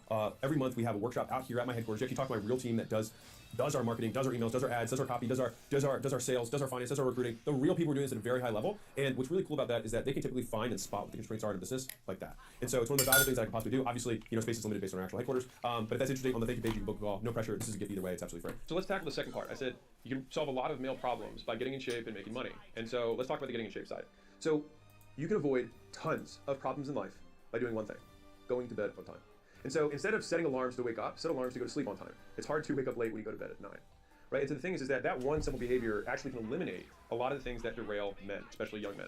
And so Charlie Munger talks about this a lot, which is like, all I want to do is find out where I'm going to die and never go there. The whole point is he thought so much more about avoiding stupidity than trying to be intelligent. It's kind of like the stupidities are very easy to identify, the intelligence is hard. But if you avoid all stupidity, you just become intelligent by default.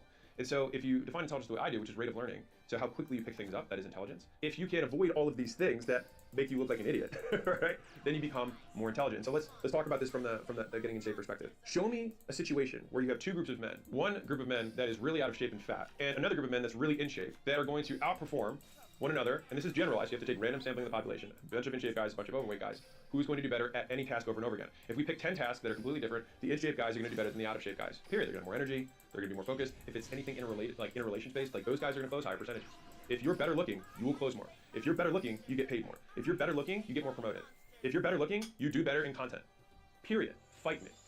And so the thing is like if you have this one thing that affects every way that people see you, and the only thing you have to do is control what you put into your mouth, then don't you think it's worth developing that most basic skill of discipline at this point in your life? Because the thing is that you want to get in shape young. Because if you're not in shape, guess whose fault that is? So get in shape now. Thing is it costs time, not money. And right now, you've got time and not money. And time only becomes more expensive as you age. So buy it now while time costs you the least and you have the fewest responsibilities. It'll help you no matter what life path you choose. The thing that no one recognizes is that drinking costs you 2 days. The day you drink and the day you recover. And sometimes the weeks afterwards for the stupid thing you did while you were drunk that everyone else saw. It reminds me of this quote from Muhammad Ali, and I asked my team to pull it up because I think it's so good, also because he was the greatest of all time and just a cool dude. What's the central part of your training? Is it running? Is it sparring? Or Central part is dodging the nightclubs and the parties and the girls. You want the truth? And being in the bed by yourself 9 o'clock at night. And if you can get by that, you'll make it. That's the truth. And I'll tell you the truth. You talk about that running and hitting the bags and jogging and biting when you won't. Dodging ladies is the main thing. Especially when you're pretty like me. And I'll speak to myself personally. When I had my intense periods of work, I would take off for a long, long time. So the longest that I took off was 2 years while I was scaling gym lunch from, the 20 months we went from 0 to 4.5 million a month, 4.4 to be technical. I didn't drink that whole period. And once things settled out, I was like, all right, I'm willing to drink again. And right now, acquisition.com is scaling like crazy. And so Layla and I both said, let's just stop drinking for the foreseeable. Then same thing now. So that was when I was in my 20s. This is now when I'm in my 30s. And I'll probably continue this until I feel like I'm at a place where things feel chill again, and then like maybe I'll partake again. But the thing is like if you're hungry, argue me the opposite, which is me drinking more will make it more likely for me to hit my goals. I think you'd have a tough time making that argument. And so right now, everything's compounding is amplified, right? The stuff you do now amplifies throughout your career and your life. And so I would want to stack as many advantages as I can to my favor, which is like, I'm gonna go to sleep on time. I'm gonna not drink, right? I'm going to get in shape, right? I'm going to do as many repetitions as I can. I'm gonna humble myself with people who are more experienced than I am, even if I think I'm smarter than them. They still know more. And there's a big difference, and this is what I think is really tough for younger guys, is that your brain at 25 to, like 25-ish, 25 to 30 is like peak processing power. But I'm way fucking smarter now than I was then because I've still learned more. And that's the thing is that you may be smarter than someone in sheer processing power, but they still might know more than you. And so you can't live their life. And especially if somebody is further ahead, then it still means that they have knowledge that you don't. And so listen and humbling yourself to somebody, even if you think you are smarter, will teach you more. Because again, argue the opposite. I will learn nothing from no one. How does that help you? It helps you if your ego feel good, but at some point your ego's gonna have to rectify its good feeling with reality, which is that you're broke as shit and no one cares. And so I would rather humble myself rather than have the world humble me. This is a Bible quote that I just really like a lot. It's from Matthew 23:12. It said, those who are humble will be exalted, and whoever exalts himself will be humbled. I actually told that to one of our team the other day because I felt like his ego was getting a little bit bigger than it probably should have been. And I said, listen, man, I was like, if you want to get humbled, keep doing what you're doing. I was like, but if you want people to talk you up, I was like, humble yourself, let your work for you, and then everyone else will exalt you.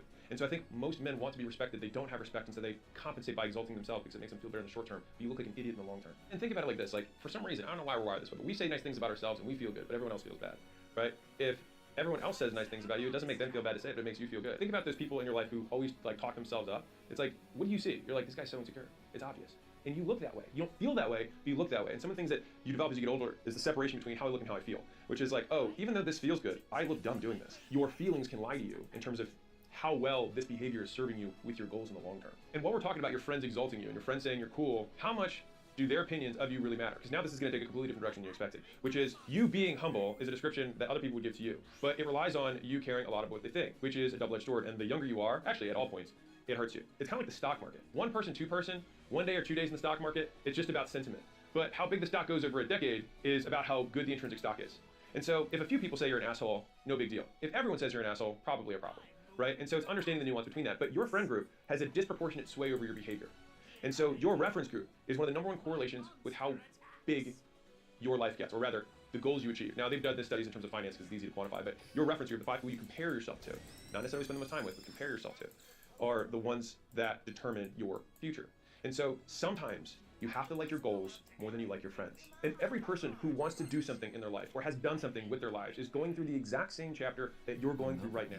And it's the lonely chapter. It's the chapter where you don't fit in with your old friends, but you don't have the achievements yet to fit in with a new group of friends. And you're doing all this stuff, right? The fruit tutorials, you're watching these videos, and you're reading everything you can get your hands on. And you're trying to set up whatever your podcast is or your content thing, right? And you're going through it and you're thinking to yourself, like, is this even worth it? Because you're not seeing any signs of success. But the sign of success is the hate that you get along the way. It is the leading indicator. And what you can't do is bend the knee to their hate and try and fit back in and conform because it's comfortable and it's warm.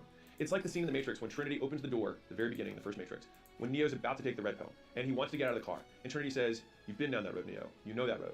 And you know exactly where it ends. And I know that's not where you want to be. And then he closes the door. And he gets back in and he goes, they go take the red pill. So right now, this moment that you're going through is Trinity opening the door and saying, you could go back, you could go party, you could go to the nightclubs, you could say that this was just a hobby, you could downplay what you're doing, like, oh, I'm just trying it out. Oh yeah, I'm not really that into it. It's just something I found, right? But then, as you're saying, you feel like a fake because you're lying to yourself, you're lying to them about what your real intentions are. And in that moment, when you're trying to think about having that conversation, you remember exactly why you left, why it is that road, and you know exactly where it ends, and that's not where you want to be. And the thing is that your goals will stick with you longer than these relationships. Your goals will serve you more than these relationships. And this is the stuff that no one will tell you. I can tell you personally, I talk to one friend that I have from middle school and high school, right? I talk to one person, two people from college. And it's not like we talk all the time. I talk to them every 6 months or so. And so I say this because although these relationships feel like they're incredibly important in your life right now, they will disappear. The majority of these friendships are based on convenience. You're only friends with them because they lived in your dorm, they lived in your neighborhood, they went into the English class with you. But as soon as your conditions change, you change where you're at. Many of them will fade away because you'll develop new skills, you'll develop new context, you'll meet new people who are upskilled from that. And then you'll compare them to these people. And you'll be like, man, these are better friends. These are people who are more aligned with my goals. They're trying to grow. When I want to work all day Saturday, they're like, cool, I'll work with you. Rather than being like, dude, we're going on a pontoon boat. Like, where are you going to be? And you have to accept that as the price. And the thing is, it's like, it's only if you want that. Like, if you want to live a life that is the same as everyone else's, then you can do what everyone else does. The only issue is when you want to do what everyone else does, but get what none of them have. If you want to be exceptional, by definition, you will be the exception. You will not be normal. You will be unlike the others. And so it makes sense that you would be in the out group. And it hurts as a human being because you want to be in the in group. It's part of our DNA. Shame is a real thing. And we don't want to feel that because in the natural world, if you're outside of the group, you have a much lower likelihood of living and procreating. So it's strong in our DNA to be in group. But the thing is that you're actually not in group or out of group. You're transitioning. You're between groups. And so in that lonely chapter, that's where you can do a disproportionate amount of work because you have no distraction. So you listen to the podcast, you read the tweets, you watch the videos, you consume the content because you know deep down, I can do more than this. And you begin to see the person that you could be and realize how far you need to go to get there. But despite how far away it seems, your goals, the best version of you, you look back down the dead end road and you know that's not where you want to be. And so you keep going and realize that there's no turning back. Once you see the promised land, once you see what you could become, you can't go back. And if you're not sure who your real friends are, one, ask, is it more likely or less likely that I hit my goals with this person in my life? Just think about it. Like, if this person is in my life, is it more likely to hit my goals? Then remove them. Because it's better to have friends who force you to grow than ones who accept you as you are. Because the biggest risk to your future isn't your future competition or your rival. It's the distraction that you insist on keeping in your life rather than doing the things you know you should be doing but aren't. Think about it like this. Imagine a competitor that you'd never want to go against. Focused, persistent, always learning, always improving, relentless, says no to everything but that which makes them stronger. You know what he looks like, you know how he acts, you know who he associates with. Great. That's future you. Now become him. You have to kill your current self for your new self to have room to grow. And so it's this constant appraisal of your skills and activities and saying, which of these makes me stronger? Which of these makes it more likely for me to hit my goal? And I just want to give you that frame because that single frame of, is this person being in my life make it more likely or less likely to hit my goal? Is this activity or this behavior that I do make it more or less likely to hit my goal? And I consistently just ask that question over and over and over again. And that is because for me, I do love my goals more than I love my friends. Because my goals will be with me long after they are. And so if you think about your relationship with your goals, and you put it on the same pedestal or higher than your relationship with your friends, you're going to lose one of the relationships. And the question is, which one is the one that's going to serve you more in the long term? That's a decision for you. But for me, I can tell you personally, achieving my goals has served me more than any one person has. And because achieving your goals is a generalized thing, it can open all doors to new relationships. And so you do have to burn sometimes what you have in order to have what you want. If you want to impress poor people, outspend them. If you want to impress rich people, outwork them. And I can tell you this, being in the position that I'm at, because I have tons of young men who work for me. And I mean, they hear all the content that I make and they know that. And so if you lease a Ferrari for $5,000 a month or whatever, I know you're not rich. And every rich person isn't impressed by that because we know what it costs. You only impress poor people. And if you do it really early in your career, every rich person's like, man, you should be reinvesting that to get way fucking bigger. Now, if you're like an aficionado and you want to have lots of cars, that's like, again, that's different. It depends on the reason you're doing it. It's like, you shouldn't be cooking your own food unless you love cooking. But if you don't love cooking, then you should outsource that shit as fast as possible so that you can get your time back. It's understanding the context of this, which of course doesn't be taken out of context. But hopefully you watching or listening to this can at least get it. Layla and I both collectively started buying nicer things. So living in nicer places, having nicer cars. I bought my home, which was a nice house in Austin. I think it cost me $1.7 million. I bought it in cash and I bought it off 1 month's paycheck. And so I want to put that in context to like, was it a ball-in house? Totally. It was sick. I was super happy to be there. But where I lived before that cost me $1,200 a month. And so you're like, wait, 1.7. Right. We spend money, but by percentage, the amount of money we spend is inconsequential. If you want to buy the toys and you want to buy that stuff, I'd say, sure, understand one, whatever you spend, you're taking away from the future. Now, there is always a point you have to balance between consumption and investment. If you never spend anything, you live your entire life and you end up with a big pile of money and you didn't enjoy any moment of that. I don't think that's the way to do it. But I do think there's a ratio there. And I think that ratio depends on you as an individual. I tend to always over-index on investment because I want to become a really like great version of me. And I think that's going to cost money and it's going to cost time, and I like to be ready for those opportunities because the opportunities get bigger and have more zeros next to them. And there's no masterminds you get to at a certain level. You just do a deal with someone, and for me to pony up for the deal might be like, hey, you got to write a check for $10 million. I'm like, all right, I got to have that ready for just like on the sidelines waiting for opportunities, right? And so the idea is being on the defensive so that you can be on the offensive. It's living far below your lifestyle so that you can more heavily invest in the growth of the business. And so your lifestyle is your competitor's opportunity. There's you and other version of you. There's Bizarro you. Right? And Bizarro you wants to live this great lifestyle and has the Ferrari and the nicer place and whatever. But when an opportunity comes along, Bizarro doesn't have any savings because he's trying to show face, right? The thing is everyone's trying to show face for hates him anyways because it looks like he's bragging. But also, they know how much he makes relatively, and they're like, God, he's got to be spending his whole paycheck. He looks irresponsible. There's zero advantage to being accurately judged. If you are strong, you want to appear weak. You want to have more money than people expect you to have. And so for me, when we did buy the Bentley, which I bought because I'll be honest, I got pressured into it. They're like, dude, come on, you make all this money, like buy something nice for yourself. And I was like, I guess people buy nice cars, so I bought a car, I bought a Bentley. And I returned it 6 months later, and I lost 20 grand. And I was like, this was just a complete waste of everything. Like, I just don't care at all about this. Because you only need 3 things to win. You can write this down. The balls to start, the brains to learn, and the heart to never quit. And the good news is you already have all 3, you're just not using them. Because fundamentally, if you found somebody and they started, and they continue to get better, and they never stopped, they would win. Just think about it from fundamental basics. Like if I said, okay, think of a person who only did one thing, and all they dedicated their entire life to was doing that one thing and getting better and better at that thing. And they did it for 50 years. Do you think that person would not be incredibly successful? Of course they would be. Then why aren't you doing it? The problem is, it's never been easier to start a business. It's also never been easier to do nothing at all. And this is what I mean by your distractions are the things that are getting in your way, preventing you from doing the things you already know you should be doing but aren't. Right now, if I were to say, hey, go get in shape, what do you need to do? What you want to say is, oh, I'm going to go do some research to find the best program, to find the best diet. But if I just said, no, you can't look, make a guess. What would you say? Probably like, well, I need to probably like go to the gym, probably do some weights, probably do some cardio, move a little bit. But I say, do you want to stay at the same weight? Do you want to stay at the same cardio pace? Or do you want to move those up over time? You probably say, I want to move those up over time. Like, okay. And then food-wise, like, do you want to probably eat more protein and eat less shit? Probably like, yeah. But like, well, why don't we just start there? Most of the things you need to do, you already know what to do, and you delay doing them by under the guise of having a better plan. But the reality is that your plan is always going to change as soon as you get new information. And so the point is to start, period, and learn. And it's giving yourself permission to have the humility to start a role that you know is not going to be your end game, because you just see it as one tile on the painting that's going to become the version of you that you want. It's like, I got to start at this corner. I'm going to paint this corner up because I know that this cornerstone of experience in door-to-door or cold calling or media buying, whatever, is going to be something that I can build my whole career off of. There are maybe trillions of dollars, but at least hundreds of billions of dollars that are being made and dedicated every day to getting you to do nothing. Not a fair fight. I want to be clear. It's not a fair fight, and they're winning. And so I love this from Andy Frisell. He said, personal excellence is the ultimate rebellion. And so I think, like, you want to be a fucking rebel, be excellent, and do it for you. Like, you want to stick it to the man now, just be great.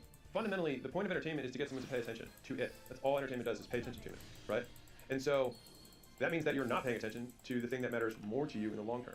And so every dollar, every minute of attention you pay to entertainment, whether that's porn, alcohol, going out to clubs, all of social media in general, motivation porn, if you will, all of that is you not doing what you need to do to get to where you want to go. You just have to be able to do things without seeing immediate reward. Like, if there's one meta skill that overshadows all of this, it's your ability to delay gratification. It's to delay a moment of reward. That's it. Like, that's all you have to do. And in the beginning, you just have to be able to do it long enough to get one reward. And that reward is typically outsized in its strength. And then that will reinforce you sticking with it. Because the people who do work really, really hard, it's not like they're made of different flesh and blood than you. It just means that they had a short period at some point where they said, I'm gonna shut everything else off and I'm gonna go all in on this. And then when they do get that first feedback loop, like, holy shit, I made my first sale. Holy shit, I got my first lead from ads. Holy shit, I got my first, 100 followers. Whatever, it doesn't matter. It's like you have some feedback loop for whatever it is that you're trying to go after that then encourages you to do more. And you're like, oh, this could work. And then as soon as that turns on, you can get obsessed with it. If I had you sign a contract right now to be that you guarantee that you'd be a millionaire in 10 years, but you couldn't make any real money between now and then, just sign it. Every person I've asked says yes. And so maybe if you are listening to this and you're not going to say, okay, I'm 30 and a millionaire, yeah, that sounds like a great deal. By the way, that's like 0.00 whatever, 1%, like no one is. But if that's you, a lot of stuff takes much longer. And the problem is that when you're 20, you've only been an adult for like 3 seconds. And so things that 3 seconds feels like a very long time. But I have this belief that older people are more patient, not because they're actually more patient. It's just because your perception of time speeds up. I can be more patient than a 5-year-old because for me, 1 year is not 20% of my life. So my perception of time shrinks. I might have the same patience as a 5-year-old, it's just that more time passes. And so if you are younger, then you have to just understand that your perception of time will speed up. And so you will be able to exhibit patience. You'll keep being able to do something else in the meantime because the meantime will pass faster. And so you have to over-index on it when you're starting. I mean, I've got guys on my team who are like, hey, what's my next career move? And they're like 30 days into their job. And I'm like, give it a second. Like, you still suck. Like, you went from suck to proficient. Like, you're not great yet. Calm down. The real world's very different from school, which you've already, if you're watching my stuff, you already kind of have an idea about that. But I'll give you more of the behavioral definition around it. Is that with school, you have very clear directions and a clear outcome with a clear timeline, and you get a grade immediately. So that's kind of like the reward feedback loop, right? Sometimes it's pop quiz, same day, next day you get the feedback loop. Or even you finish the quiz, you go outside, and you're like, hey, would you answer for 6? And you're like, oh, fuck, I got it wrong, or whatever, right? But the thing is that the world is completely opposite of that. And so the thing is that beginners are paralyzed to make a decision because they assume the real world works like school and only has one right answer. But reality is that there are many right answers with only one wrong answer, which is doing nothing. And that's the answer that most people pick. So I was talking to Neil Patel, who's a friend of mine, and he just made this big tweet about this, but he and I had a conversation about it earlier. He has 2 friends. One who's a public CEO, found a company, took it public. He's got another friend who found a company, took it public, took it back private, and then now only does private deals. The guy who does public and made all this money public is like, you gotta go public. And the other guy who took his company public and it was a big mess and then took it private again is actually richer than the guy who made his company public. Both those guys are billionaires. And both gave advice. And they had differing advice. And so I don't see it as one is right or wrong. It's that there are many right paths, but only one thing will prevent you from achieving all of it, which is the only thing I'm trying to conquer in this video is getting you to not do the one wrong path, which is fear. Fear of not making it work. Fear of other people's disapproval who don't matter anyways. That you aren't cool anymore, or because you don't show up to social events, or because you don't blow money on stuff that doesn't matter anymore, or you're not wearing the brands that they think are cool. Is all of that worth you for the rest of your life having the crushing feeling of mediocrity knowing you can do more? And I say, and I can describe this because I've lived it. That's why I say it. I'm not saying that stuff's not going to happen. It absolutely will happen. It might even be worse than you imagine. But you will not die. And if you use the frame, does me losing all of these relationships and having more time increase the likelihood that I get to my goal, or decrease the likelihood that I get to my goal? All of a sudden, when you use the goal frame of the best version of you, all of a sudden it starts to make things a lot clearer. It's like, no, me going to this bachelorette party does not increase the likelihood that I hit my goals. And I'm not saying that you have to make that sacrifice every time.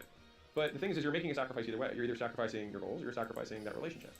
And so some of you guys are like, oh, Alex, that sounds unbalanced. I'm gonna get a couple of comments from the fucking online therapists of like, I think emotional well-being and mental wellness is super important. Well, first off, the pendulum's swinging back. No one gives a shit about the soft stuff anymore. Thank fucking God. But at some point, everyone who wants to achieve great things realizes that balance is a myth. And once they realize that, they become someone who achieves great things. At some point, every person who wants to achieve great things realizes that balance is a myth. And once they realize that, they become someone who achieves great things. And so there's this whole misnomer, this whole idea. Think about what mediocrity is. It's about being in the middle. It's the medium. It's being right in the middle, right? Balance. But anybody who is imbalanced is another way of saying more focused on the one thing will be better at that thing than you. And the question is just whether or not that thing that they choose to be better at will give them more leverage over all that other stuff later. And so if you work very hard and you create something that's very valuable for society, I promise you will be able to find a hotter wife. I promise you will have the money that you want. I promise you can buy the time that you want to have. You will have all of that at your disposal. But if you choose the balanced life, there's nothing wrong with that. I just see that there's balance over a lifetime rather than balance at every moment of life. And so you might have seasons, like I took basically a year off during the last year of gym launch. I just didn't really do a lot. So I had more time than anyone, and money, right? But I had seasons before that where I didn't take any time off. And so I think if you expand your time horizon for what balance really means, that this is a softer way of explaining it, then I think that will, make you sleep well at night. But real talk, I work all the time because I like to do it. And I think that once you get a fast feedback loop with the work that you like that also propels your goals, then you're not going to do anything else. And it's not like I or some of the people that, it's not like the people that you look up to have some sort of Herculean work ethic or discipline that you don't. They like things that happen to also bring them status. And that means that they went through a small period where they started doing that thing when they worked at it, and it didn't bring them status, but they were able to make it through that bridge until eventually did start working and did bring them status, and then they just kept going. So you just need enough gusto to start and just get through that period, to just get through your friends saying you suck for a little bit. And everything you start will not be fun because you'll suck, but getting good is fun, getting better is fun. And so I get excited a lot of times when I see how bad I am at something that's new because I have enough generalized reinforcement for learning how to get better at things that you learn the skill of getting better.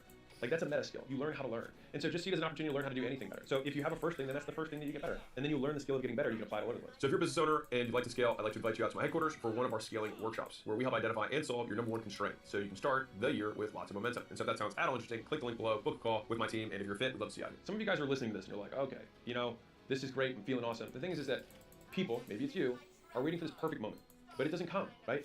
It happens the moment you decide that you're fed up with waiting and decide to take action.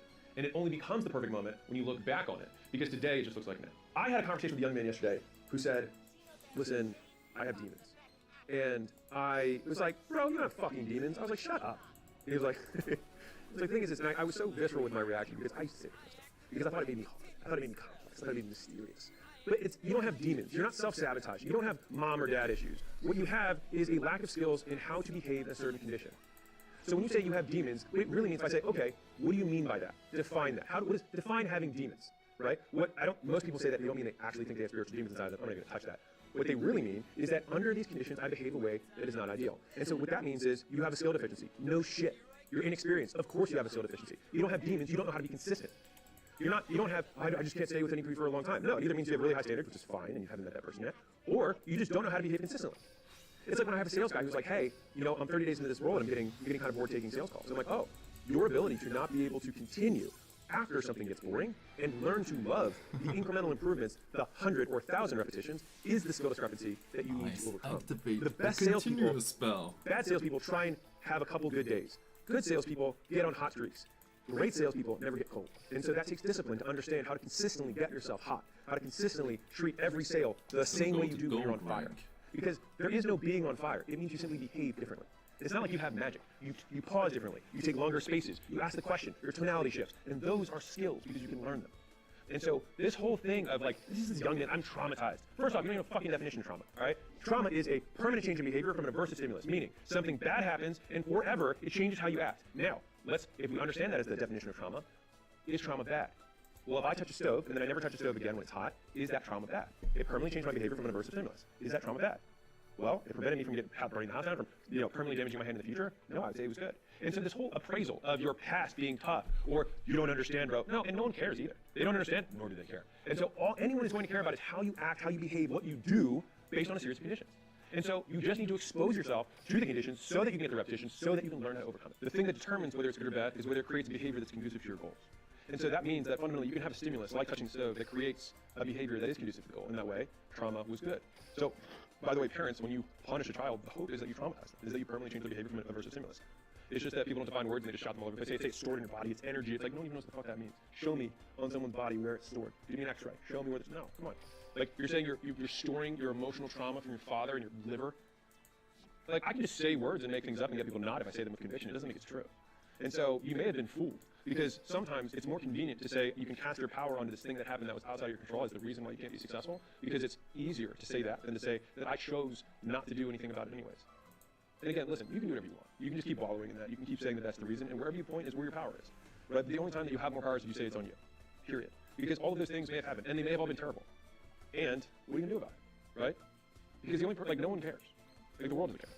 You care, which is fine, but like no one else does. And the sooner you realize that, the sooner you start doing something about it. And so, also think about this as the equal opposite. If trauma can create good things, then it also means that good things can create bad behaviors. And so, if you win the lottery and then you have all these behaviors that happen afterwards that are negative, then was it good for you? Like we talk about these rich and privileged kids because it creates behaviors that actually make it less likely they achieve things later. And so, just think about what occurred and what behaviors you take as a result, and separate good or bad from it, and just think, does it make it more likely that I hit my goals? It makes life a lot easier, and then it stops you from speaking in voodoo and speaking and appealing to mysticism and magic. Like there's this force around demons. It's like, dude, no. Like you had a girl who cheated on you. Okay.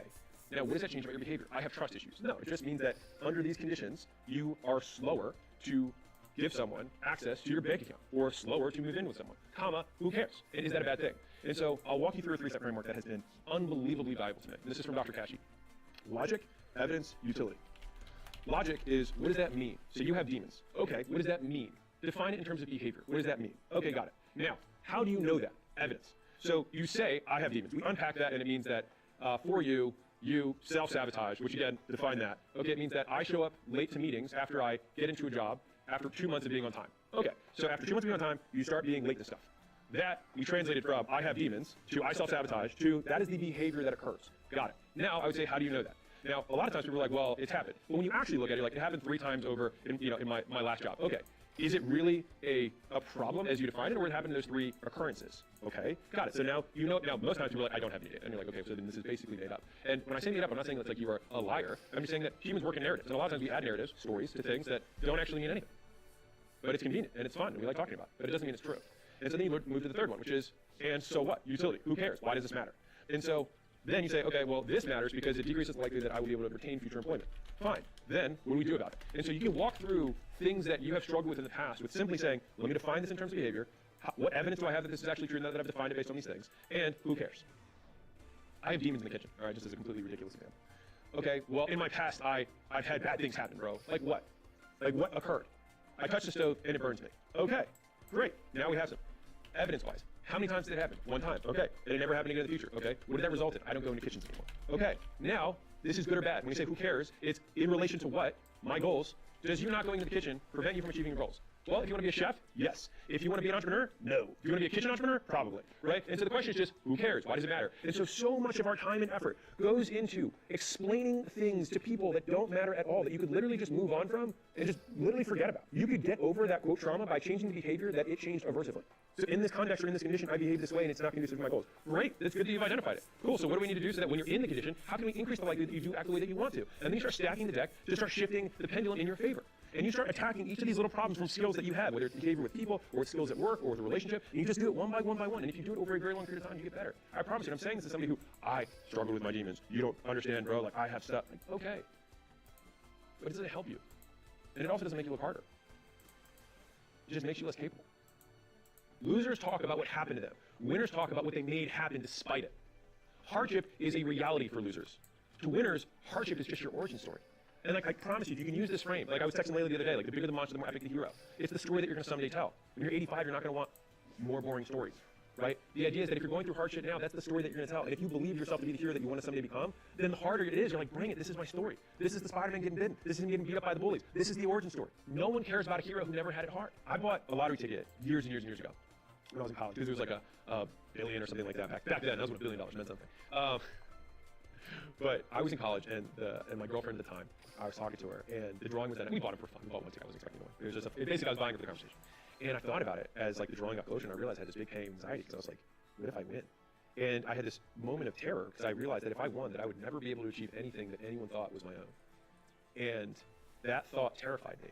And thankfully, I didn't win $1 billion, and I got to make the life that I have. And so I think Epictetus says this, but it's something to the degree of what a shame it would be for someone to never encounter hardship because they would never be able to see who they are. And so I think that if you have gone through hardship, or you are going through hardship, this is the opportunity to prove to yourself, not anyone else, that you are who you say you are. And you are made of what you say you are made of. And you can choose to allow that hardship to make you harder, to make you more resilient, to make you more persistent, to make you more relentless, to make you more driven towards whatever you want to do, or whoever you want to be. Or you can allow it to be an ankle weight. You can allow it to be your trauma, right? That is your demon that you're fighting every day. The thing is like, everyone has demons. Everyone has hard shit. And I want to tell you this frame that'll hopefully change someone's perspective, which is that your hard stuff may have been harder than other people's hard stuff. But if I take a human being who's never encountered anything, and then I poke them with a needle, that will be a 10 out of 10 hardship for them. And so I believe personally that humans experience pain the same way. It's why when a man feels disrespected, it hurts just as much as someone else going through another crazy hardship. And you know what? Even if that guy's white, a 10 out of 10 pain still feels like a 10 out of 10 pain. Now, could that pain be less on the absolute scale of worst scenario? Yeah, it could be. But also, who cares? And so my point here is that every single human being on Earth has gone through their version of 10 out of 10 pain, which normalizes pain across the spectrum, which then leaves you with the only natural thing you have left, which is, what do I do now? And if you wanted to design the perfect version of you, the savage competitor, the gladiator at the end of the life that has the scars and the scraggly beard, but has been through shit and has done things and has realized their potential, what would you do to maximize the likelihood that you become that savage hero? Would you give them the padded lifestyle? Would you give them the immediate win? Would you give them the easy life? Probably not. You would probably put you through what you're going through right now to become that person. And so why would you resent the chapter you're in because it's a requirement for becoming who you say you want to be?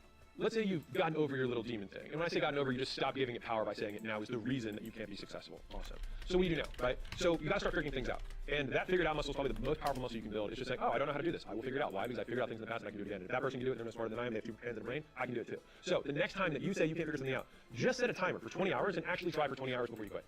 What you'll often realize is it's not hard, you just haven't even tried yet. If you can shrink the time between saying you want to learn something and beginning to try the thing, and extend the time before you say, hey, this is hard, then you will be able to accomplish way more than you think. You can learn most things in 20 hours. The problem is that most people delay the first 20 hours by years. And if you really measured yourself by the amount of action you take, not your desire, not your deservingness, or even your effort, you might actually be embarrassed because what you're looking at is reality. It's about what you do, not what you say you're going to do, how much you want the outcome from what you're doing, how much you think you deserve the thing that's going to happen after you do it, or how hard you try. Because 1, no one cares. 2, reality doesn't care either. Because the only thing that matters that you can control is input. And you would be absolutely astonished at what you can accomplish when you give yourself no choice. Every third time I do a Q&A, I get asked the question, what keeps you going? When things were tough, like what did you think about? And I could come up with something that was really compelling. But the honest truth is I just never considered quitting. It was just not on my choice of options at the table. Because for me, the idea of going back to Baltimore as a failure was so much worse than anything else that I could encounter that it just wasn't even a consideration. And so the only natural option I had was to persist, was to endure, was to continue. And so I think if you use that frame as there have been people who have gone through significantly worse than what I'm going through right now. And for those of you who claim the demon card of like, I've been through shit, then prove it. Was it worse than this? Great. Then you can prove that it was so hard by being hard now. Across time frames in history, across countries, across cultures, across age groups, across race, gender, everyone respects the man who works. Because as men, we are always judged by what we can do. And if you are doing things, then people know that you are contributing. That is how you prove utility. Work ethic is the currency of respect. If you want to earn respect, you earn it through work. And sometimes that's working on yourself, that's sometimes working on a skill, working on a product, but it is all through work, through effort. I'll tell you something that shifted my life, which is that entrepreneurship is not a game of best man wins. It's a game of last man standing. And there's a lot of games that are like this, and fundamentally that's an infinite game frame versus a finite game frame. And I will read you the quote that Layla had framed and put in my office. Ask the girl, shoot the shot, launch the business, run the ad, quit the job, take the risk. Because when you're 85 years old and on your deathbed, you're not going to wish you were crazy something. The fastest way to become confident is to build evidence. Build yourself a stack of undeniable proof that you are who you say you are. Here's exactly how to do that. This is brutally honest advice to my younger, less confident self. Having an epic story is about asking the girl, about shooting the shot, about launching the business, about running the ad, about knocking on the door, quitting the job, taking the risk. When you're 85 years old and on your deathbed, you're not going to wish you few crazy stories. You're going to wish you had taken more shots. Don't build confidence. Build evidence. Confidence comes as a result of evidence, not the other way around.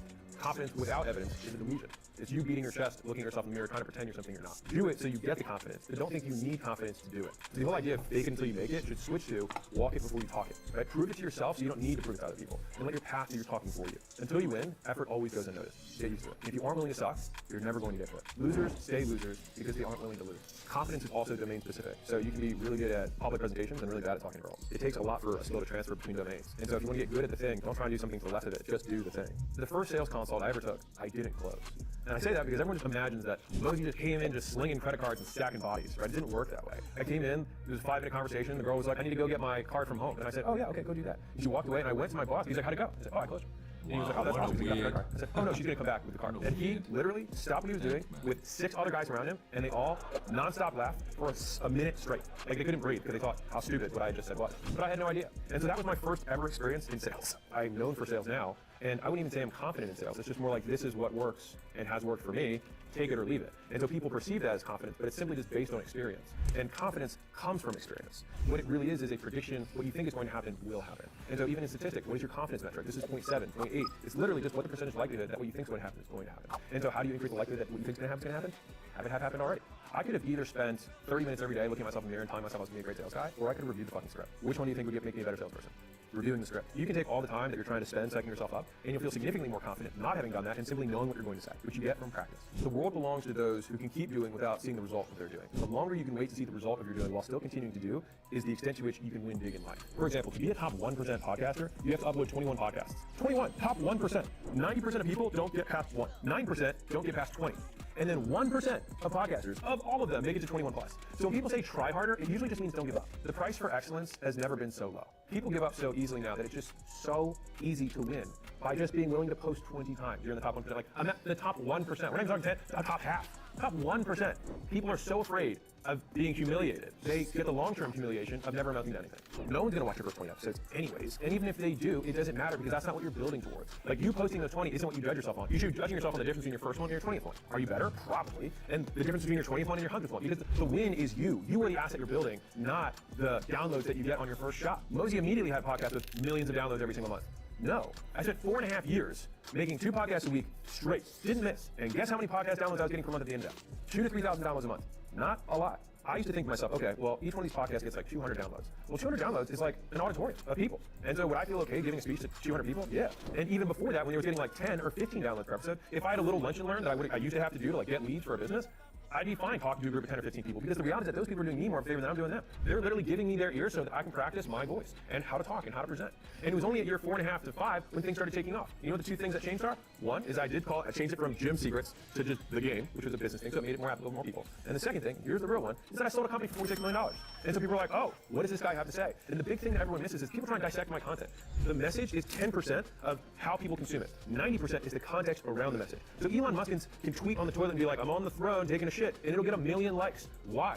Because it's Elon Musk. He's the richest man in the world and owns 3 of the biggest companies that are most innovative of all time. I don't kid myself and think that like my content is so much better than other people. There's plenty of people with better content than me. They don't get the same views. And the reason is because they don't have the context. They don't have the proof. And solve for the proof, and then the content will take care of itself. Because one, you will know what you're talking about because you have proof that you know what you're talking about, and people will believe you. Which is why you should solve for evidence above everything else. Like, evidence gives you the confidence. If someone says, Alex, I don't know shit about business, I'd be like, okay, it doesn't really affect me. I do know we crossed $100 million net worth at age 32. I know that. But if someone said that to you, and you haven't accomplished anything, you don't have anything to stand back on. And it hurts you more. But I have proof. So it's like, no, fucking Kaiba's deck is way too strong.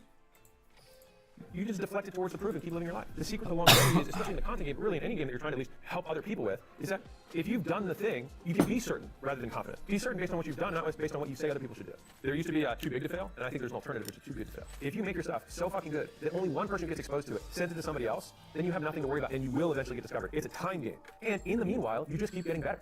Which is the point. Because the other day, you're going to die, everyone's going to forget about you anyways. And so you might as well just work on the one asset that you get to keep the rest of your life, which is you. And rather than measuring yourself based on how many views he gets versus how many views you get, measure yourself by how much work he puts into one of his shorts versus what you put into one of your shorts. And then you might think the opposite is more reasonable. And if there's a top sales guy in your organization who's making more money than you, compare not what his commission check is to yours every month, compare how many calls he's making, how many times he practices the script, how many calls he's made before you, how many sales he's closed before you, what time of day he shows up at work, what time of day he leaves, whether he works weekends or not, whether he's willing to hop on the phone in a family context so that he can still close the deal. If you're doing all the input, the outputs will always match on a long enough time horizon. And if you are new to the game, then my recommendation is not only to match inputs, but to double or triple the inputs that someone ahead of you is doing. And the reason you do that is because if you just match your inputs, then you're always going to be behind them because they're already ahead of you because they're better than you. And so if you both do the same amount of work, they're going to keep getting better and so will you. So you have to do twice the work. You got to be like Kobe, right? Where everyone else is doing 1 practice a day, you do 2 practices a day. And in the beginning, they'll be better than you. And then you'll match them. But because you're doing twice the work, eventually you'll get better, and then that's how you win. And one of the biggest misnomers in whatever endeavor you're trying to track is people track the wrong metrics. They track the lagging metrics rather than the leading metrics. Lagging metrics are what happened. Those are the outputs. And if you want to track those, fine. But the real things to track are what you're doing to create the outputs. So I don't want to necessarily even track sales. I want to track how many calls I'm making. If I'm trying to get in shape, I'm not necessarily going to track the weight I'm doing. I'm going to track how many calories I'm eating. And so the more ways you measure, the more ways you can win. And so the idea, the ultimate win at life is where you can shift things that are out of your control that you deem winning to things that are under your control which you can deem winning. Because if you're measuring on whether you lost the fat or not, sometimes people take longer, some people don't. That's something that you actually can't control. What you can control are the inputs. And so if you say, based on this, if I do this one thing every day for a long enough period of time, I'll eventually get there. The real winners cut out the I'll eventually get there and say, if I do this every day, I have won. The thing that I try and focus on now is the delta between how hard I tried and how hard I can possibly try. And if I know that the gap between those two is 0, then I have won. And I've decided to spend an inordinate amount of effort trying to make that my definition of winning, is that there's nothing left in the tank. If you get into a harder career path, or one that takes more reps to get good at, or more reps to get into, then every day you can win based on saying, like, everyone else does 100, I do 250, and I have nothing left to give, I won. And that should satisfy you. And if you're obsessive on the external thing, that takes too long and you will give up too soon. One of the things that took me too long to learn was the difference between the finite and infinite frame. And so finite frame is where you have known players, agreed upon rules, and a way to win or lose at the end when the game is over. In infinite frame, you have known and unknown players, no agreed upon rules, and the point of the game is to keep the game going. And all the greatest games that I've ever participated in, marriage, health, business, you don't win at marriage. The point is to stay married. You don't win at health. The point is to stay in shape. You don't win at business. The point is to stay in business. And so by default, if you don't give up, you win. And so that's the big frame shift, which is why leaving everything on the field is the way you have to define winning if you want to win in the long term. Anything worth doing takes great time. If you stick with it and you make that the win, you'll notice that the external win will just happen on its own. And if you really commit to that perspective, it won't even mean much to you. Because if you make that everything, it's the same thing with the guys who win the golds and then kill themselves, or win the championship and then go to these massive depressions. It's because they're playing the wrong game. When Kobe was asked shortly before he died, like, do you think that you're somebody who's afraid of losing, or do you think you're somebody who loves winning? He basically denied both frames. He said, I'm paraphrasing, I just love playing to the best of my ability. And that's what he measures himself off of. The fact that the world chooses to measure him on the fact that he's won so many games, that's the world's problem, not ours. It's saying I'm game master, not a player, and I choose to play by these rules, and as long as I'm playing, I win by default. And it's because I'm not accepting the world's rules for winning, I make my own. An easier analogy here is, and this is a Naval Ravikant quote, he said, what looks like work to other people should feel like play for you. If you look at an artist and he's painting, you're like, hey, how soon are you gonna finish that painting? The point for the artist is to paint.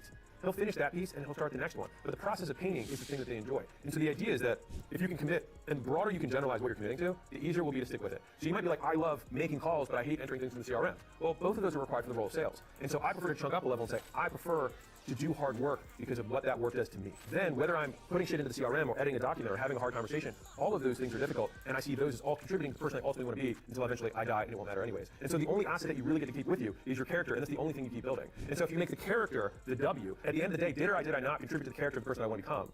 If that's the W every day, you can never lose. If you have your menu option of things that you can do in life, just remove quitting as one of them, and then try your next idea. And if you are in that Rocky cutscene, and you are 2 months in, 3 months in, remember that the Rocky cutscene in the movie lasts a couple seconds, and the Rocky cutscene in real life might last a few years. And so whenever I get to a low point where I think, why do I even bother doing this? I just like to remind myself, this is where most people stop, and this is why they don't win. And as hard as this is going to sound, the best thing that I ever did was not listen to other people's opinions about my life. They don't want the best version of you. They want the version of you who best serves them. And unfortunately, the closer people are to you, the more similarly they'll see themselves in you, and the more your success will make them feel bad about themselves. And I can promise you this from somebody who might be a little further. I have more people who root for me now that I've already won than people who rooted for me along the way. No one is doing as well as you think they're doing. So by comparison, everyone is better off than they think. Because the cumulative median, visually, is probably 3 times higher than what the actual median is. And so if you're like, oh, I'm average or slightly below average compared to the perceived median of society, you're probably way above average. And that's okay. And being above or below average doesn't even matter anyways, because you've got a lot of innings left. There's a lot of quarters left to play. And so like until the day you die, you still have hope, you still have a chance, you can still keep moving forward. Whenever someone gives you their opinion about what you should do with your life, it's really them saying, this is my preference of how I want to live my life. And I say, great, live your life that way, and I'll live my life this way. Because me living my life has no effect on you.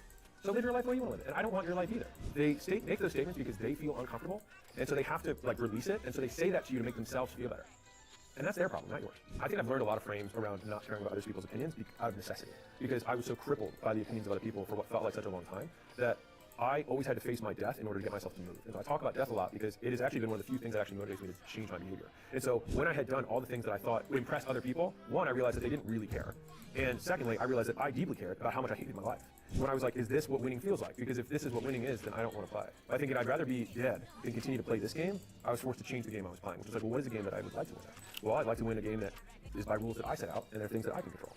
And then those people, because you break their mold of what they're supposed to be doing, and they might be miserable too, but they are not willing to take the risk that you're willing to take because they care about other people's opinions more than you do because they haven't gone through that little journey that you just went through. Fine.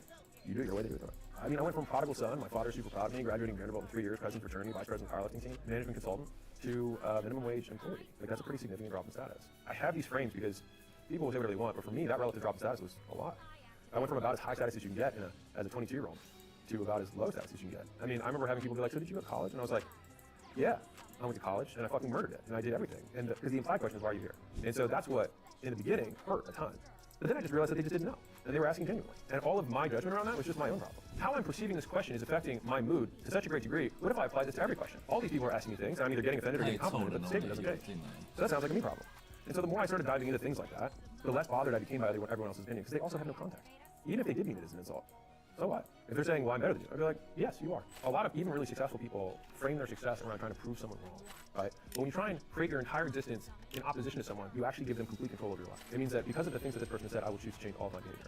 Which basically means that the directives from that person have commanded you to do whatever you do. And if you like to be a free person and want to be somebody who acts of their own volition, then I choose to accept insults so that I can live my life rather than living in contrast to them and giving my control to the person who insulted me. That would mean I put me changing your mind above my goals, which I don't. My goals are more important to me than changing your mind. I'm super sensitive to I am statements, labeling statements like this. Like, I am a neat freak. I'm the type of person who. So whenever you're dating someone, you're getting to know someone, people like to blanket I am statements really early on to set the stage. Like, I'm the type of person who likes to show up early. I like to clean things. I'm a labeler. I'm a whatever. And then, and this is the insidious part, they then say because.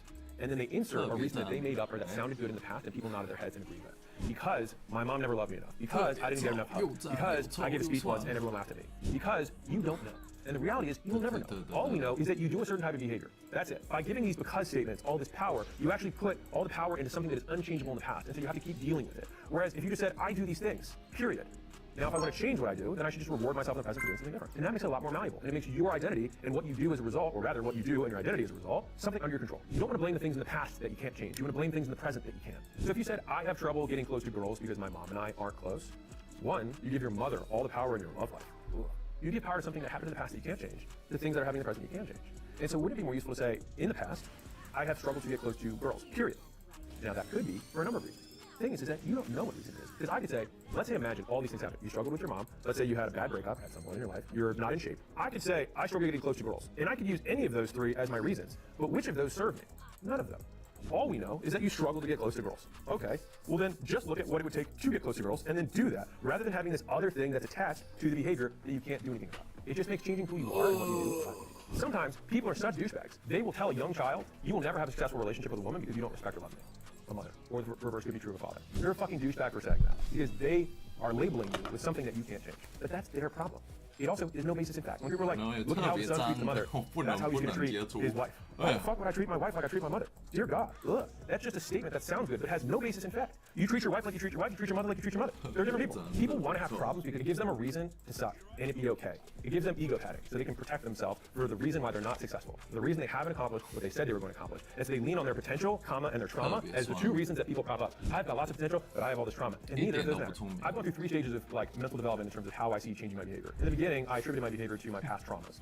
The second phase was that I chose to change the story. What if my mother was just trying to feel better and it wasn't my fault? So then I changed my behavior in that sense. The third phase, which is where I'm at now, maybe it'll be a fourth phase. The third phase was I behave this way, period. The because statement in the second half is completely irrelevant.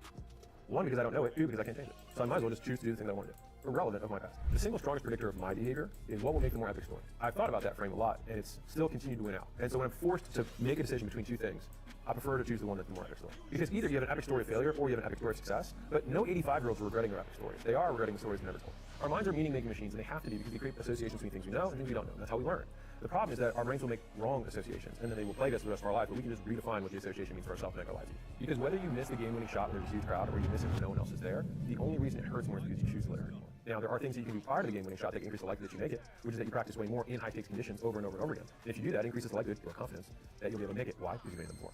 And if you're like, well, I missed my first ever game-winning shot, now what do I do? You practice in every other condition that's as close to that as you can until eventually you make one. And then when you do make one, you'll have evidence that you made one and you try and make one again. What you probably don't know is that Michael Jordan has missed more game-winning shots than he has made. He's remembered for the ones that he made. And how was he able to make them? By missing and being willing to shoot again. On that basis of story, the many excuses that we give ourselves in reverse can make a more epic story. And so rather than say like, these are all the reasons that I can't succeed, I think reframing that as, these are all the reasons that when I succeed, it'll be an even better story and it'll be more inspiring to other people is a much more powerful frame. The more disadvantages you have when you start, the more epic story you have when you win. Donald Miller has one of those powerful frames of heroes and villains I've ever heard of.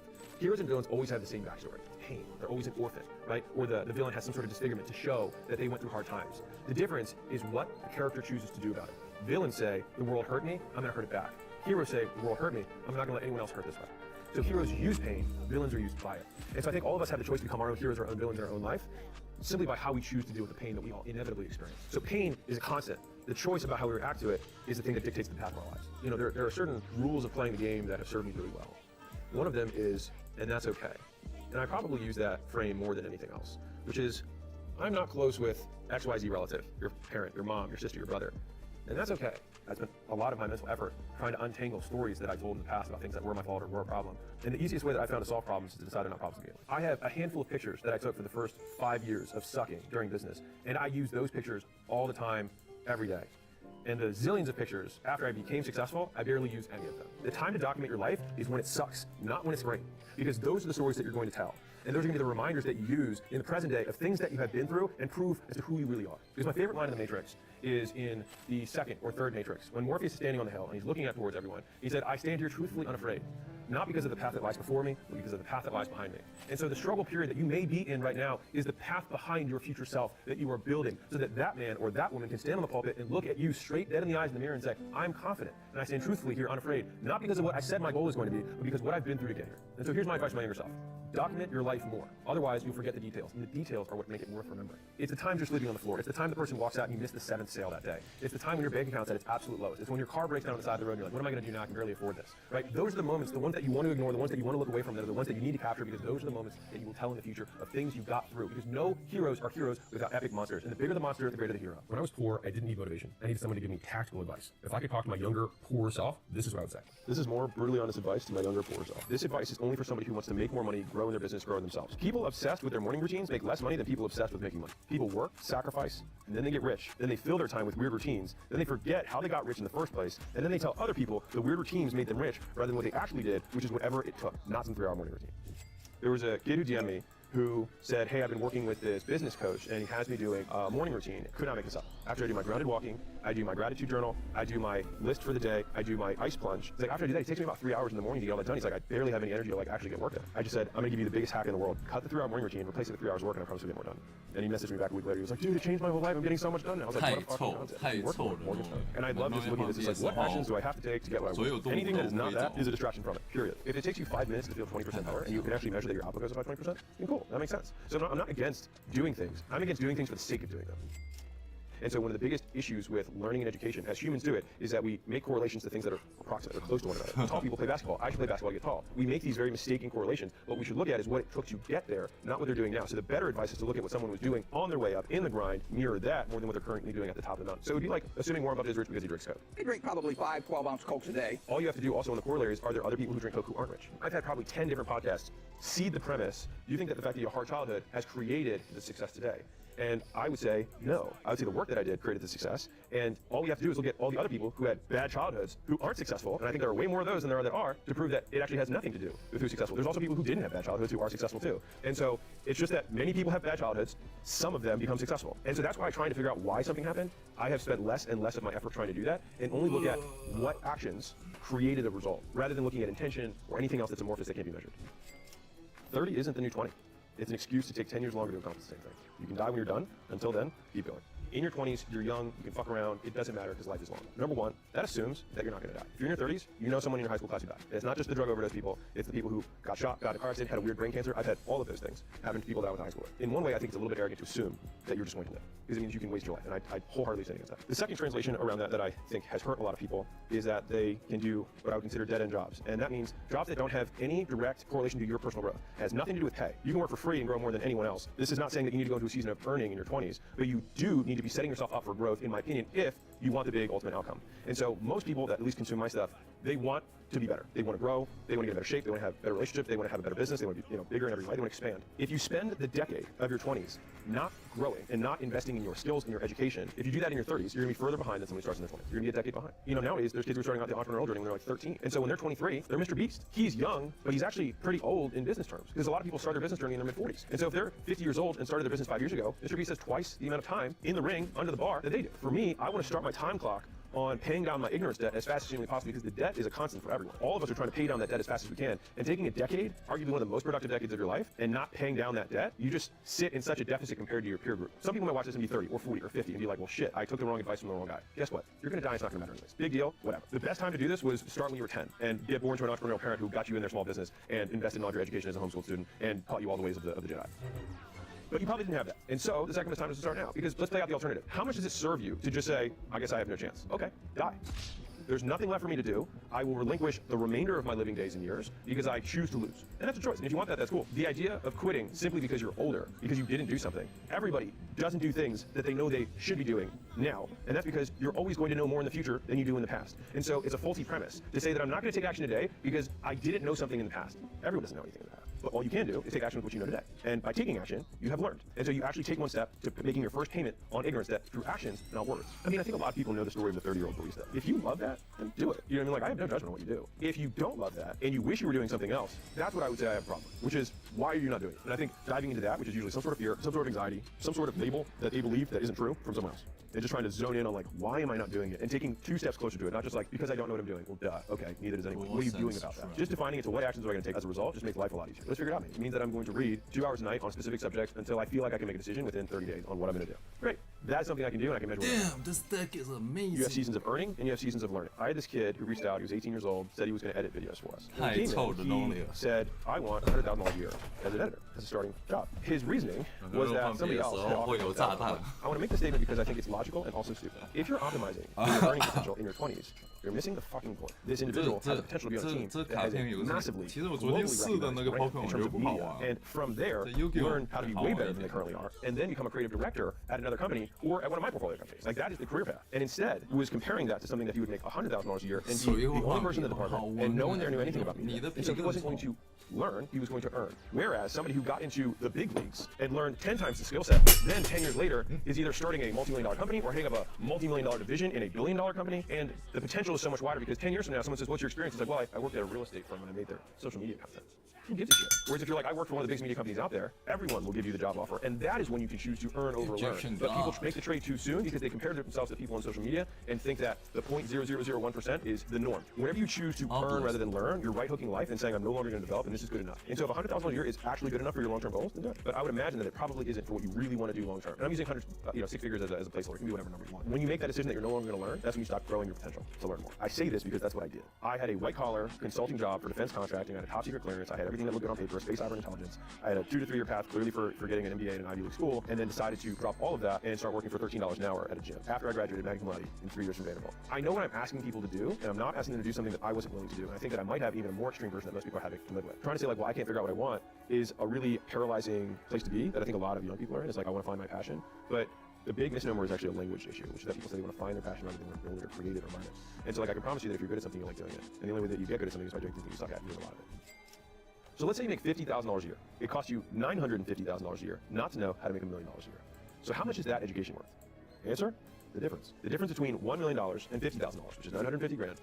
If you learn how to make $1 million, the education is worth the difference. This is why education and information are the most valuable things that we can know. Elon has like lost everything and then gained it back. So many of the best entrepreneurs have stories where they lost it all and then gained it back. And so how is it that they can go to zero, back to $1 billion, where somebody starting at zero can't get there? Because they didn't lose the education. They didn't lose the learning. They had a bad role. And sometimes in business, you do make bets on markets, and sometimes they don't shape up. But you didn't lose. And a lot of times you actually gain in experience so that the next bet pays off even bigger. Everyone gets this wrong. The most expensive thing you ever pay for isn't your car, it isn't your house, it isn't your insurance. It's the information that you don't know this shit. I mean, how many things can you think of right now that if you knew 10 years ago would have materially changed your financial outcome, your relational outcome, your physical outcomes? Probably a lot. What is the value of that information? Borderline priceless. And so the idea that we wouldn't invest in paying down that debt of ignorance that we owe the universe is just because we don't know who we're paying the check to every month for the things that we don't know, that we don't value it appropriately. The cost of success is the years of feeling like an idiot for things that you should have known by now. All the decisions that I made up to this point led me to here, and I don't regret my life, so I don't regret not knowing. I mean, if I started over, I'd be wealthier than I am now. You know what I mean?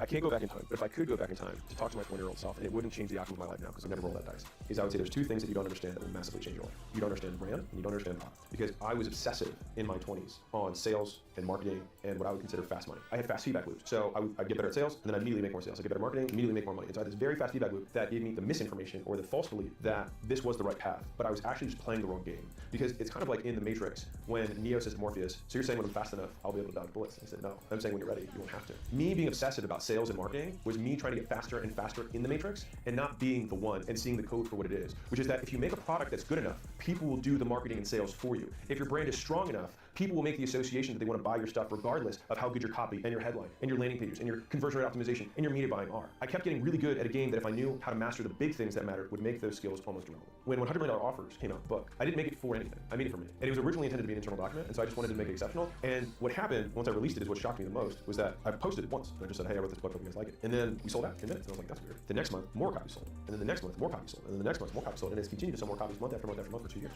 And it's still #1 in its category on Amazon. And that was with 0 paid marketing, purely off of people telling people about the book. And so when I saw how much leverage that was, that book sells thousands a day, not dollars, thousands of copies a day. I have never marketed anything well enough to sell 1,000 customers a day.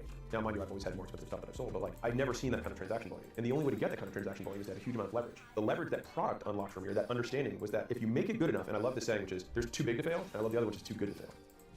My headline for $100 million offers makes no sense. No one knows what $100 million offers is. And it's just like a picture of a $100 bill. It's a big purple book. Like, it actually makes no sense. But the contents of the book were valuable enough that people were like, just read it. And they said it so many times to so many people. And most people who, when I see the comments and I see the reviews, they say, I had 4 different people in the same month tell me, in different groups, that I should read this book. So I decided to do it, even though it looked hokey. And oh my God, this thing is unbelievable. And then they tell 20 people or 100 people. That was when I realized how much leverage spending more time up front on building a better product would unlock for me. What I used to do was spend 2 months building a good product and spend 2 years marketing that product with great marketing, rather than spending 2 years on a great product and then for the rest of my life not having to spend any dollars or effort on marketing, so that it would sell again and again and again because of the quality of the product itself. And so that was the first lesson that my younger self needed to understand about business. And the level of detail that it takes to go from good to great is so much wider than people think it is. The difference between an 8 and a 9 is 10 times the work. The difference between 9 and 9.5 is 10 times the work. The difference between 9.5 and 9.75 is another 10 times the work. It's so much more effort. And honestly, when I was younger, I couldn't even comprehend the amount of work that I can do now. And for me, that amount of work is the amount of unbroken, focused time that I can stick to one task. I did not have that level of focus. I didn't have a strong enough no muscle. I didn't know how to turn down other things that would distract me for long enough. If you can count in terms of hundreds, like I can promise you, if you put 1,000 hours into something, it'll probably be pretty good. And most people spend like 100 hours on something. Or, I mean, that's,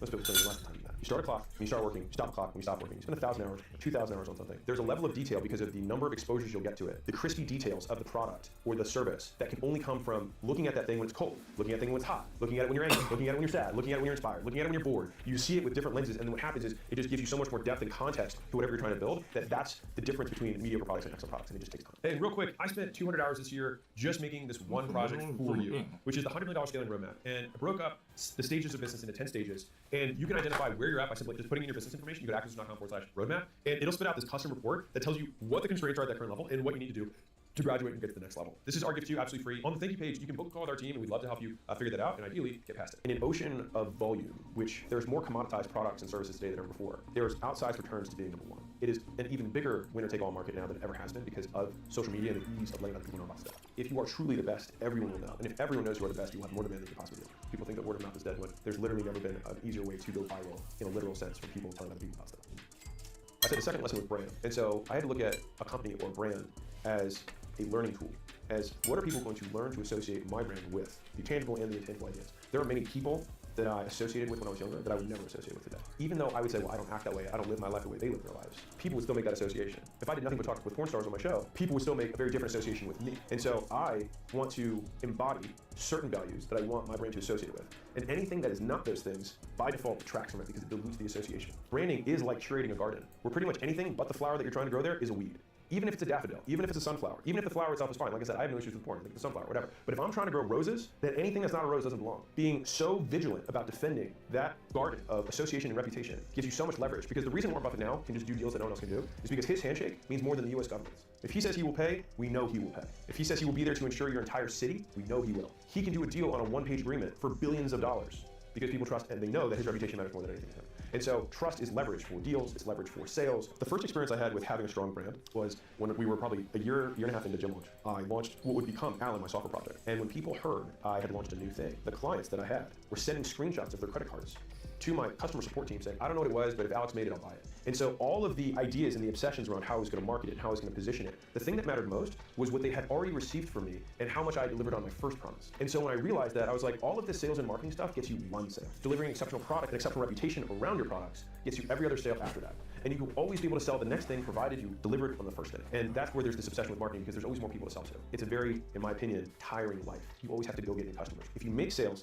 to get customers rather than get customers to make sales, you make the customer the goal, and then you get to keep that relationship, and then next year you still have that customer. If you've got a customer just to make a sale, you have to go get another customer to make another sale next year. But if you make a sale to create the relationship with the customer, then next year that customer will buy again, and the new customer will buy. And the third year you get the first 2 years and the third customer, and then that's how you create a compounding vehicle. And so both of those things, brand and product, are actually underlying one concept, now that I'm saying it out loud, which is I didn't understand compounding.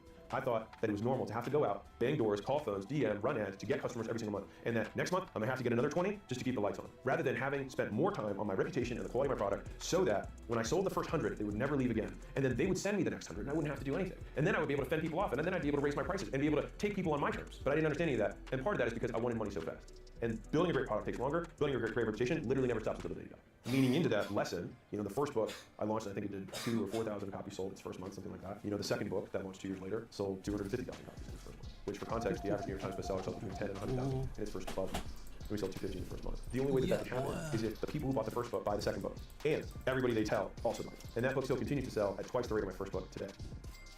Here's how to spot friends that are worth cutting. They only talk about your past, not your future. So if you go and you hang out with your buddies and all they can really reminisce with you on is the things that you did together, but none of them are talking about what they're gonna do or what you're gonna do, for me, that's a telltale sign that they're living in the past. They're not even living in the present. Their best years are behind them. And for most of us, we want our best years to be ahead of us. And we want somebody who's also looking at the same goal as us, which is growth, just moving forward, just making progress. If you are a growth-oriented individual and you feel like you're not sure about your environment or if it's conducive, the easiest litmus test is who talks about the future and who talks about the past. Keep the ones who only talk about the future, cut the ones talking about the past. The best thing that I ever did was not listen to other people's opinions about my life.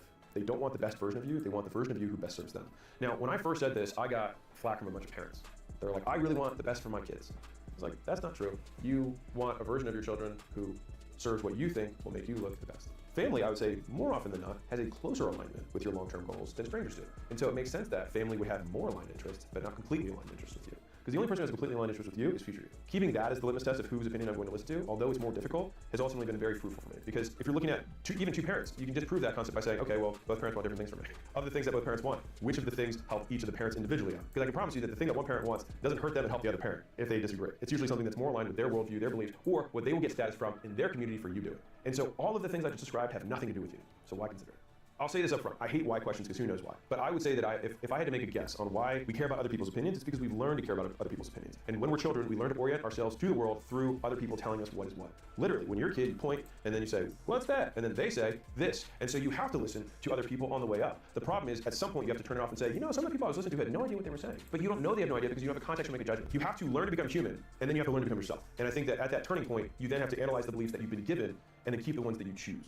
Most parents are risk averse rather than risk taking for their children. So we're willing to take more risk for ourselves oftentimes than our parents are willing to take on our behalf. And I think that's normal. We want to keep you alive. There's a lot of evolutionary drive behind that. And so they're playing not to lose, but if you want to play to win, you have to take different bets. I think a lot of younger people get really confused because they spend a lot of time talking about ideas and very little talking about doing actions. And so if you just define the world by only things that occur in it and not things that occur in your mind, there's a lot less noise, and so it becomes easier to see the forest for trees. Let's say I have an employee and I want to hop on a one-on-one and they said something in a meeting before, and I say, I think the intention behind your statement was that you wanted me to do this, and this is how I was feeling about your statement, and this is probably where you were feeling. Everything I just said is a complete waste of time, because all I know is that they said this. And so just focus on the facts, and if you can do that, it actually makes living life a lot easier, or navigating life a lot easier, at least it has for me, because those are the only objective truths. An easy frame for that is would it be admitted to a court as evidence? You saying you were offended is not evidence. John said this to Sally, these words, that's evidence, indisputable. And so just look at the things that are beyond reproach, look at the things that are indisputable, look at the things that are fact, that are observable, and the world gets a lot quieter, and you also realize that most people are full of shit, and don't know what they're talking about. I mean, if someone was like, hey Alex, why did you get into business? I could make up an answer. It just, how do we know it's true? Trying to figure out someone's intention is bullshit. If someone asks me, why did you get into business? I can make up an answer. Anyone can make up an answer. Why do you like making money? Why do you like sales? Why do you like marketing? Why are you good at this? I can make up any answer. All I know is that these things have occurred. And so we can look at my actions and we can look at the results. The rest of it, of which had what influence on what, I can't relive my life and I can't run the experiment. And so trying to determine why, was it because my mom didn't hug me? Was it because my dad hugged me too hard? Who knows? I can give anyone and someone will nod and say, great, because we trained ourselves to answer when someone says, why do you do that? You give the words and they nod and say, oh, that's interesting. But it doesn't mean it's true. And so I just try and skirt the whole conversation because there's no point. So when someone's like, well, I'm the type of person who, I'm like, just stop. Then they start using this label to decide whether or why they can or can't do something. I wouldn't be successful at money free. Why? Because you take trash out of your car regularly? Why does that have anything to do with whether you could do this or not? I used to think and told people I was bad at math until I was 25. Post-college, post-consulting job, all of it. And then I decided that I was not going to be bad at math. And so I was like, okay, well, I'm not going to use a calculator. And so then I started getting better and better at doing math problems. And then lo and behold, when I took the GMAT, I was like, okay, I have to study twice as hard for the math section. And I did just as well in the math section as I did on my verbal. But my whole life, I had said I was bad at math. And so I didn't study as hard because I was bad. Everyone who's listening to this has something they say about themselves. So I'm not organized. I'm an early bird, right? We have these labels we give ourselves, but why do we have these labels? If you needed to wake up early, fuck the labels. If you need to stay up late, you stay up late. The labels change our behavior more than we change the labels. I really abhor labels overall because I feel like it limits my action. When I get on podcasts and I have talks and people try and label me, you'll probably actively see me break the label almost every time because I'm really aware of it. And a lot of people aren't, and I don't think people do it on purpose in a bad way. I just think that they will speak things over you, which is why I hate going home, because no one speaks shit over you more than your family and the people who knew you in high school. Alex has always had a short temper. You're a hothead. Literally. People from home describe me that way. I was like, I'm a hothead. They will say that, and then I feel like I have to really put up my mental defenses to be like, this is not true. Here's the evidence that this is not true. What would a hothead do in these scenarios? That is not the way I behave, therefore, right? I have to basically unwind that shit whenever I go there. And so that is why I've been an advocate of if you want to change your behavior, change your environment, because they're not going to reinforce labels that you then also perpetuate in your own minds by the actions you take as a result. And the only reason they want to label is because it's shorthand for other people to understand, not because it's true. They just want to say, he had a bad childhood. And so they take your whole life and they say it's bad. That's not true. There's more nuance to it. I prefer to think of ideals and think of taking steps towards those ideals. And since ideals are not binary of like he is courageous or he's not courageous, but how courageous is he or how patient is he, not impatient or patient, but how much, then I know the values that I want to embody, and then I just take steps towards those every day with the actions I take. My success can be boiled down to elimination of distractions, getting started, getting better, and never stopping. Here's how to do that. There's 4 steps. Eliminate distractions, get started, get better, never stop. Number 1, elimination of the things that are distracting you. When I was young, my father gave me this advice. Rich people buy time. Poor people buy stuff. Ambitious people buy skills. Lazy people by distraction. I can give you the first and easiest 2025 prediction. Look at what you spend money on, look at your calendar, and wherever you invest is what you will get more of. So many people are surprised when they look at their bank account next year and it's lower than they want it to be. They look at their accomplishments from that year and it's not the things they set out to do. But when you look at their calendar and their credit card expenses, it's very obvious why those things didn't happen. Because we vote with our dollars about the things that we care about. We vote about the type of person that we want to become. And as the first thing that you can do today for next year is actually comment below this video, and I rarely ask for this, the thing that you're actually going to do today. Not what you're going to begin doing next year or what your resolution is going to be, but if it's important enough to do for future you, it's certainly important enough to do for current you, because current you, by the way, is the only you that's ever going to enjoy life. I'll give you this story. So I remember when I was, a few years back, I was walking with Layla and we went to Sephora, which is like a makeup store. So we walked inside, I'm sitting, standing there awkwardly because I'm like, I don't know what I'm supposed to do here. There's this lady with the smock who like helps out, and she had these 2 girls who were young. They must have been maybe, well, about this old. I'm guessing between 9 and 40, who knows. She's leaning over and she has these 2 paintbrushes in her hands, and she says, okay girls, now that you guys are women, you need to start budgeting for this stuff because you're gonna be spending money on this every single month to do your makeup. And so the girls grabbed them, they were super excited, and they went to go check out. And I saw that exchange as actually a really beautiful lesson when it comes to identity. Our priorities we dictate by what we spend, not by what we say. These girls, because they wanted to step into this new identity, had to match it with new priorities. So they had money, or they had saved up their shekels, or whatever they do for chores or babysitting or whatever. By doing that, they had to start prioritizing some of that money towards their new identity from girls to women. But the thing is that many people who want to start next year think, okay, well, I'm just gonna see if this happens. But it doesn't work that way. You have to basically make the decision that this is the type of person that I want to become, and then these are the actions that that type of person would take, and then we align our calendars and our budgets in accordance with that so that the investments we make yield the results that we want. But the thing is that people want to say, hey, wouldn't it be great if I owned Apple, but they never buy the stock? If you want to be that version of you, you need to start buying stock in that today, both by paying in time and paying in money to vote with your dollars about what you truly care about. And the reason that I'm hitting this so hard is that it's never been easier than it is today to be successful.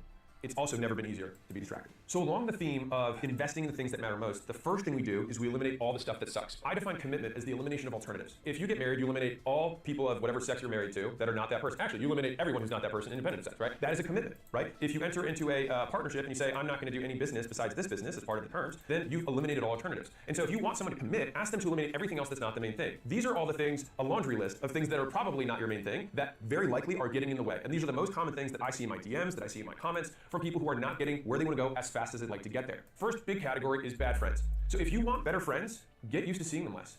Better friends are busy friends. So I remember when I started working more, and some of the friends that I had were a little bit more ambitious, I started realizing that the people that I liked the most, I actually didn't spend as much time with, and the people that were always available were the ones that I didn't want to become more like. Here's 5 questions you should consider when thinking about whether to keep a friend in your life or cut them. Question number 1 is, if someone told you that you're a lot like your friend, would you take that as a compliment? Second, are you truly fulfilled by the friendship, or is it just someone to keep you from being lonely? Third, are you able to be unapologetically yourself, or do you feel the need to act differently to please that friend or to be around that friend? Fourth, do you like who this friend is right now today, or do you like the idea of the friend and who they could be someday? And then finally, 5, would you want your future or imagined child to be friends with someone like this person? And I think it's a really wonderful litmus test because it forces you to take a look outside of yourself in order to have perspective from a third-party angle on the true quality of that person. But the reality is that rare people are by definition rare. It's normal to have fewer of them. And so if you only have a few friends or one good friend, then that's normal if you want rare and exceptional friends. If you have many friends, it's far more likely that the bar for your friendship is too low.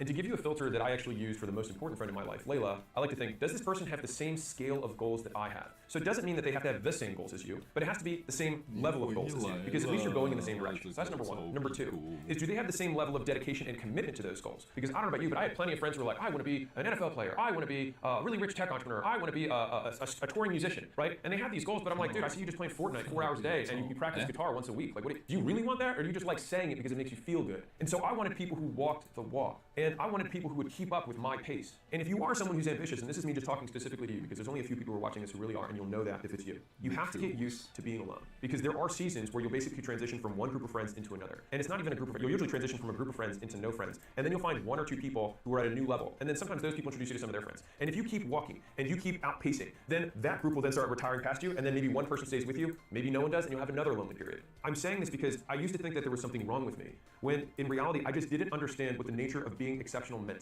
And so I'm saying this purely from a definitional perspective. To be exceptional means that you are the exception. It means that you are not normal. And so it's normal for normal people to find you abnormal if you do things that are not normal. Don't let people who have mediocre goals deter you from taking actions that make you great because it makes you different. Realizing that I thought most people actually made no sense. They say they had these goals, but they took no action. And they called me work obsessed, and they would tell me I should take time off. And they're like, hey, you're not as cool anymore. You're not hanging out with the boys. Like, why aren't you participating in the fantasy league? Why aren't you watching football on Sunday with us? And for me, I actually used to love watching football with my friends. It's actually one of my biggest things that I look forward to.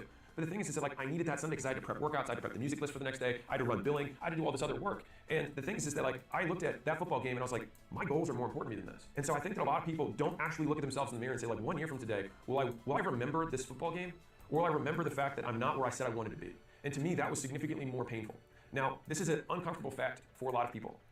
Your ability to delay gratification is actually a function of intelligence. And so your ability to learn at a longer and longer delay is something that comes, we're talking from primates all the way up. And so basically, if you want to teach a monkey how to do something, you have to say, hey, do this thing, and then immediately give them a reward. And the longer that period goes on, the less trainable they are. The sign of intelligence is that you can actually expand the reinforcement window and they can still abstract it back to the original action. If you want to practice intelligence, then being able to actively delay your need for a result or reward from the work you do will make you a more intelligent person because your rate of learning will actually increase, despite the fact that your reward rate will decrease in the short term. And so to give you full transparency on what 2025 might look like if you accomplish your goals at the end, you might have a different friend group or no friends at all for a season. Because you don't become like the people you admire. You become like the people you want to impress. Harvard made this wonderful study years ago about the best predictor of someone's long-term material success was what they called their reference group. Now, this has been misquoted in places by the 5 people you spend the most time with, but it's actually the 5 people you compare yourself to. And that's a very big difference. Now, I want to take it a step further because I think to myself, what are the things that affect our behavior? And so it's really about the people that you want to impress, not necessarily even who you compare yourself to. Because it's the people whose voices you hear when you're about to make a big life decision. And so when you make a big life decision, you don't listen to the people closest to you. You should listen to the people closest to your goals. And some of them may not be in your neighborhood, or your city, or your state, or your high school, or your college. They might just be people you follow on the internet. And you have to abstract, what would that person think about this decision? Not my mom, not my homie, not my uncle, or that person at church. And so I think this is a great transition of thinking through, instead of necessarily even having mentors, having heroes. And transposing what you think their decision-making calculus would be onto your life. And so what's interesting is that I will have conversations with entrepreneurs and they'll say, hey, here's my current condition, this is my desired state, this is what I perceive my obstacle to be. And I say, okay, well, what do you think? And they're like, well, I think you're gonna say I should do X, Y, and Z. And I'm like, you're right, why aren't you? They're like, well, and the thing is that basically what they answer with after that well is, in essence, other people's opinion who aren't at the place they want to be. Here's the uncomfortable truth, which is that winners focus on winning, losers focus on winners. And you never receive hate from above, always below, because winners have their eyes on the goal, not on other people. And so you have to decide whether you want to be a loser or a winner. And I'm just being real with you. What this looks like in reality, and maybe for you in 2025, will be like this. First, you look like an idiot to everyone else while you try to figure it out. Then, everyone else looks like an idiot for ever doubting you. Seasons. And so everyone takes a different amount of years to stop giving a fuck about what everyone else thinks. And if you're going to get there eventually, you might as well start today and enjoy the benefits longer. So if I'm 85 years old, I think about what that man cares about. And that man cares about very, very little. All you have to do is talk to an elderly person or a grandparent and be like, what do you think about this? A lot of people are like, who cares? Like, doesn't matter. Life is literally too short. They literally don't have time for it. And so I think to myself, if that's the ultimate version of me, if I'm going to get there eventually, and that's what the wisest people think after having the most life experience, then why would I not try to cheat code that into today and then not have to go looking back from 85 and think, man, I wish I knew then what I know now. Look forward to 85-year-old self and say, I am going to choose to learn the lesson I know I'm going to learn and act as if I knew it today. Because the difference between them and you is that what they consider work, you consider life. And so you have to accept that you have a fundamental different understanding of how life works. And I believe that is a more accurate view of reality. The reason that the rich can get richer is because they see the world differently than the poor. And so it makes sense that if your poor friends don't see what you see, that they see through the lens of poverty. And all my goal in life is to be able to see reality more accurately. And so in the beginning, you have to develop this armor, this thick skin around people saying those little snide comments of like, you work too hard, you're too obsessed, you have a toxic work capacity. And why are you working weekends? Why are you working late nights? You're not, like, this is not worth it. They're not paying you enough for the work that you do. All of these different things. Because eventually, that armor on the outside actually just becomes one with you, and you don't even hear it anymore. Because I can promise you that those people who were in my life decades ago, they're just not even, I don't hear those claims anymore for 2 reasons. One, because my reality changed so drastically that they couldn't say anything. And secondarily, they're just not in my world anymore. I was only able to get here because what they deemed acceptable, I deemed intolerable. How far you go in life, I truly believe this, is based and predicated only on one thing, which is your actual standard. And so I believe that the person who runs any company or runs any division should be the person who has the highest standards. And if there's ever a day that someone has a higher standard for acquisition.com than me, they should run this instead of me, because they would be the one who's best serving the company. And so the person who should have the highest standard for you is you. And so it makes sense that they have a lower bar. But why would I listen to their bar on my life? I think that that standard is the one thing that rich kids get from rich parents more than anything else. Is because they have an expectation of life. They don't accept opportunities that are below that standard. And so they actually get their huge leg up on the pick, on the vehicles that they choose to pursue. And so one of the tougher parts, if you're not from an area where people make a lot of money, or not from, you don't know anybody who's a super successful entrepreneur, is that you basically have to borrow someone else's measuring stick. And you have to say, is this the standard that Elon would pursue? Is this the standard Bezos would pursue? Is this the standard Jobs would pursue? If it isn't, then why are you doing it? If you want to be like them, then act like them. If you want to be like your friends, then you can act like your friends, but don't be surprised that you have what they have, or lack what they lack. If we're thinking about elimination, we're eliminating bad friends and tangentially their opinions about you that are affecting your behavior. So the next thing are what things are playing interference on your time and your attention. All right. So I would say opinions of other people are affecting your behavior and your decisions. I think that your environment affects your efficiency of behavior. So think about how much more you get per hour of output. If you can't sit still, ignore notifications, and focus on one task for 8 hours straight, never expect to build anything great. And as uncomfortable as that is, it's also the truth. Like, I don't know a single incredibly successful entrepreneur that can't sit down and have hyper-focused periods of time, sometimes weekends, weeks at a time, where they don't talk to anyone and they just hammer away. And it's whether they're coding for software or they're making some insane marketing campaign and all the email follow-ups and all the text follow-ups and the affiliate promotions and incentives, or someone who's creating a product that they're designing and they're in the shop and they keep tweaking at it, or there's somebody who's hyper-scaling the company and saying, I'm going to sit in 20 interviews a day for 7 days straight so I can hire 20 people this week because I need to get going. Right? Like, if you can't sit still and ignore notifications and focus for a day, nothing great will get accomplished. Because it's not about what you want, it's about what's required. And whether that's your best or not is irrelevant. It's just there's a price tag and you gotta be willing to pay for it, or you don't get the thing. And a lot of times it's not what you want. And I spend a lot of time trying to dispel the concept of like follow your passion, because I think it leads more people astray than it helps. Because it's very easy for someone who's successful, who's already delegated tons of things, to only then focus on their area of genius and then say, here for my seat, do what I do. But there's a very big difference between doing what someone does and doing what they did to get there. And I think this is what's lost in a lot of the content that I see in the entrepreneurial space. And to be clear, whenever I'm trying to get to the next level, I often have to take on things that I don't know how to do. And I have to learn how to do that, which means I have to suck for a period of time. And sucking sucks. But the thing is you have to be able to embrace that period of time and say, like, this is the cost of greatness. And so I'll give you something very tactical. So I have timers in a lot of my offices, and my team has adopted this too, which is I like to time block, which is essentially saying, how long do I think this is going to take? And you can do this on a week scale, you can do it on a daily level, it depends on the level of project you're tackling. But for me, even on the most micro level, I say, okay, how long should this take? I'll then crank this thing, boop, I think this should take 20 minutes, and then I hit start, and I let the timer go. And if for whatever reason something distracts me, I pause it, so that I know that I didn't actually work that period of time. And so what happens is it will give you a very real look at how long you're actually working versus how long you think you're working, and you tell other people working, and you Instagram how long you're working. And as I've become more efficient at work, meaning my output per unit of time has gone up, I've realized that there's just been a significant decrease in the distractions that I allow to interrupt me. Again, if you want to stay focused, staying focused is not like zeroing in and saying, I'm gonna do it just like I'm gonna just zoom in on this thing. It's more that focus occurs when you remove everything else. What's left is focus. And so Jerry Seinfeld has this famous process that he talks about with writing. And I think writers are also wonderful people for talking to for deep work because it's the nature of the work they do. One of the things that he did, and he has done for years for his stand-up so he can script it out, is that he locks himself in a room that has no windows and it has nothing but a yellow notepad and a pen. And he tells himself that he has to go in that room and he doesn't have to write, but he can't do anything else. And so what ends up happening is that writing occurs as a default. And so focus kind of works the same way. You eliminate everything else to create focus. You don't try and push harder while also having these disruptions. So there's 3 easy ways that I make my phone less distracting. The first is I switch it to grayscale. And so grayscale decreases consumption across all people by 30%-ish, and that's research backed. It's pretty cool. The second thing is turning off all notifications across all apps on your phone, because you never want your app to be dictating when it's convenient for the app to disrupt you. Like, how ridiculous is that? But we let apps have that permission. Most phones and people want to push notifications to you. I want to pull them when it's convenient for me. The third thing is other people. And so I have a mode on my phone where no one can get through. And when I do that, then I can reach out to them when it's convenient for me. Because if it's actually an emergency, call 911. And if it's not a true emergency, then it can wait. And my team wanted to remind me that I don't email. I heard in, I think it was like 2016, that Bill Clinton didn't use email. And I was like, if he's the president and he doesn't use email, I cannot use email. And so my team doesn't contact me via email.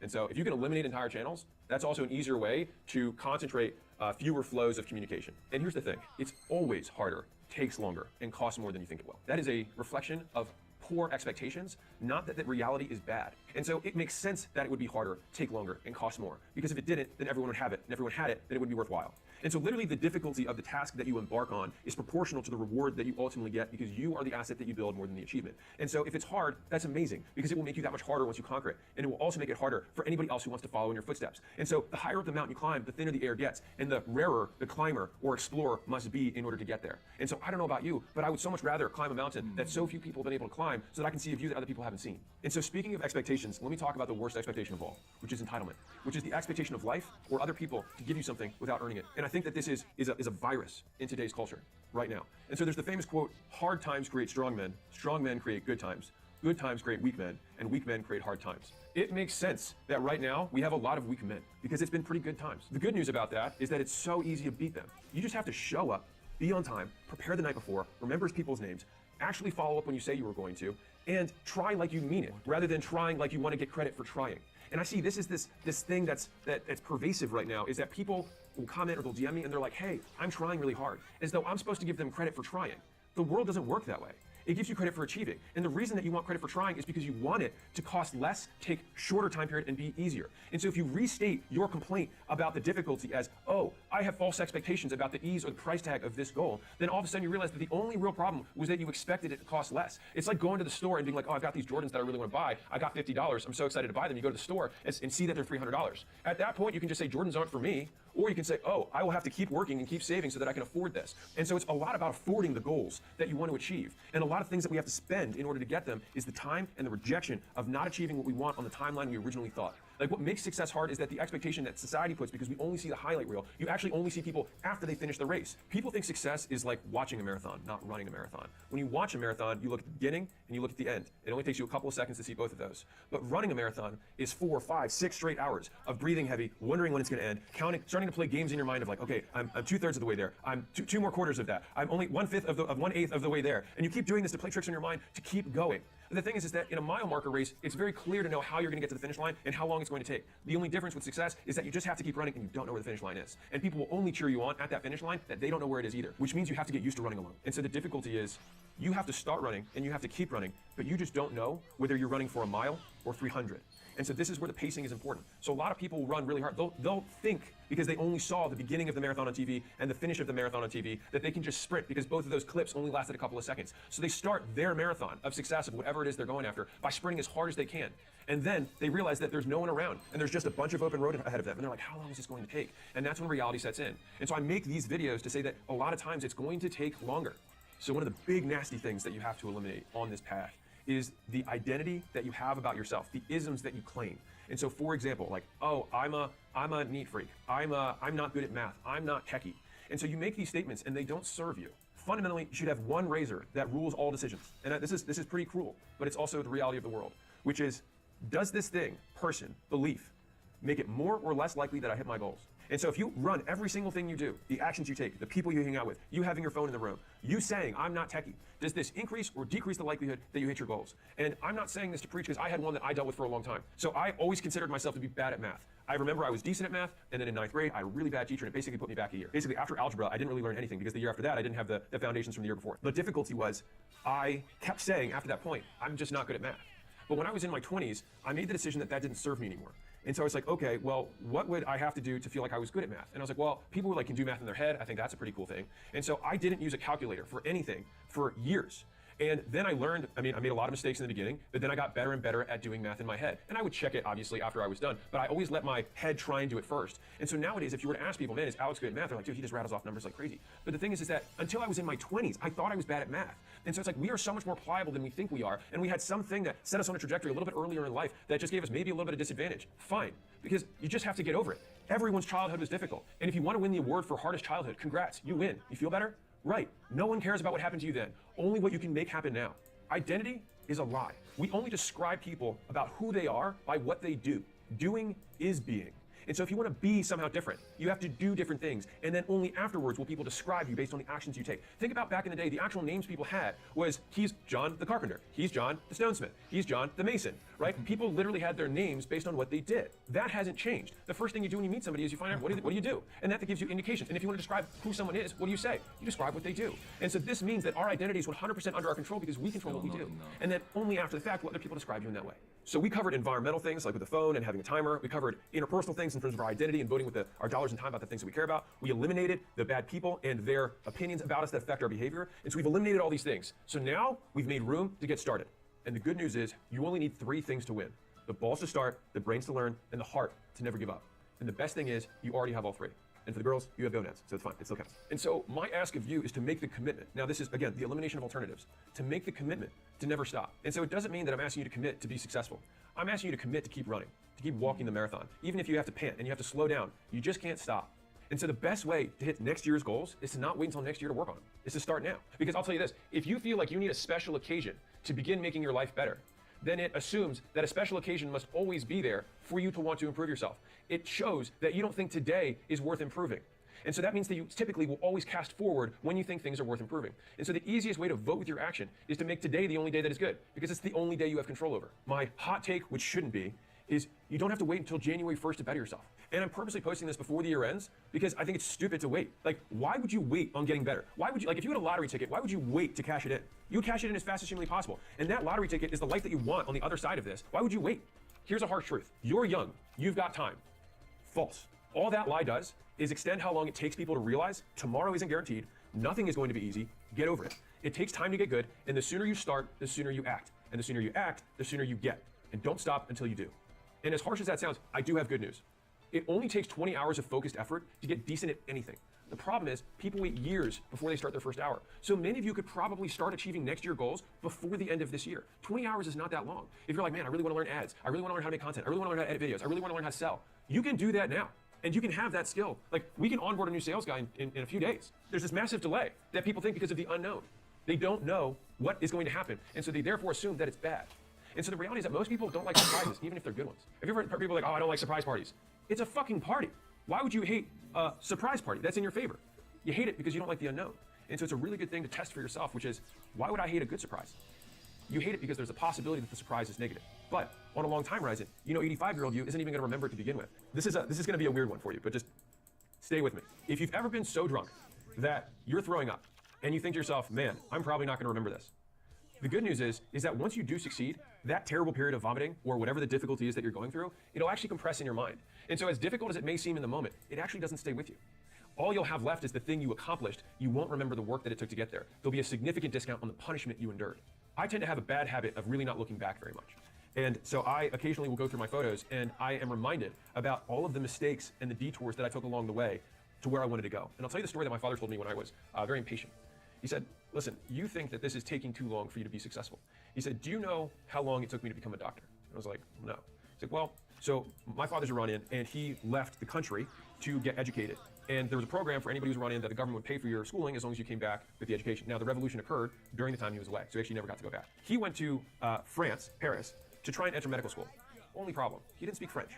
And so he's trying to do pre-med in another language as somebody who doesn't even share the same alphabet. And so he failed that year. He then took the second year. He tried again because you're allowed in France, it's a different system. You can just basically try as many times as you want. He started again.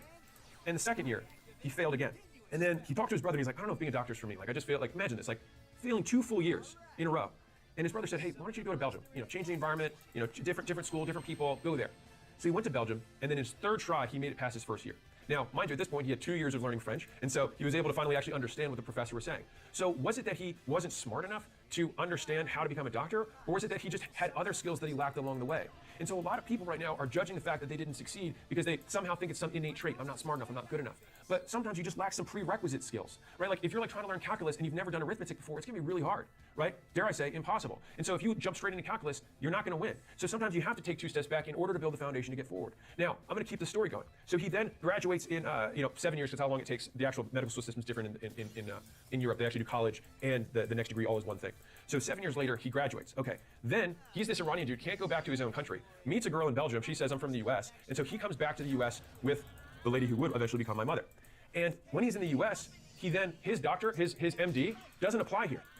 So he then has to basically do it again in the United States. And in order to do this, you have to get a residency. Now, getting a residency as someone who's a foreigner back then was pretty tough.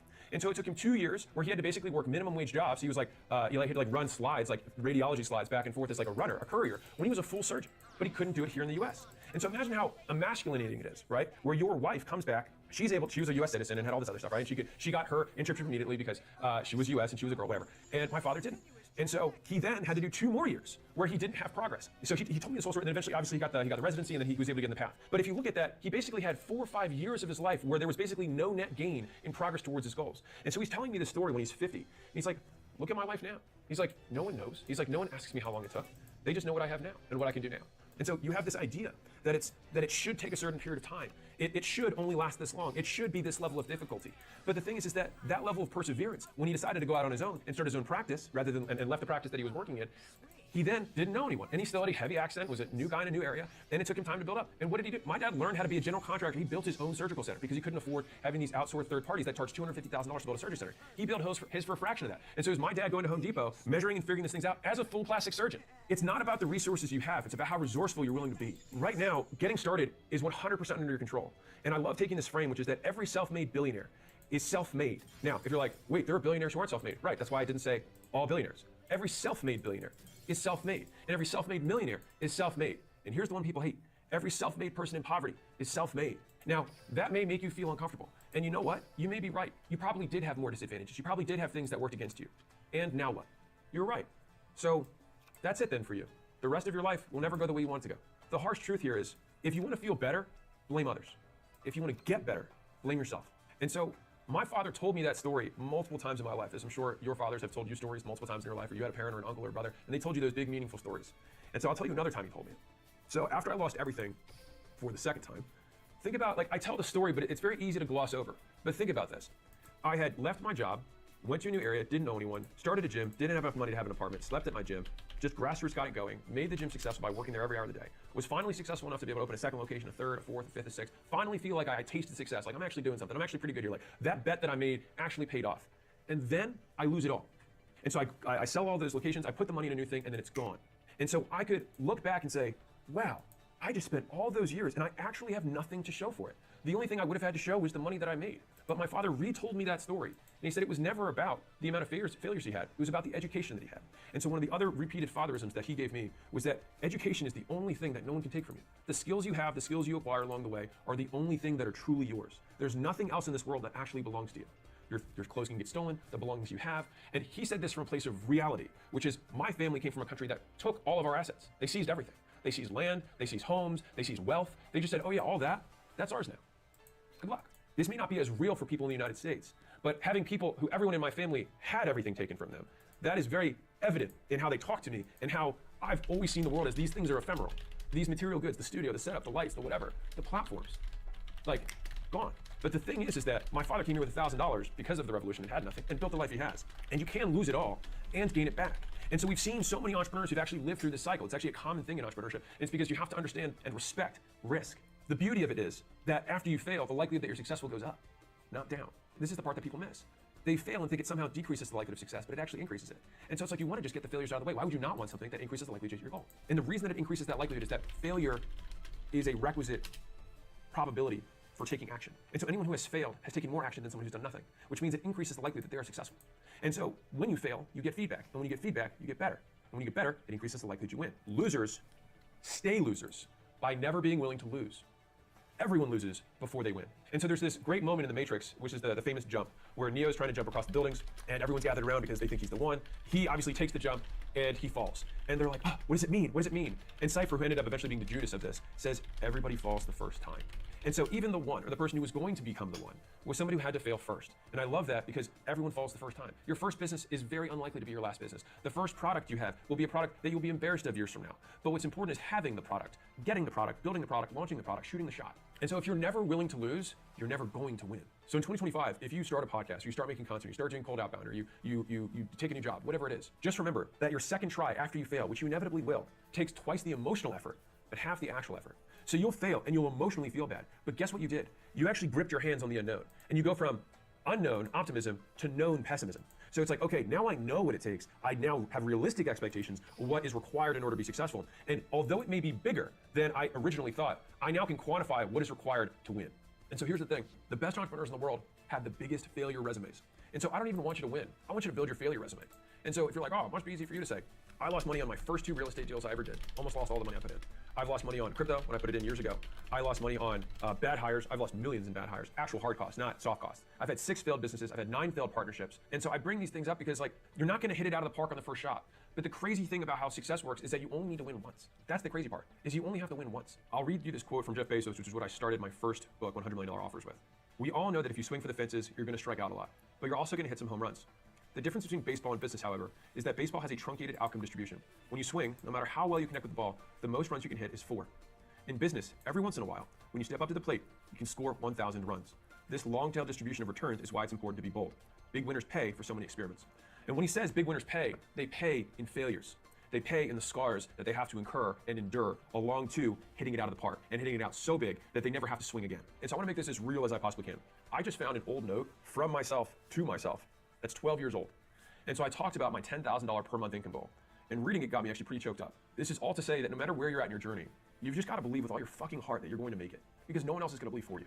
Because you can never expect someone to invest in you more than you invest in yourself. And the crazy thing is, some people say they kill for a shot or they die for a chance, when in reality, they won't even wake up 60 minutes earlier for it. So we've eliminated the distractions, all of the things associated with not doing this stuff. And now, hopefully, I've removed some of the mental BS around getting started. And so now, once you start, you got to get better. Connections, money, looks, intelligence, those are all great. But you can beat someone with all of those things if they have only one trait, an insatiable desire to improve.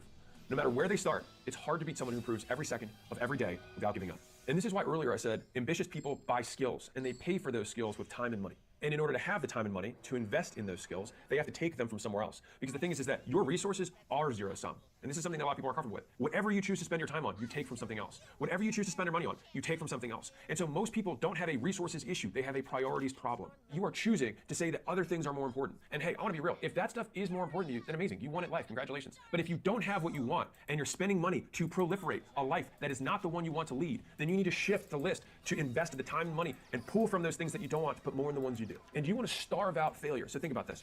One of the easiest ways to have more money is to work more hours. You're like, how is that possible? Well, when you work more hours, it actually kills two birds. One is that you actually make more money when you work more hours. But on top of that, you don't spend money because you have less time to spend it. And so every hour of work is a net positive in two directions. So it saves you money you're not spending and makes you money. And so you want to find those little twists that you can make in your investments of time and money that are outsized. It's not just that you gain, you also stop the loss. I've always been willing to bet big on me. And so a lot of you guys are trying to like bet big on Dogecoin or some meme thing or like some get rich quick. And I promise you, the guys who have all the money know how to do it better than you. And if you have your last $1,000 or $5,000 or $10,000 that you're like, what do I do with it? Bet on you, because you'll never sell you. You're a long-term hold, right? And so if you get better, you guarantee the win. And every investment you make compounds. You guarantee compounding because every skill stacks on top of other skills. Steve Jobs talked about how when he went to college and learned calligraphy was the reason that fonts showed up in the Mac later. And so he talks about you can only connect the dots looking back. You want to double down on investing more into you getting skills. And I'll tell you something that you probably don't know. So I spent $10,000 and I only had $50 saved up after years of being a consultant. So I had $50,000 saved up. I was 23 years old. This is my life savings. I spent $10,000 to get a gym coach. I joined a mastermind for gym owners. Fun fact though, I didn't have a gym, but I figured if I go to a mastermind of gym owners, I'm gonna learn so many of the things that they made mistakes on when they started their gym. They're gonna have opinions on how I should lay out the square footage, what locations I should pick, what model I should use. And so rather than say, oh, I'm just gonna find out all these failures on my own and take 5 times as long, I was like, I'd rather pay $10,000 to pull 5 years forward into the present. And so I was able to get that first location up and profitable and outsourced by month 9. Now some of the guys in the mastermind were at year 5 and still hadn't done that. I pay down my ignorance tax as much as I possibly can because the cost of you not being able to achieve your dreams, the price is ignorance. And the debt that you pay is the distance between where you are and how much you'd be making if you knew how to do it. I've told this story before, but I think it's something that's so ingrained in how I think in terms of how I price what I'm willing to pay in time or money. And before I tell that story, I move geographically whenever I see an opportunity to get around someone who's better than me. And so when I wanted to learn fitness stuff, I moved to an area where I knew there was other fitness entrepreneurs that I was like, well, maybe I'll be able to hang out with them a little bit and I'll learn a little bit there. And I went to a city I didn't know anything about. I didn't know it. And when I wanted to get in the gym space, I said, well, California is like the capital of fitness, SoCal, so I'm gonna move out to Southern California because the best guys will be there. And if I can win there, I'll be able to win anywhere. And so I moved out to California without knowing anyone. Whenever I've had these big transitions in my life, it's not only being willing to bet with my money and bet with my time, but also bet with my geographic location. I'm willing to risk losing the relationships that I had to gain relationships that I need. And so 2025 for you might mean that you have to leave where you're at. And that could mean across town, but it could also mean across the country, or even across into a different country. It may mean that you're gonna take all this money that you used to spend here and spend it in an entirely different way. You probably are gonna have less stuff. And that's okay, because that stuff only deteriorates, it only gets worse, but you will only get better. Don't invest in Dogecoin. Don't even invest in the S&P 500. Invest instead in the SME 500. Invest in you because you will always beat a 10% return in the stock market. And if you think that Dogecoin is going to outcompete your personal growth, you're never going to win. Anyone can get rich fast, as long as you're willing to make no money for a long period of time while you work to get good enough to get rich fast. And so I told you I'll tell you that story. The story goes like this. A guy is actually using this as a sales close to an audience. He wrote $1 million on a whiteboard in front of an audience. And so then he called out to a lady in the front row and he said, how much do you make, ma'am? And she said, $50,000. And he said, okay, well, right now, you pay reality $950,000 every single year for not knowing how to make $1 million. And when I saw that, I realized that the value of the skill of making $1 million is the difference between what I'm making and what I could be making. And people wildly undervalue how much more they could be making once they have a skill. And so if you're the type of person who can actually follow instructions, show up on time, smile, be able to fail and keep going, virtually all education will net you a positive yield. Because let me ask you a question. Would you pay $950,000 to make $1 million and be able to make $1 million every year? Well, that would be an insane deal. You pay it once and you get the skill forever. So every year after that, you make $1 million a year? Well, of course you should. Now, once you make the $1 million a year, are you willing to give 100% of what you make to make $10 million a year? Of course you should. And that's why education is by far the highest return. You can learn how to make $1 million a year for probably close to $200,000 a year. And you're like, well, where do I spend it? You'll spend that on conferences, you'll spend it on seminars, and it'll likely be in $2,000 to $5,000, sometimes $30,000 chunks. But for some reason, you're willing to spend this on some academic who hasn't been in reality for 20 years because they're on tenure and thinks that the world is just going to hand you stuff because that's their reality because they're government funded. Or you can pay money to people who live in real private businesses who do this stuff for a living. And here's the thing. I have never paid for education and not gotten more than what I pay for. Now, I don't want to conflate that with the fact that I paid for things that I didn't think was worth that money to other people. But I always ask myself, okay, number one, how can I become the best student who's ever gone through this? How do I become this person's #1 success story? And I've told every program, every partner, every vendor that I've ever worked with, I will be your biggest success story. And so the reality is, once I am their biggest success story, is that because of them or because of me? And I think that's a choice that you get to make. Am I going to be the #1 success story, or do I want to be right and prove that they're not good? Well, congratulations. Maybe they're not that good. Well, what does that leave you with? No skills and less money. If you choose to succeed anyways and say, what can I learn from this person? Because I've learned just as much from bad people as I have from good. Because a lot of times getting good is actually the removal of bad. And so if you find out other ways that people do a terrible job, it's also a wonderful way of figuring out how to not do a terrible job. And so if I want to create a product that's exceptional, and I say, let's say I want to put a phone, a camera, the internet, email, all in one place. If you remove all of the stuff that sucks from all of those things, what you're left with is an iPhone. Most times, you can always get more than what you pay for when you invest in you. So let's get really tactical.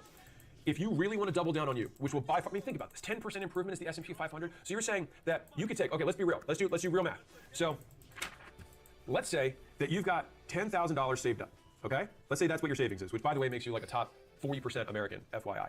So let's say you've got $10,000 saved up. You could put in the S&P 500 and have that $10,000 be $10,900 1 year later.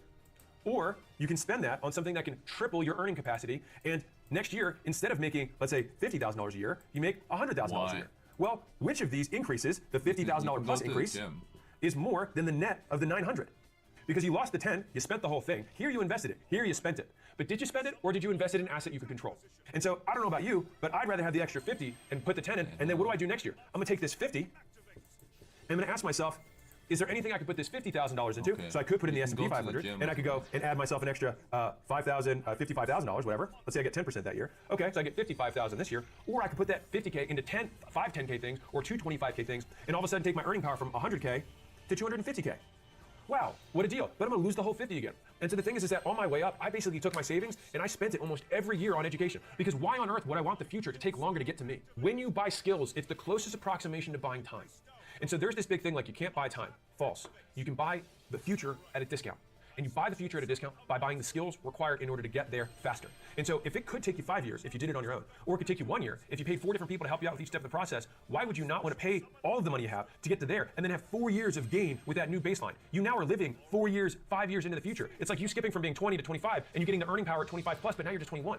And then when you're at that point, you pull the next 5 years forward. And when you're 22, it's like living like you're 30, right? Like now at that point though, you might spend all your savings yet again. And this process has been one that I have consistently done for the entirety of my career. And it just gets to a point where you can't even spend the money. And so my very controversial advice is spend all your money on education for as long as you possibly can until you can't even spend the money because you're making too much of it. And so how do you become an expert? You do more repetitions than anyone else in a narrow field, which also means you fail more times than anyone else in a narrow field. And so if you want to beat someone, just try 10 times harder than them. And you only really need to try 2 or 3 times harder, but you probably don't realize how much harder they're trying than you are. So try 10 times harder just to make sure you win. People reject this idea that someone can work 10 times or 100 times harder, but I define work as output. And so for you to say that someone can't produce 10 times more than you is just factually false. There's tons of people who produce 10 times more. There's tons of people who produce 100 times more than you. I'll give you the easiest example in the world. A lot of departments run on weekly cadences. They say, do this thing by end of week. Oftentimes, you can ask that person, how many hours will this really take you? And then that person will say something like, I don't know, 3 or 4 hours. You say, okay, well, why don't you just get it done by noon? And then at noon, you say, okay, what's the next thing gonna take? And they'd say, probably another 3 or 4 hours. You say, cool, get it done by the end of the day. Now from those 2 cycles, that would have normally taken 2 weeks or 14 days, but instead it got done in 1. And so just right there, you got something done. You got 14 times more done than the competitor who's doing things on a weekly basis. And so this is how you drag the future to the present, is that you're not focusing on how hard you're working, you're focusing on how much you're getting done. You'd be amazed at how much better you get after you've done it 100 times. If you wanna win, do it again. I wanna be clear. You don't just post 100 videos in a row and see what happens. You post one, see what worked, and then try and do more of that thing. And so the idea isn't just raw effort, it's raw effort with an improvement loop. And so I remember one of my favorite words that I have to teach sales guys, because it's a very repetitive task to teach someone how to sell, is great Do it again. Great, again. Great job, again. And so it's that repetition that breeds the nuance of skill. And you want it to be so drilled into you that you no longer have to consciously think about how to do the thing, because you can then do it as a natural skill so that you can move on to putting your attention to the next skill. So it's not just about learning how to do it once, it's about learning how to do it so many times that you don't have to think about doing it at all. Especially if you're starting out, your goal should not be passive income, mainly because you don't have enough money for the passive income to mean anything. Instead, you should learn how to make money while you're awake before trying to learn how to make it while you sleep. You crawl, then you walk, then you run. Once you have more money than you can possibly reinvest in education and acquiring more skills, then you can take the leftover and put that into your passive income pool. And so very, very tactically, this is what I'll walk you through. You should have an education investment budget. And so just like you spend X dollars per month, so let's say we pull all of your expenses down and you're making an extra $1,000 a month. Okay, now if you're not eating out, you're not buying new clothes, you're not going out with the boys, you're not spending money in stupid ways, if that's what you're doing, then you're gonna have $1,000 left. If you have that, then you can take that money and every month you can put it towards a bank account that you can either choose to immediately spend or save up for something that is more expensive. And I can tell you that a lot of what I learned when I bought programs and seminars and conferences and things like that wasn't even from the content itself, but it was connections that I was able to make at those types of events that I was then able to leverage the one skill I had, which I was good at sales, and then start giving that away to every person I met so that I could collect those IOUs and then learn skills for free. And so it's like I really just needed a ticket to get in the room, and then I could trade with everybody else with the skills I had to then get to learn theirs. And so as wild as this sounds, at the end of 2025, you could be dead broke, but rich in skills. And so let's say at the end of next year, you actually have no more money, but you now have the ability to make more money. And so just like my father had to start over from nothing after losing everything, he didn't lose everything. He still had the most valuable thing he had, which is that he was a surgeon. And so he knew a skill, and he could make it work here like he'd make it work there. And that is something that no divorce can take from you, no government can confiscate, and it's something that's with you till the day you die. And so that's how you get better. You keep going, you keep improving the feedback loops, you invest appropriately, and you keep going all in on you. We've eliminated everything that's bad, we've started something that's good, we've gotten even better at being gooder, and now finally, we've got to stick to it when it gets tough, because it will. Here's something that's taken me way too long to learn. Staying focused is like beating addiction. It's not a one-time victory. You have to fight it all day, every day. Then wake up and do it again tomorrow. Because the thing that's going to distract you is going to change every day. The thing that's going to trigger your addiction to distraction is going to keep morphing and changing its form so that it can steal or rob you of your future. And so you have to be adaptable in knowing that you have to fight it every day. And so it's not good enough to just say I was focused for this week. You've got to wake up on the 8th day and the 9th day and do it again. And so you remember that guy who got rich dropshipping and day trading and buying crypto and wholesaling all at the same time? Yeah, me neither. Focus. To win in business, you need to be able to say no without remorse and hear no without a loss of enthusiasm, which means that you have to keep feeling rejection, keep failing, and keep going while being willing to reject basically everyone else. And that seems so counter because you're right there and you're like, man, I don't want to reject this person because I know what it feels like to be rejected. You need to be able to maintain this discrepancy so that you can create the space to do the work that needs doing. So there have been a couple of lessons that I have learned over and over again in my career. I've had to relearn. So it's a lot like a fine wine. It's like it gets better with age and there's more nuance to the flavor. So I think focus is not are you focused or not, it's how focused are you. And you can measure someone's focus by, again, the quality and quantity of things that they say no to, which means that as you get better, more opportunities will emerge, which is interesting because people who start out can't see opportunity anywhere. And it's because they have so few skills. And so there's very few opportunities for them. When you have a lot of skills, there's so many opportunities that are in front of you that you feel like you're missing out. But the real opportunity is actually in solving the problems in front of you. I was able to, in my opinion, become another order of magnitude greater in terms of entrepreneurship, which I would just measure by wealth. Once I was able to learn to say no and accept that I would not be able to pursue the many things that I know I could crush. Because once you realize how much actual work it takes to make something good, you realize how few things you're actually going to be able to do in your entire life. And so this is why picking becomes so important. Right now, the things that you're gonna have to say no to are really the distractions and kind of, in some ways, easy. Say no to fantasy football, say no to drinking beers with the boys, going out with the club, whatever. But in a year from now, once you have more skills, there will be more opportunities. You're gonna have multiple $10,000 a month income opportunities that you're gonna have to say no to stick with the one that you have. And then once that thing becomes a $100,000 a month thing that you're doing, you're gonna have to start saying no to multiple $100,000 a month opportunities. And here's the thing with opportunities that come up. They only show you the upside and not the downside. You have to know where the skeletons are buried. You have to know where the bodies are. If you don't know, and I've gone through this visual because I think about it every single time I have to walk through not doing something. You are here. You see this new opportunity here. Then you understand the downsides here. Then you live the downsides. Then you experience the upside. Then you achieve your goal. And so this is the starting point. This is called uninformed optimism. This is now informed pessimism. This is the valley of despair. And this is where most people quit. But what they do is they don't even quit because they don't want to say they quit. What they do is they start another one of these things. And they say, oh, this is now my uninformed optimism. And then, oh, now I understand this more. But the thing is that they never actually get through to this upside. And so they just keep jumping from thing to thing to thing over and over again. And so the reason it takes so long is because you're in a rush. Big things don't happen on small timelines because you have to start from zero over and over again. And if you actually stick with it, it's actually the shortest way to get to where you want to go. It just takes longer than you think. Must be easy for you to say is probably something that you might think by watching this or listening to this. And I like to tell the story because in July of 2017 is when I started my podcast. And it was 90 days after I lost everything, the last time. And from that point until now, It's taken that period of time to get to over 1 million downloads a month. And for the first 3 years, and I was making multiple podcasts, we're talking 300-400 episodes. For the first few years, I never really cracked 3,000 downloads a month.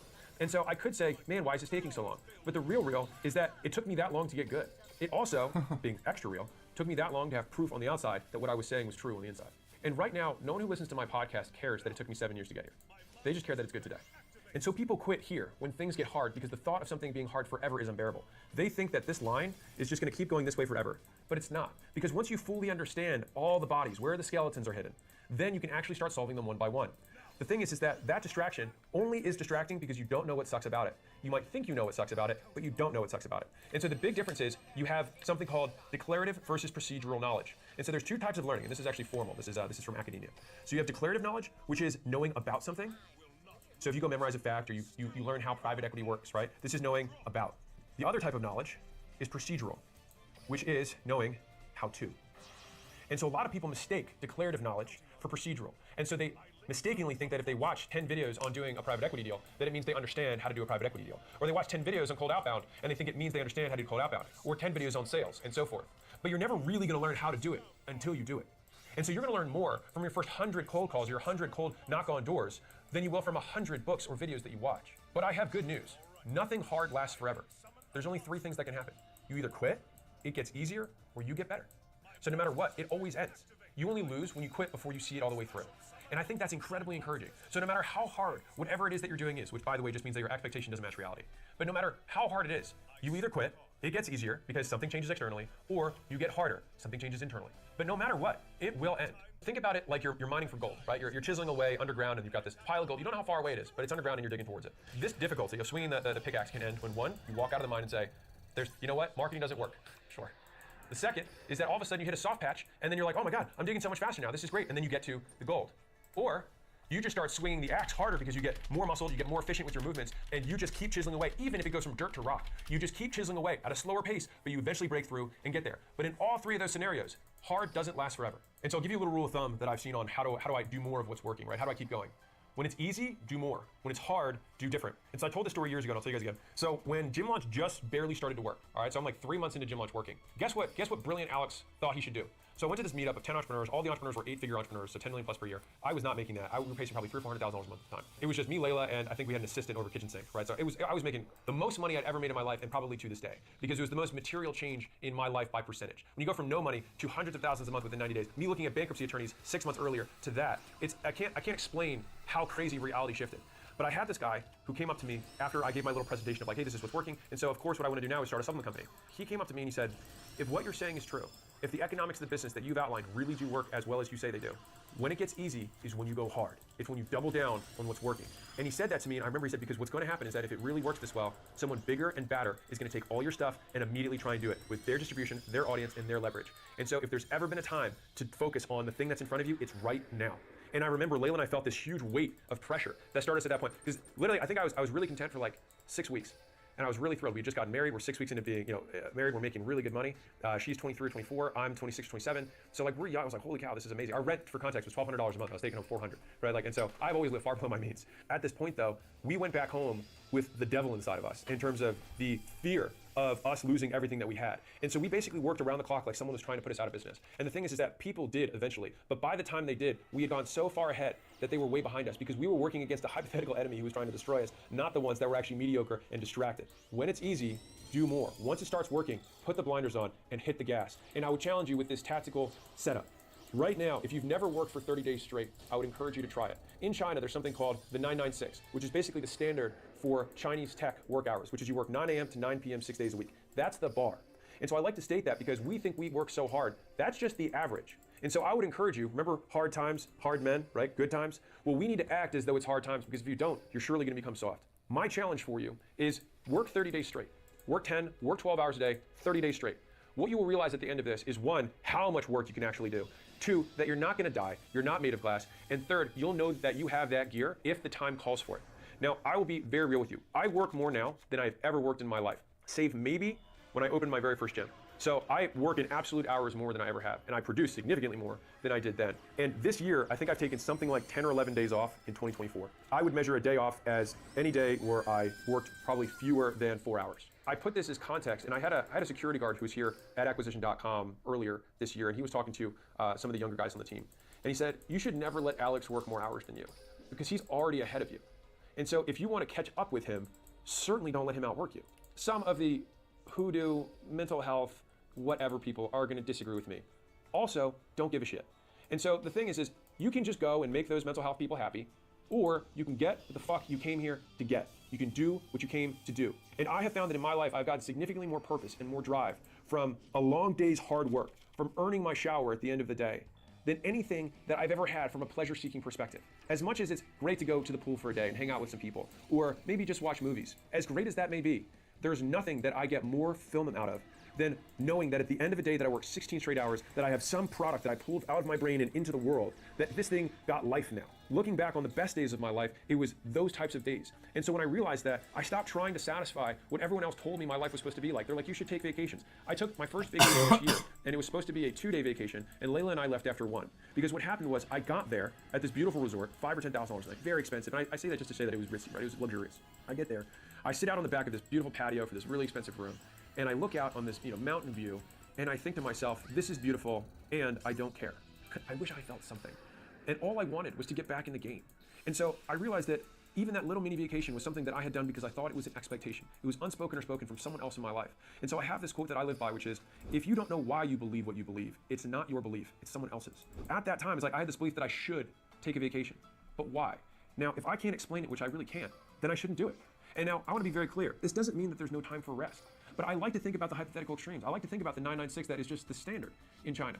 And I like to think about people in the Middle Ages and the Dark Ages. They worked above their shop, and they didn't have, like, the 7-day or 5-day work week is something that was invented in the last 100 years. This is not pointing to your human capacity. This is pointing to a societal constraint. I think that a truly liberated individual operates purely from first principles of, what do I want? What does it take to get it? And then what are the things that hold me back? And those things that hold you back are going to be physical constraints. You can't operate without sleep, not for an extended period of time. So I'm not saying don't sleep. Sleep as much as you can. I'm not saying that you can work physical labor all hours of the day without rest. You need rest. And sometimes you need mental rest, which is different than physical rest. And that's okay. So if you need, and I'm gonna put need in quotes here, if your way of unplugging is watching Netflix, cool. If your way of unplugging is gardening, cool. If your way of unplugging is working out, cool. Do what works for you. But fundamentally, the goal is to increase total net output over the longest period of time. And so it's not about, okay, I'm gonna work 24 hours straight. Well, you're actually gonna take from tomorrow, so your net output over 2 days is gonna be much worse. And so it's really balancing that. And I learned that much later in life. I was able to get significantly more out of myself working 7 days a week and working 10 hours, 12 hours on those days, rather than working, call it 18 every day. That was for me a little bit too much. Now, I have had seasons where I call it 3 shifts. So basically I work 6 to noon, noon to 6, and then I work 6 to basically sleep time when I get back home. I only usually have to go into that gear probably once a year for maybe 6 weeks to 8 weeks is when I have to go into the 3rd shift. But most of the times, I can pretty much sustain 12 hours of work a day, kind of indefinitely. I bring this up to kind of set the bar for at least where I'm at, so maybe you have some sort of benchmark. But if you're wanting to get ahead, I can promise you working less is probably not the way to do it, especially when you don't have as many skills. Because the fewer skills that you have, the more labor or volume you have to compensate with in order to make up for the ineffectiveness per unit of time you work. And so in the beginning is when you actually have to work the most. But in the end is when you want to work the most because of how much more you're getting for it. So my team wanted me to make this point because they've obviously seen me work and they're like, I don't think this is coming through in this video, which is that I have an obsession with speed. This seems kind of weird in juxtaposition with patience, but this is the very classic micro speed, macro patience, you know, whatever ism you prefer. The idea is though that you want to pull reality forward.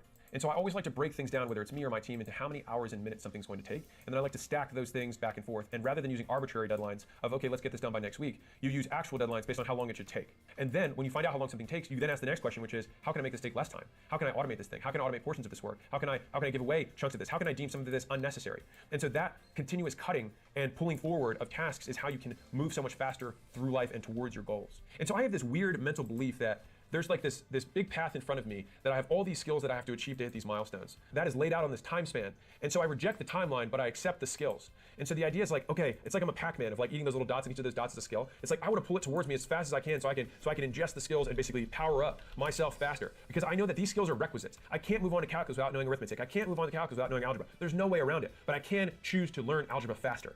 And so then it's like, okay, what is required to learn algebra? Oh, and if I do more problems faster than the standard person, then I'll get there faster. And so if the class says, okay, I need you to do these 10 problem sets and they're due next week, well then how long does it take for me to do those problems? Maybe 30 minutes. Then why can't I do my second lesson 30 minutes later and then do another 10 problems and do my third lesson 30 minutes after that and do another 10 problems? Well, if that's the case, then I can do an entire year's worth of work in a week.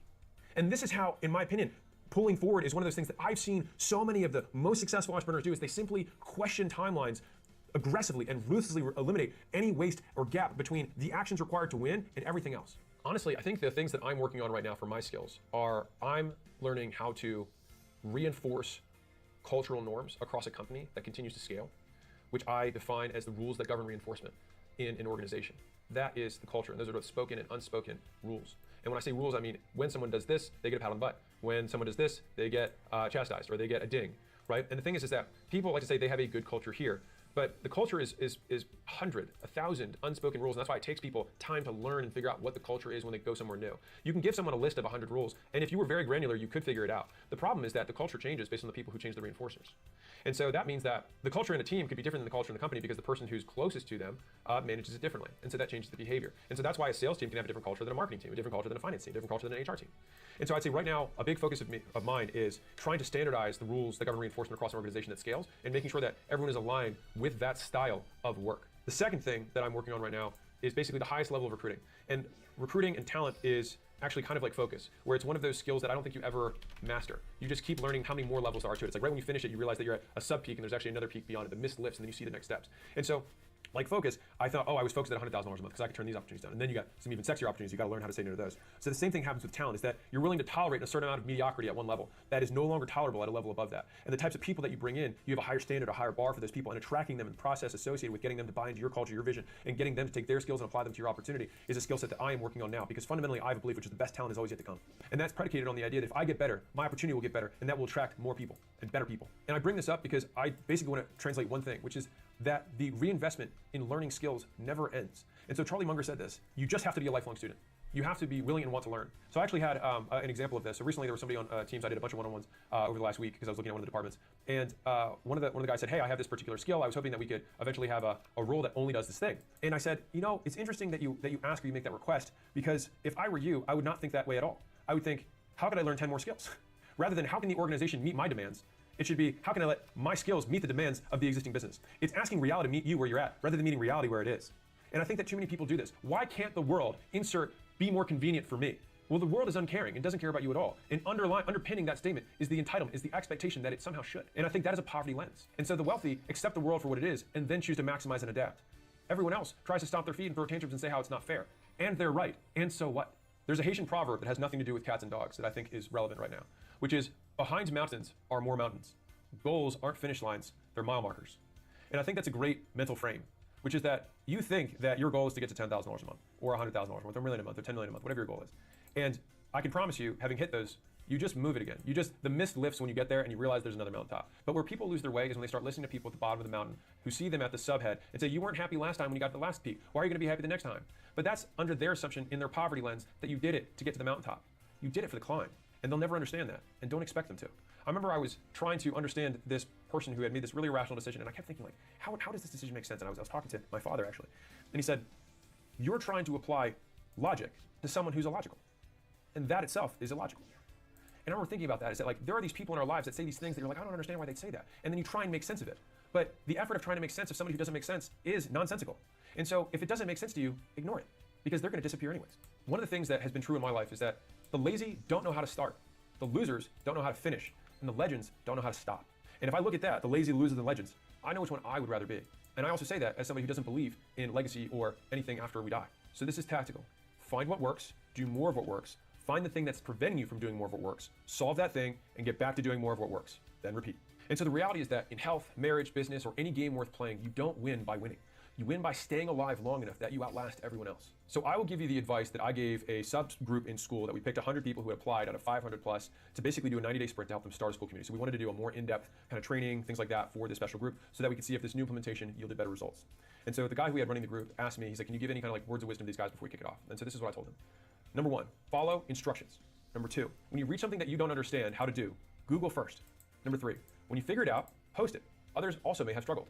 4, actually follow the rule of 100 daily, which is that you reach out to 100 people, you make a post that you spent 100 minutes on, spend $100 plus on ads, and you spend at least 100 minutes a day making and improving ads and researching ads. As long as you do those things consistently and you get better, you will see results. And the amount of you that I see who tag me in like day 4, day 20, day 30, the guys who are at day 60 of Rule of 100 are like, I have more business than I can possibly handle. The problem is no one sticks with anything. And this is why I want you to stick with it. Rule number 5, you will be excited for a week. Then excitement will end. And that is where the work begins. 6, your work works on you more than you work on it. You are the product that's getting built more than anything that you're actually putting into your business. Remember that. 7, everything is unscalable in the beginning. That's the point. It's how you learn every piece of it. And once you learn every piece of it, people will call you an expert. 8, the pain of repetition is what forces you to seek improvement. When you figure out ways to get more for what you do, you've gained skill. People want to avoid the pain. One of my favorite bodybuilding coaches, Milo Sarchev, talks about this in the context of how to grow a muscle. He says, find the pain. And then he'll just shout, he'll be like, suffer, suffer. He's like, stay there, find the pain. Because the thing is that pain is what forces you to change. And so if you encounter the pain and then say, oh, it's not working, that's the pain that you need to lean into, because when it's not working is what will force you to do an improvement. And that's how you get good at making better content, get good at making better ads, get good at having more effective reach outs on different channels, whatever. It's that pain that forces you to improve. 9, if you complain, you are dead to me. And I said this because I believe it. Like, there is nothing weaker and more helpless and that has lower agency than someone who simply complains about what has occurred. It's something that happened in the past or is in front of them in the present, and regardless, complaining literally does nothing. It's a net zero. It's a net loss. You both lose the energy that you could have spent improving, and you also lose respect from every single person that you complain to. And they will associate the complaints with you. They won't remember what you complain about, only that you complain. 10, literally thousands of people have already succeeded. You are not special. Repeat the same activities, and you will be able to repeat the same outcomes. Before you make a conclusion that something doesn't work, I want you to state the objective truth of what you're claiming. You're like, Facebook ads don't work.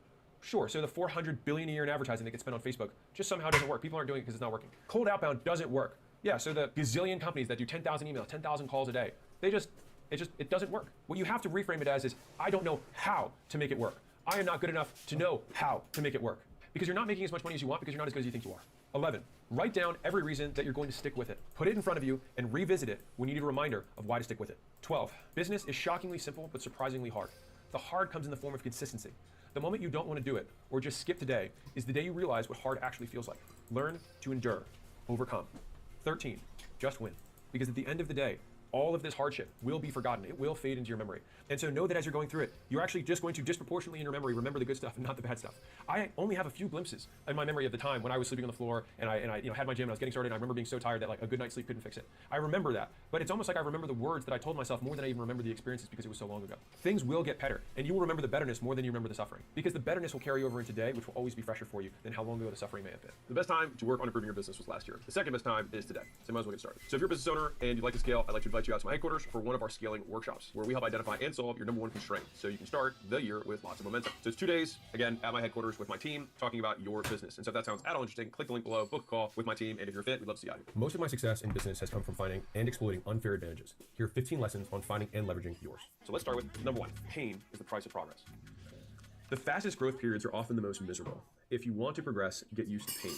If you think about what actually occurs when you grow, you stretch past your point of comfort. So even if you're growing a muscle, like you stretch it, you break it down, it's painful. If you have growing pains, like as a kid, it's like you grew too fast and your joints are in a lot of pain. If you're a company and you expand, this is technically supposed to be good stuff, but it doesn't make it any less painful. Elite athletes don't get stronger during easy workouts. If we want progress, we must accept the price of pain that's attached to it. You cannot both want progress and live an easy life. These two things conflict. Number 2, happy but not satisfied. So let me explain this.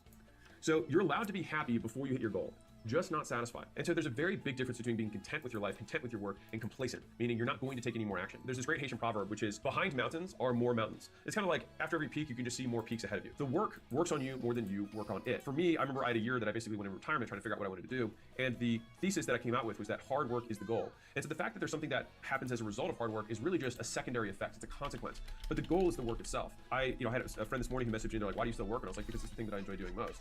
And when I look back on my life, when I didn't work, I was bored and felt depressed. And when I do work, I am stressed, but I do have moments that I really enjoy as well. I took this as a kind of a foundational truth for me, not for everyone, that there's misery on both sides, so I might as well be productive and useful. And the only way to be productive and useful is to be happy about the process, but not satisfied, so you can continue to provide value to the world. Now, number 3, ignore critics. Now, this is probably easy to say, hard to do. So let me break this down a little bit more. So, friendly reminder that most people are fat, poor, pansies. Don't listen to them when they try to deter you from doing whatever it takes to succeed. So the average person will always try to keep you average. It makes sense that if you want to be extraordinary, you will do things that an ordinary person would see as extra, right? And so a lot of people, this is the really hard part that I had to come to terms with, is that a lot of people want to see you fail because it justifies the risk that they chose not to take. We always have to think about listening to the people who are closest to our goals, not closest to us. And if you want a more violent version of this, your critics are going to eventually die. And their opinion isn't going to matter then, which means it probably also doesn't matter now. So might as well do what you wanted to do originally. Number 4, selective productivity. Productivity comes from all the things that you choose not to do. I'm gonna define 2 more terms for you, so I think it's important. I see commitment as the elimination of alternatives. So if I get married, then I eliminate all alternatives to the person that I'm married to, right? That is commitment, right? Which is very similar to focus. Focus, if you think of the hypothetical extreme of focus, is that somebody does literally nothing but one thing. So they don't eat, they don't sleep, they would eventually die, but they would be 100% focused during the time that they were alive, right? Obviously, we have to put a couple things in. You have to eat food, you have to sleep, right? But the most focused person does the fewest things outside of the thing they're focused on. Focus is about the number of things that you say no to. Having this framework is, in my opinion, more powerful for productivity than just about anything else, right? People are always trying to figure out like productivity hacks, but they want to add things to their lives to become more productive, which is completely counter to what focus even means. It's getting rid of everything that's not the thing is how you focus. Now, part of that also means environmentally, right? So if you like have a window that you look outside of, and you've got people who walk past your office, and people get knocked on the door, and you've got Slack notifications, of course you're not focused because all of those things are not the work. So I'm gonna give you an analogy here. So imagine there's a wall that you have to get over, all right? In order to, you have to get a critical mass to get above this wall, right? And so you start putting up, these ladders against the wall to try and climb over the wall. All right, this should make some sense. But as you try to build up the little rungs of the ladder, so you put 4 rungs up. Well, welcome back to